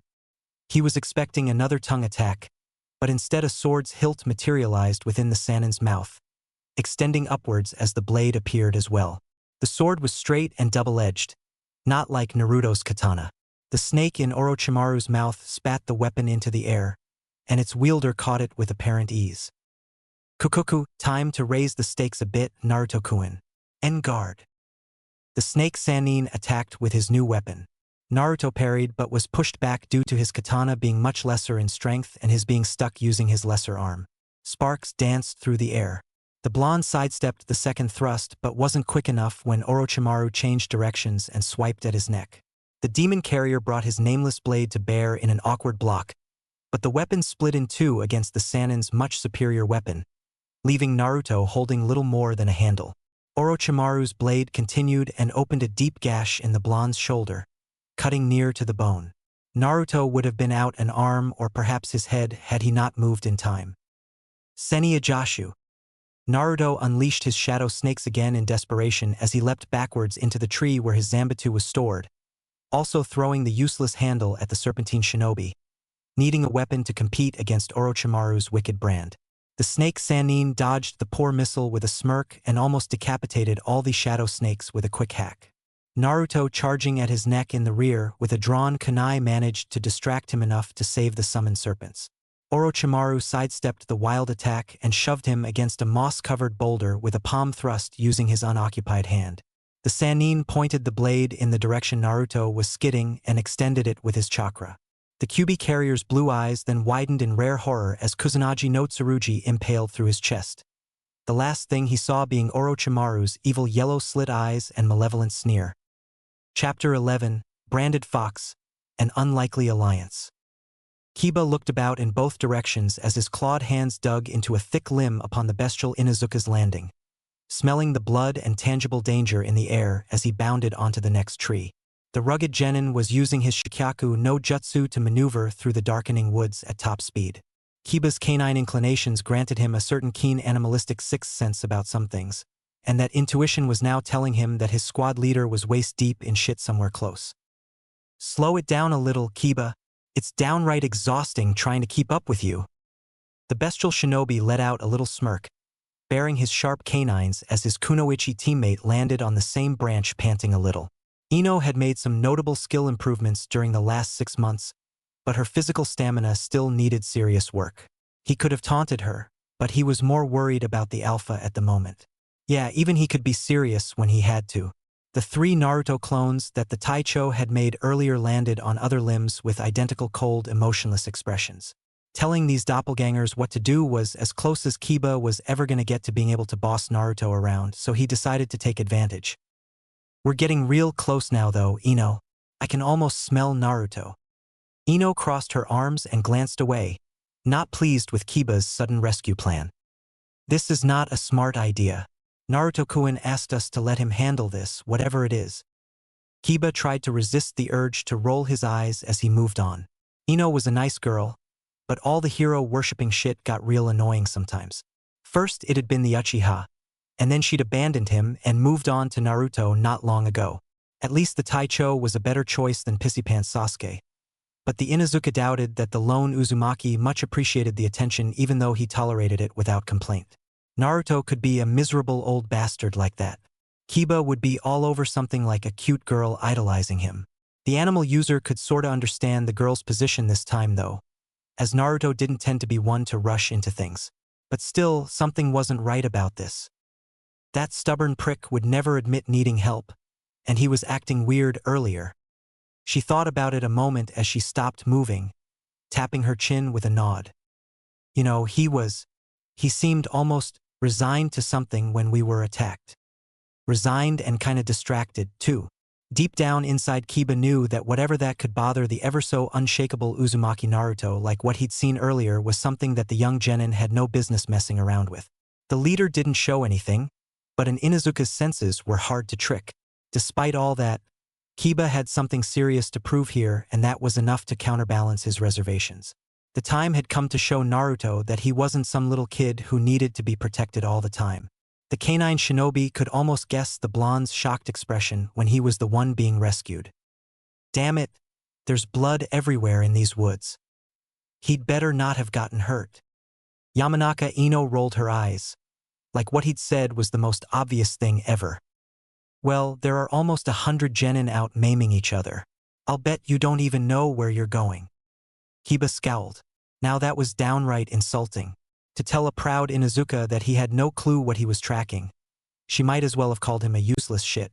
This was what his clan did better than anyone else, period. Damn loudmouthed bimbo. Too bad all women couldn't be nice like Sensei. Though Naruto once said that Kurenai could be scary as all hell when she gets mad. Like he'd even been around her enough to know. I'm not tracking his blood, idiot. I had Akamaru take a leak on his boots when he wasn't paying attention. I'm trailing that scent. The dog trainer's pointed smirk returned as Ino scrunched up in distaste. Akamaru yipped at her with a mocking bark as well, as the pair started moving through the dense woods again. Good thing he had such a good nose, since it'd be dark soon and his eyes would be useless. Okay, asshole. Here I come. I'll show you how much stronger I've gotten this time. Uzumaki Naruto glanced down at the double-edged elongated blade impaled through his chest with a disbelieving expression and then back over at Orochimaru. The pallid snake Sannin had since adopted a somewhat repentant look, now realizing that he had no doubt killed his intended convert on accident. That is, until the younger shinobi met his slit eyes with a blank stare and exploded into an insect cloud.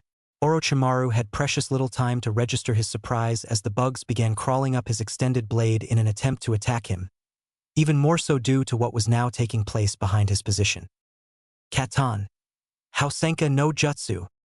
In the tree standing atop his planted Zanbatsu, the real Naruto was no less surprised than his opponent when a second Naruto appeared through the thick underbrush and ran at Orochimaru in the Sannin's blindside and then exploded into a Kikeichu cloud upon being impaled with that exotic blade he wielded. And then one Uchiha Sasuke leapt out through the trees with his Sharingan blazing, making rapid seals and unleashing a Katan attack. Naruto didn't know whether to be pissed that Team Kakashi had the sheer gall to meddle in his battle or relieved to have some much-needed assistance, as he was well along the path to being beaten and killed on his own. Tsk. Such insubordinate genin, disregarding a superior's direct orders. Orochimaru observed the insects crawling along his blade with a dark amused chuckle and seemed to concentrate additional chakra into the sword, and in response it began glowing with a visible bluish-white aura that incinerated the approaching Kikai bugs into ash. The snake Sannin then turned to meet Sasuke's assault, using his chakra-charged sword to slice apart the individual blazing bursts as they came, batting the shuriken concealed inside towards the prone Anko with a sinister gleam in his yellow eyes. Naruto bit out a curse and wrenched his Zanbatsu loose with his one good arm. Another instance where all that weight training was showing its use. He could now heave the oversized cleaver with one arm, though the motion tended to be awkward and slow. Katan, Gukakyu no Jutsu. Sasuke landed to Orochimaru's other side and spewed the Uchiha trademark Grand Fireball at the Sannin as the serpentine criminal redirected the last blazing shuriken. Naruto couldn't help being a little bit impressed with the Sharingan wielder's insight, as Sasuke made the snake Sannin abandon his position and leap aside.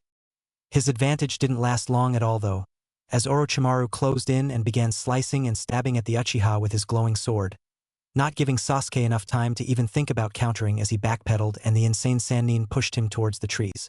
Meanwhile, the wounded Naruto landed back on the ground a suitable distance between Anko and the incoming throwing stars. Raitun. Saitiki na Karada. For a supposed useless technique, the blonde mused that this one was getting some serious usage in his more recent skirmishes. Naruto held the Zanbatsu perpendicular to his torso and allowed the static charge to course through him and into the steel cleaver. Kubikiri Hocho thus became an improvised magnet, and the shuriken were attracted towards and clung against the blade. The demon carrier had developed this little trick while sparring against Tenten one morning when he was about to be bludgeoned with her blunted practice kunai. The blonde cancelled the technique and the shuriken clattered away onto the earth en masse, their sharp points embedding into the moss cover. Naruto winced as he saw more blood pooling on the ground near Anko. A quick inspection revealed that the magnetic pull had about dislodged the kunai thrust into her side, and now there was even less time to preserve her. Naruto scooped up a couple loose shuriken. Well then, I guess it's time to remove the kid gloves. What a pain in the ass. The blonde disappeared in a visible red swirl, concentrating his Kyubi chakra to use his own variation on the Shunshin no Jutsu, the Akuma Shunshin. The transport technique hurt like hell without the demon's cooperation, as he had precious little red chakra to draw upon under those conditions. Yondame's seal always leaked some demon chakra into Naruto's special tenketsu due to its design, but it wasn't much. He reappeared well across the clearing on the same branch where Haruno and Aburame were observing Sasuke's struggle against Orochimaru with cleaver in hand. He did remember that Sakura had done well on the basic medical exercises given at the academy. She was no medic nin, but still more than capable enough to treat a stab wound. Sakura, go and tend to Anko-san's wounds while I help Sasuke. Shino, you get the comm radio inside her trench coat and call in an ANBU distress signal. Tell them to send in all available units as soon as possible. Anko might or might not have called in backup earlier, but better to be certain than dead. Shino nodded and disappeared with the body flicker technique. Sakura hesitated a moment as she stared at the blonde, but then seemed to snap back into sense and departed as well. A good thing, as he would have gutted Haruno alive and roasted her entrails had his sensei bled to death due to the girl's indecisiveness. Naruto was the highest-ranked shinobi present in the technical sense, so it was his place to give orders. The blonde again used his demon flicker technique once the two genin were gone and appeared behind Orochimaru and Sasuke, where the Sannin was still taking swipes at the Uchiha with his sword. The snake Sannin noticed him at once and drove the young Sharingan user back into a tree trunk with a quick thrust kick, then redirecting his complete attention onto Naruto with a maniacal leer as Orochimaru licked his lips. I'd thought you might have taken your chance to escape, Naruto-kun. Kuku. Sasuke glared up at his rival with a contemptuous expression but said nothing. Even the hard-headed Uchiha seemed to comprehend that the two prodigies needed to work together this time. That didn't mean that he was pleased with the situation, though. Naruto paid no particular attention to the Avenger and instead attacked Orochimaru as he channeled chakra into his arms and cleaver and heaved the Zanbatsu, ignoring the Sannin's blatant taunt. Had he thought about it, he might indeed have considered taking Anko and retreating even though it would have been a most dishonorable thing to do. Orochimaru would have pursued regardless, he was certain. The mad shinobi leapt back and avoided the initial sideways hack. Naruto then raised the blade overhead and spun the steel Zanbatsu in a circle with both hands to build momentum prior to chopping down into the ground in a bid to divide the snake Sannin in two. This entire battle is pointless. You're the one who should be leaving, Orochimaru. Orochimaru's lips curled into his usual sneer as the chakra-charged Zanbatsu cut into the earth, splitting the ground and creating a small explosion. The actual attack didn't connect, but the resulting shockwave was enough to stun the snake Sannin a moment. During that second, Sasuke sprung back into action and slugged the madman in the stomach with all his strength. Orochimaru hissed in annoyance as Naruto gripped his Zanbatsu again and brought the blade to bear in an upward swing designed to decapitate the yellow-eyed man. But the diabolical shinobi managed to block with his own glowing weapon. The Uchiha pressed his attack with a second punch, but Orochimaru caught the incoming attack with his other hand and twisted downwards, hyperextending the smaller Genin's arm as Sasuke grimaced in pain. The snake Sannin's slit eyes traveled to where Sakura and Shino were going about their respective tasks, and the Odo leader glared in apparent disapproval at seeing what they were doing. "You're violating the rules, Naruto-kun. I'll not tolerate such blatant insolence." The blonde remembered that time he'd battled Anko to become her apprentice all those months ago. She too had imposed certain rules on the battle, and he'd ignored the regulations on that occasion as well. And now he stood against Anko Sensei, staring hard into those malicious yellow eyes through their crossed blades in an even deadlock, the two so close that the depraved serpent creature's acrid breath tickled the Kyuubi container's whisker marks. Naruto deadpanned the same response he'd used during that match. "There are no rules in combat. All that matters is winning." Orochimaru hummed in obvious amusement and drilled the blonde in the breadbasket with a hard thrust kick as he had Sasuke earlier, though Naruto's armor dulled the impact to a minor ache. He stuck his cleaver into the ground to halt his backward skid as the snake Sannin's long tongue darted out and wrapped around the Uchiha's trapped arm right above the elbow. Orochimaru hurled Sasuke into Naruto at a high speed, releasing his hold on the raven-haired shinobi. The collision sent both Anbu and Genin sprawling down, and their opponent snaked his tongue around his long blade's handle and swallowed the weapon back inside him whence it had come, leaving both hands loose. The snake Sannin then bit down into his lip and smeared blood onto his thumb, coating the summoner's tattoo on his pale arm in crimson as he sealed and slammed both palms onto the ground. Kuchios no Jutsu. The normal smoke cloud appeared, revealing two enormous serpents when it dissipated moments later. The snakes were about the same build and breed as those that had attacked Naruto and his teammates earlier on. The twin reptiles slithered away towards Haruno and Aburame and the still unconscious Anko in unison on obvious attack orders. The blonde didn't intervene, trusting that Shino was skilled enough to handle a couple mindless summons, instead tossing the 3 shuriken he had grabbed earlier as Orochimaru carried out his summoning while making his own hand seals as he stood on a branch. The sun was in complete recession at this point, and the remaining dark orange light was almost unable to penetrate through the treetops. Shuriken Kage Bunshin no Jutsu. Naruto's 3 throwing stars then multiplied into several hundred lethal missiles that soared through the night air towards the Sannin's exposed back. Orochimaru's serpentine head whipped about in an instant as he heard the incoming shuriken. The twisted shinobi used a rapid kawarimi and several dozen metal stars embedded into a log, the others sticking into the various trees near the snake-like man and the moss on the ground. The blonde was somehow pleased that he'd at least managed to make Orochimaru use an escape technique once during their battle. Sensing someone's eyes on him, Naruto glanced over to a higher branch to see Sasuke staring down at him with a smug expression. The demon container realized with more than a little indignation that the opportunistic little shit had copied his technique with his Sharingan. "You and your team shouldn't have gotten involved in this." The Uchiha smirked with his usual attitude, and Naruto much desired to kick his teeth in. "No one's going to take you out except me, Uzumaki. I'm not giving you any excuses." To be willing to risk his death over something so trivial, Sasuke's arrogance knew no limitations. Naruto leapt over onto the Sharingan wielder's branch to avoid the hailing kunai that then rained down on his previous position. The high vantage point allowed him to see developments elsewhere. Shino was having a hard time against Orochimaru's minions. His Kikaichu were able to consume chakra, but the great summon serpents contained so much raw chakra that draining them was a methodical process. Meanwhile, both snakes were striking at the insect user and keeping him on the run. Naruto ran a hand along the deep wound on his arm and smeared the blood over his own tattoo. Kuchios no Jutsu.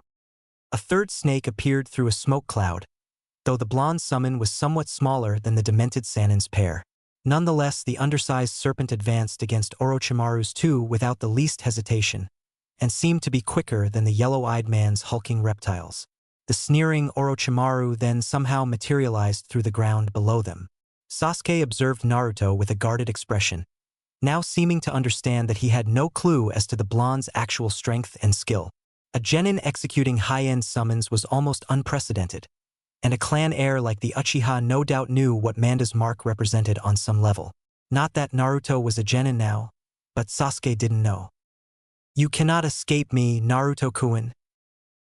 The snake Sanin's tongue lashed out and extended, wrapping twice around the branch on which young shinobi stood next to the tree's trunk.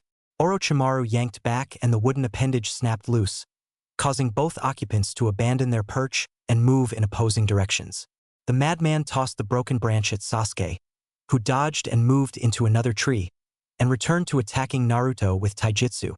The snake man struck the blonde with lightning-quick punches and kicks, with the Kyuubi container managing to evade and attempt to counter without much success here and there. He stuck his zanbatsu into the ground and elected to use his hands, as the cleaver was much too slow against the snake Sanin's unarmed quickness. Whenever he would direct chakra into his muscles to increase his speed and strength, Orochimaru would then augment his own game in accordance and remain every bit as unreachable. The pale shinobi's eyes seemed to glow with repressed delight whenever the spiky blonde pushed his attacks another level. He grinned as he eyed Naruto's blood-stained snake summon tattoo. "I wasn't aware that you bore Manda's mark. You continue to surpass expectations." Naruto took a rasping breath and spoke with a slight snarl. All this being patronized was beginning to rouse his temper. Though he couldn't tell it, the demon container's eyes glowed crimson a moment, then reverting back to their usual pale blue. The deranged genius raised his black eyebrows in response. "You haven't even seen anything yet."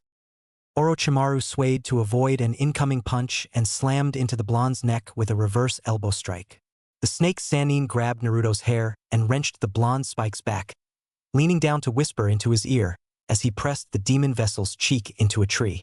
The blonde could have vomited when the evil man's tongue slid out and trailed along the outside, coating it with saliva as he trailed his hand through Naruto's hair. "Then illuminate me. Make me see everything, Naruto-kun. Kukuku." "It'll be a pleasure."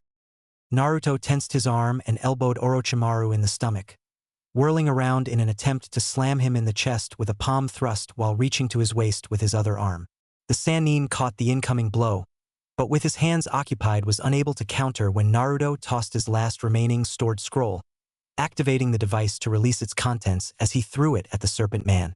The undeclared ANBU's weighted trench coat slammed into Orochimaru and covered his head and upper body, blinding the snake Sanin and staggering him back a couple steps as he released Naruto's hair, pulling out several blonde strands in the process. The malevolent criminal recovered his balance and tossed the imbued garment aside within seconds, but the blonde's diversion had still bought the time needed to complete his next technique. Doton, Doryu Taiga. A deep mud river appeared below Orochimaru, causing the Sanin to sink down to his knees as the current rushed him along through the ground at high speed. Sandaime could immerse a person clear to their neck with this technique, but Naruto had neither the power nor the experience behind it to replicate the Hokage. The river intersected a tree across the clearing, and the snake Sanin was slammed into the trunk as the cascading mud held him in place. Naruto glanced aside as he sensed several chakra sources closing in on their location, 3 being the exact same and the other 2 somewhat stronger. Orochimaru pulled one leg loose onto dry land as he glared at Naruto through narrowed eyes. 3 large windmill shuriken with steel wires attached sailed past the tree where the mad Sanin was still trapped, then looping back around the tree several times and binding Orochimaru tight as the weapons embedded into the trunk behind him. The snake man thrashed and struggled against the binds, but even with all his skill he was unable to make his escape. Naruto trailed the wires to their source as he landed behind them, and took the opening to make a snide remark. "A tree and metal wiring. This must bring back some pleasant memories. And we even have the mud again." Sasuke glowered as he pulled the wires taut, holding one set in each hand and the last in his mouth and being unable to snap out a retort due to the latter condition. The Uchiha had used his Sharingan to manipulate the wires holding the shuriken with a skill that would make most puppet users envious. An impressive execution, Naruto would give credit where credit was due, and in more ways than one. Sasuke seemed to know without having to be told that the blonde's intention had been to bind Orochimaru in place and had acted to support the initiative on his own. Without the Uchiha's help, the serpent would no doubt have escaped the mud river and this attack would have been rendered null. Naruto retrieved his coat and scroll and again stored the trench, then closing the area between him and the snake Sannin using the Akumashunshin once more. Orochimaru, you wanted to see my powers. Let them be the last thing you'll ever see. The blonde closed his eyes and clenched his hand and raised his arm parallel to his body, watching with morbid interest as 6 snake heads protruded outward through his wrist and came to rest against his skin. These weren't the usual shadow snakes, instead containing a distinct reddish tint. 6 snakes were the maximum that he could create with the regular Senjutsu. Naruto pointed his clenched hand at the trapped Orochimaru, tensing the appendage like a claw as the red serpents attacked as one. The Sannin cocked his head in puzzlement when the snakes didn't rush to the kill, instead spreading out in various directions and arching back, resulting in their heads all pointing at him through various angles several meters removed, but none touching or biting into the pale shinobi. Orochimaru's slit yellow gaze ventured among the various snakes as their mouths opened wide in synchronization.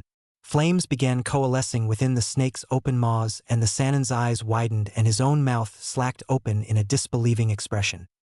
No. This cannot be. Such a technique shouldn't be. Ninpu, Shiryujishu. Fire spewed out in 6 massive constant streams, each one with about the same strength as a grand fireball. The intense heat and light was enough to illuminate the entire area and make Naruto avert his eyes. The technique, combining the snake hand with a high-octane katan technique, was the blonde's greatest original creation and his biggest trump card save the Kyuubi. The biggest drawback was that it consumed chakra in ridiculous amounts due to having to channel it through the snakes and then release it. Even now as Orochimaru shrieked and the tree he was attached to was set ablaze along with several others around it, the attack burning gaping holes through the trunk and spreading all over the grove. Naruto was having trouble keeping the assault due to the strain on his tenketsu. But he decided to raise the ante regardless, determined that this attack would mark the end. The blazing streams changed to a white color and became even more intense as he pumped all the chakra that he could bear into the assault. Naruto didn't cease the hellish onslaught until he saw the ashes pooling on the ground where Orochimaru had been bound. The Sannin's agonized screams had long since ceased. Uzumaki-san. Perhaps that was somewhat excessive. Naruto smirked as the smoke cleared, ignoring Aburame Shino's quiet comment. The tree was charred black and ashes dropped loose in various spots. His accomplishment turned to sheer hopelessness when he saw what remained slumped on the ground against the blackened trunk. All that he could see was hardened and scorched earth, in an almost humanoid lump. Even the steel shuriken had melted into liquid along with the wiring. The demon container knew what he was seeing. Tsuchi Bunshin no Jutsu, a mud clone. Almost all his chakra and his best technique wasted on a clone. All that work and he hadn't even touched the real Orochimaru, who was no doubt preparing to counterattack and crush Naruto and the others even at that same moment. Shino was right. The blonde had acted in rash excess in his zeal to guarantee a kill and now his inner reservoir was almost depleted, as though he could have neutralized an opponent as skilled as Orochimaru. The mere thought bordered on ridiculousness. Well, the Sharingan isn't detecting his chakra anywhere here. Seems like he ran. Naruto exhaled, not quite believing Sasuke as he leaned against a less burned tree trunk and caught his breath. No, he was certain that Orochimaru was still lurking about somewhere. The blonde still had a little gas remaining in the tank, but rather hoped that his battle was over. The Sharingan wielder deactivated his Jujutsu and moved back over to his teammates. Naruto's own teammates would be arriving in a moment as well it seemed, even though he had told them both to remain behind earlier. 2 genin and 3 identical clones, these approaching newcomers had to be them. Rather than worrying about that, he decided to survey the damage at his present location. All the summoned snakes were down, though Naruto's had taken the most damage. Aburame was a little roughed up but otherwise unharmed. The blonde walked past him with a nod over to Anko. She's breathing a little easier now and I stopped the blood loss. She should survive. Naruto looked down to where Sakura was wrapping some additional medicated bandages around Anko's rib area, the serpent Kunoichi's blood drenching the girl's hands and wrists and staining her red training dress. Some smeared her brow as well. Haruno almost looked like a new person like this, her visage set in something resembling determination. Hell, she talked to Naruto without stuttering, which was odd enough. You did well, Haruno. Thank you. She still needs to be taken to the hospital, though.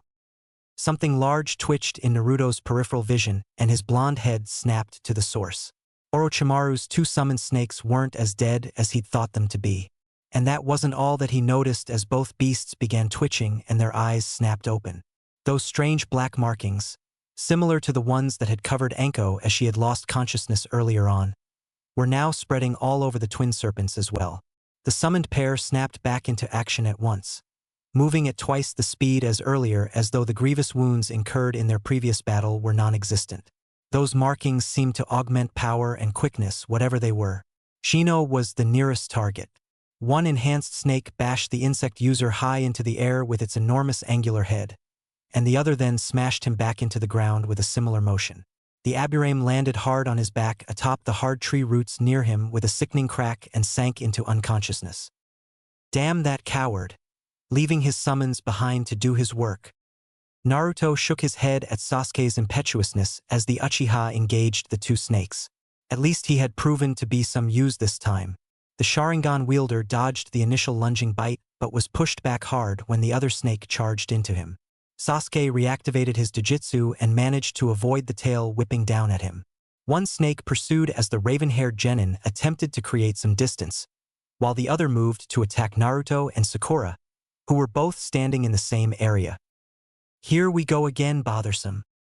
Naruto scooped Anko into his arms and moved into the distance as Sakura dodged in the opposite direction. The attacking snake crashed headlong into the tree and plowed straight through, severing the trunk and sending the top tumbling down on a collision course with the unconscious aburame Shino. The blonde cursed as he expended his precious little chakra, using the snake hand to wrap around the dropping trunk and pull it aside, and then using the Kage Bunshin to create a clone to extricate Shino. Both the real Naruto and the created clone carried their respective quarries over to a less dangerous spot, taking special care to avoid stepping on the innumerable shuriken embedded all over the ground thanks to the blonde's earlier attack. Meanwhile, Sasuke was managing to dodge the large reptilian predator's attacks but had little time to counterattack even with the Sharingan active. Katan. Housenka no Jutsu. An unpleasant stench assaulted Naruto's nostrils as Sasuke's blazing attacks struck his summoned reptilian pursuer, burning into the oversized snake's skin and tissue. The Uchiha's assault did little to stop the relentless reptile, however, and the Genin was made to cease the attack in order to avoid a venomous bite. The other snake was occupied with chasing Haruno through the trees as the pink-haired Kunoichi moved through the branches. Lacking its earlier momentum, the serpent could no longer break the trees down, and thus its pursuit was hampered enough that Sakura was able to avoid becoming its next meal. Naruto stared down at the load in his arms and was both amused and embarrassed at once to note that he was holding his attractive leather and net-clad sensei bridal style. Somehow Anko's arm had ended up wrapped around his neck.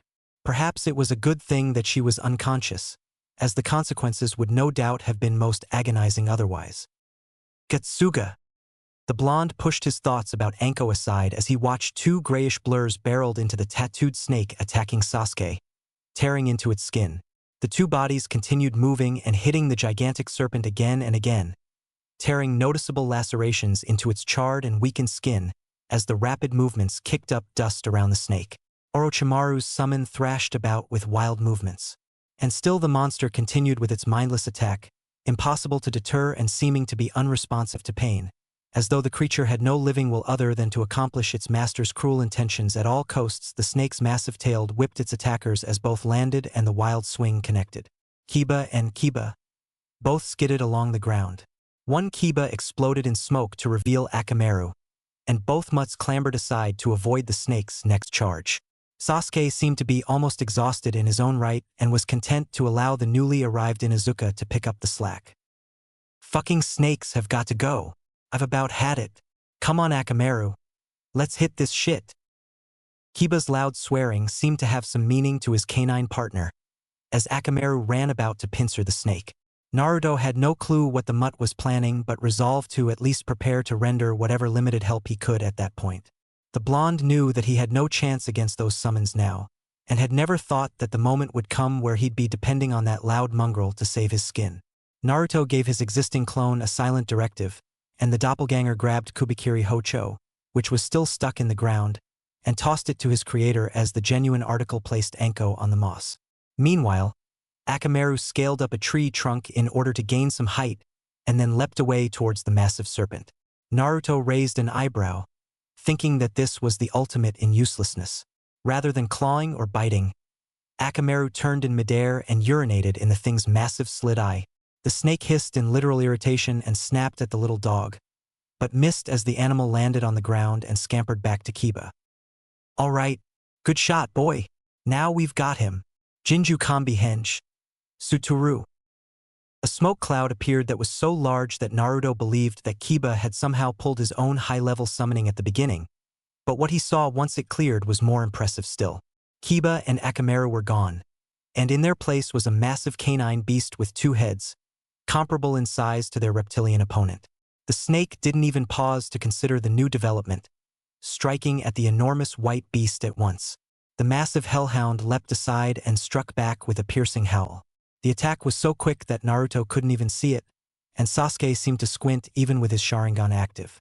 The results were as clear as the Hokage monument. Orochimaru's snake exploded in 2 at the waist, blood and gore spraying out everywhere as the animal tore through it with a devastating Tsuga attack. The 2 serpent pieces writhed and died as the 2-headed dog was coated a deep crimson with its blood. A true Akamaru. Naruto's eyes were wide at the destruction as the beast roared its dominance with both heads so that all the accursed might hear. "Kiba, you've gotten much stronger. I wonder what else you've learned." The sentiment didn't last, something that seemed to be a recurring theme in this prolonged nightmare scene. Haruno tumbled back into the wooded clearing with the second unharmed cursed snake in hot pursuit. The augmented Kiba turned to attack the snake with a growl, again using the Tsuga. This time its aim was nowhere even close and the creature created a massive crater several meters to the snake's right side. Orochimaru's remaining minion seemed to accept the challenge and lunged at the mammoth canine.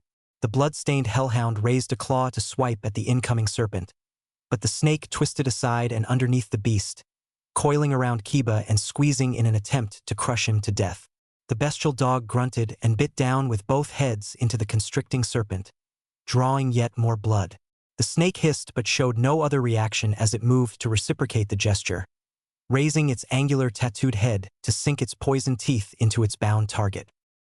"Kiba, I'm coming." The serpent then threw its head back in pain as another arrival leapt onto its back and sank a blade deep into its neck. Yamanaka rode the massive summon like a horse as she wrenched Naruto's ninjato deeper into the snake. The creature grimaced in pain again when a somewhat recharged Uchiha Sasuke added to the combination assault and plunged 2 kunai to the hilt in its yellowed stomach. Sakura plunged her own shinobi knives into the great reptile's side, grunting in exasperation when it continued struggling. 2 last kunai into its other side as a now again conscious Shino gave his all, Kikai bugs marching through his skin pores to cover the reptile. The snake opened its mouth wide and almost screamed in an enraged hiss but still remained strong. Kiba, Akamaru, Ino, Sasuke, Shino and Sakura all combined weren't enough to kill the monster, and so Naruto prepared to take his turn. The blonde knew that there was one principal method to kill a snake: take its head. "This is all I can do to help now. All my remaining chakra into this killing strike." Naruto closed his eyes and dug deeper into his chakra well than he ever had, concentrating everything he had into his Zanbatsu in order to attack and cleave that snake's head. The blonde raised the giant blade overhead but then dropped it, sinking to his knees as blinding pain erupted in his neck. The stored chakra detonated in the air with a loud boom as the cleaver dropped, blasting a deep wound into Naruto's side as he moved his head in an almost detached manner to stare at his neck. The blonde nuzzled against something silky and black, and pale as well, at last meeting yellow slit eyes. Orochimaru's whitened teeth were sunk deep into the demon carrier's neck, blood leaking out as something else sinister streamed in. The snake Sannin released his bite as his extended neck returned to where the man stood several meters behind Naruto in his blindside. Orochimaru, you? All Naruto could do at that point was watch. Something was gushing through his bloodstream and tenketsu, recharging his reservoir with chakra that wasn't his own. Never had he experienced a sensation quite like it. Had he more experience with alcoholic beverage, he might describe it as being akin to violent intoxication. Unbridled rage seemed to taint his core being, not the cold anger that the blonde was acclimated to. I've blessed you, my special seal, Naruto-kun. You have proven worthy. This sensation, I've never. Orochimaru's eyes were wide and alive with excitement as a sneer twisted his visage. This is nothing at all. I can give you so much more. Soon, you will come to my side. The anger had taken root, but somehow Orochimaru wasn't the target. The demon vessel wasn't even paying attention to the snake man now. Ra might seem to be supercharging every cell in Naruto's body and every chakra pore in his skin, and he liked it. Not even when he gave control over to the demon had he experienced such euphoria. The blonde was seeing red in his vision as the whole world swirled around him. And yet his senses were sharper than ever. Power. This power is erg. Naruto returned upright and threw his arms out as the new 3-tomo mark that had materialized on his neck began glowing a bright red. Like Anko and the snakes, odd markings began spreading over the blonde's skin. Except his didn't cool and change to a blackened color, instead remaining the same violent magma red. Fingers elongated into razor-sharp claws. Fangs grew out where teeth had been and blue eyes changed red as all his existing wounds healed over in seconds. Except this time, the Kyuubi wasn't giving power on a volunteer basis, as its vessel could sense due to the demon's indignant crashing and roaring inside his mind. Naruto paid the kitsune no concern either. Inconceivable. An immediate assimilation. Perhaps it is due to the Shursho Fuin. Orochimaru had taken a tentative step back when Naruto rose again, seeming to expect something else, but he soon mastered his hesitation and was now observing his newest experiment with morbid interest. The cursed blonde then began glowing with chakra, a strange deep purple power radiating along him in a twisted double helix. Naruto knew that something malicious was pulling on his consciousness, and it was growing stronger and harder to ignore as this new river rushed deeper and greater. With strength like this, I could. Orochimaru's voice whispered into Naruto's ear. There was something almost intoxicating about the man's dulcet tones now, though on some level the blonde knew that he was betraying both Anko-sensei and Sandaime-sama due to even thinking a positive thought about the depraved Sannin. The malevolent but somehow not wholly unwelcome pulse pounding through him seemed to beat in synchronization with the snake Sannin's presence.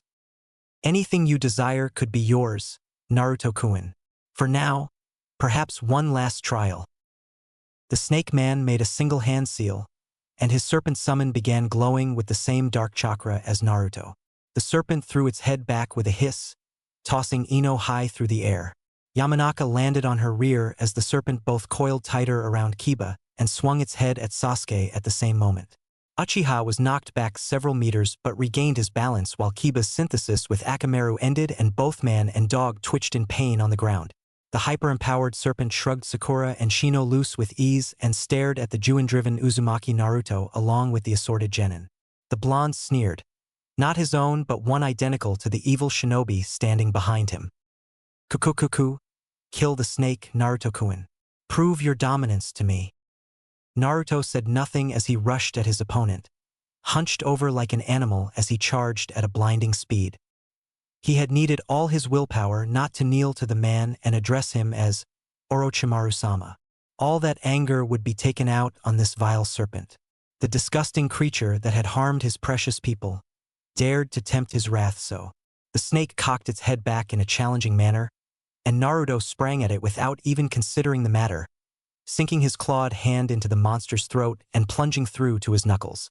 The cursed demon carrier tore along the summoned snake's entire underbelly with a cruel grin, shredding through rough snakeskin and sinewy coiling muscle as though both were mere scroll paper. Chakra explosions rocked the reptile's interior as Naruto's darkness unleashed within it.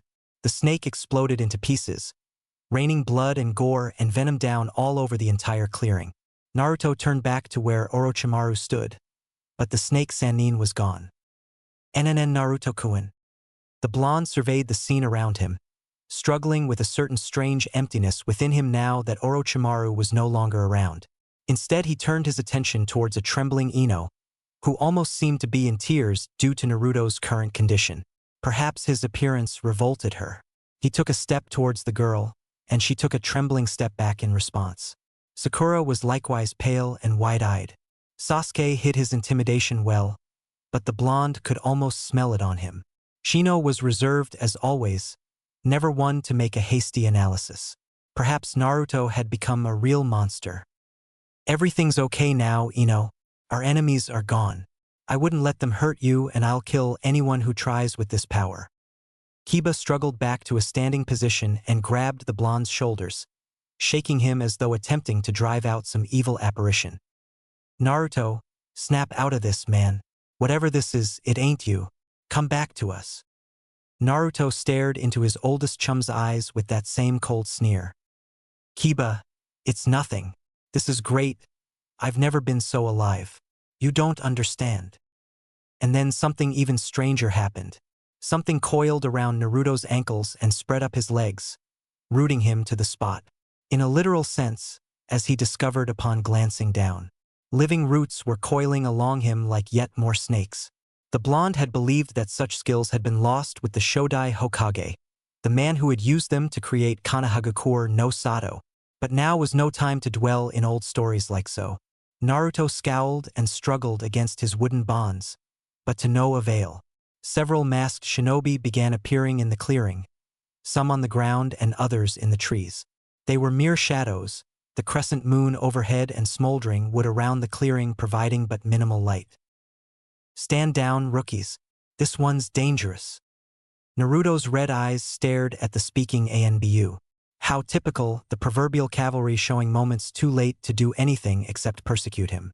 The dark rage that had burned through him when he received Orochimaru's mark coursed through him again. I see how this deal's going to go down, then. Too late to complete the mission, but right on time to murder the demon brat. Do your worst, assholes. Come on then, don't make me wait all night. Give me an even shot and I'll shred you swine into bacon. I swear it. The ANBU captain, who seemed to be in command, stepped over to Naruto and stared into his eyes. The blonde could see through the man's mask that his eyes didn't seem to be unkind or hold sinister intent. Naruto bared his pointed teeth at the man nonetheless. Kiba and the other genin seemed perplexed at the term demon brat, but the blonde paid them no heed at the moment. Don't be ridiculous, Uzumaki-kun. No one here's going to attack you. Naruto spat upon the ANBU's mask with a snarl. Bullshit. I'll bet your subordinates are itching to sheathe those katana inside me. The man closed his eyes and sighed, remaining stoic despite the blonde's insolence. The beast's taint is clouding your senses. Allow me to clear away the haze. The ANBU began sealing, and Naruto braced to weather the coming attack. Hokage Shiki Jijuin Jutsu, Kakuan Nit Ten Sui Shu. Hokage. This man was no Hokage. A strange seal appeared on the ANBU captain's palm. The man pressed the hand against Naruto and the two became somehow linked with a chakra stream. Naruto closed his eyes as the sensations burning within him began to subside.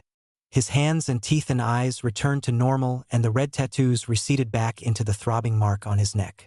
A certain clear calm spread over Naruto as he opened his eyes again, back to their usual blue.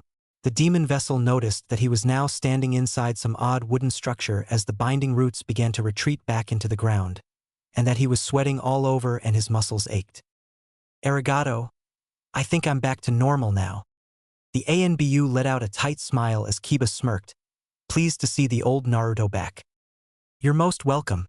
Now, I'll be bringing you all to report to Hokage-sama. Among the 6 genin, none argued the point. Naruto had expected this development and perhaps the others thought the same or were too exhausted to think.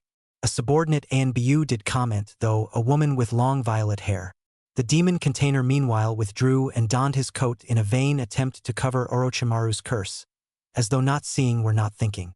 The weight sagged down on his exhausted limbs, but he didn't much care at that point. Yamato Sentaicho. Perhaps we shouldn't ignore the Chunin exam regulations. The man named Yamato turned to his squad member and shook his masked head. Naruto understood what the kunoichi had been saying. They were all still candidates in the exam and shouldn't be given an ANBU escort to the tower, which was where the blonde knew Sarutobi to be at present. The blonde trudged over to retrieve and store his Zanbatsu as various ANBU surveyed the area. There were about a dozen in all. Even Orochimaru would not have been able to stand against such a group, especially since their commander seemed to be able to wield lost Mokutan techniques. Hokage-sama has given me instructions, and I intend to see them through. Given the circumstances, I agree with his decision. Naruto took a deep breath as he walked back over to this Yamato character. He didn't know what to think about these events. On one hand, all Anko was alive and seemed to be more stable than when he'd arrived much earlier.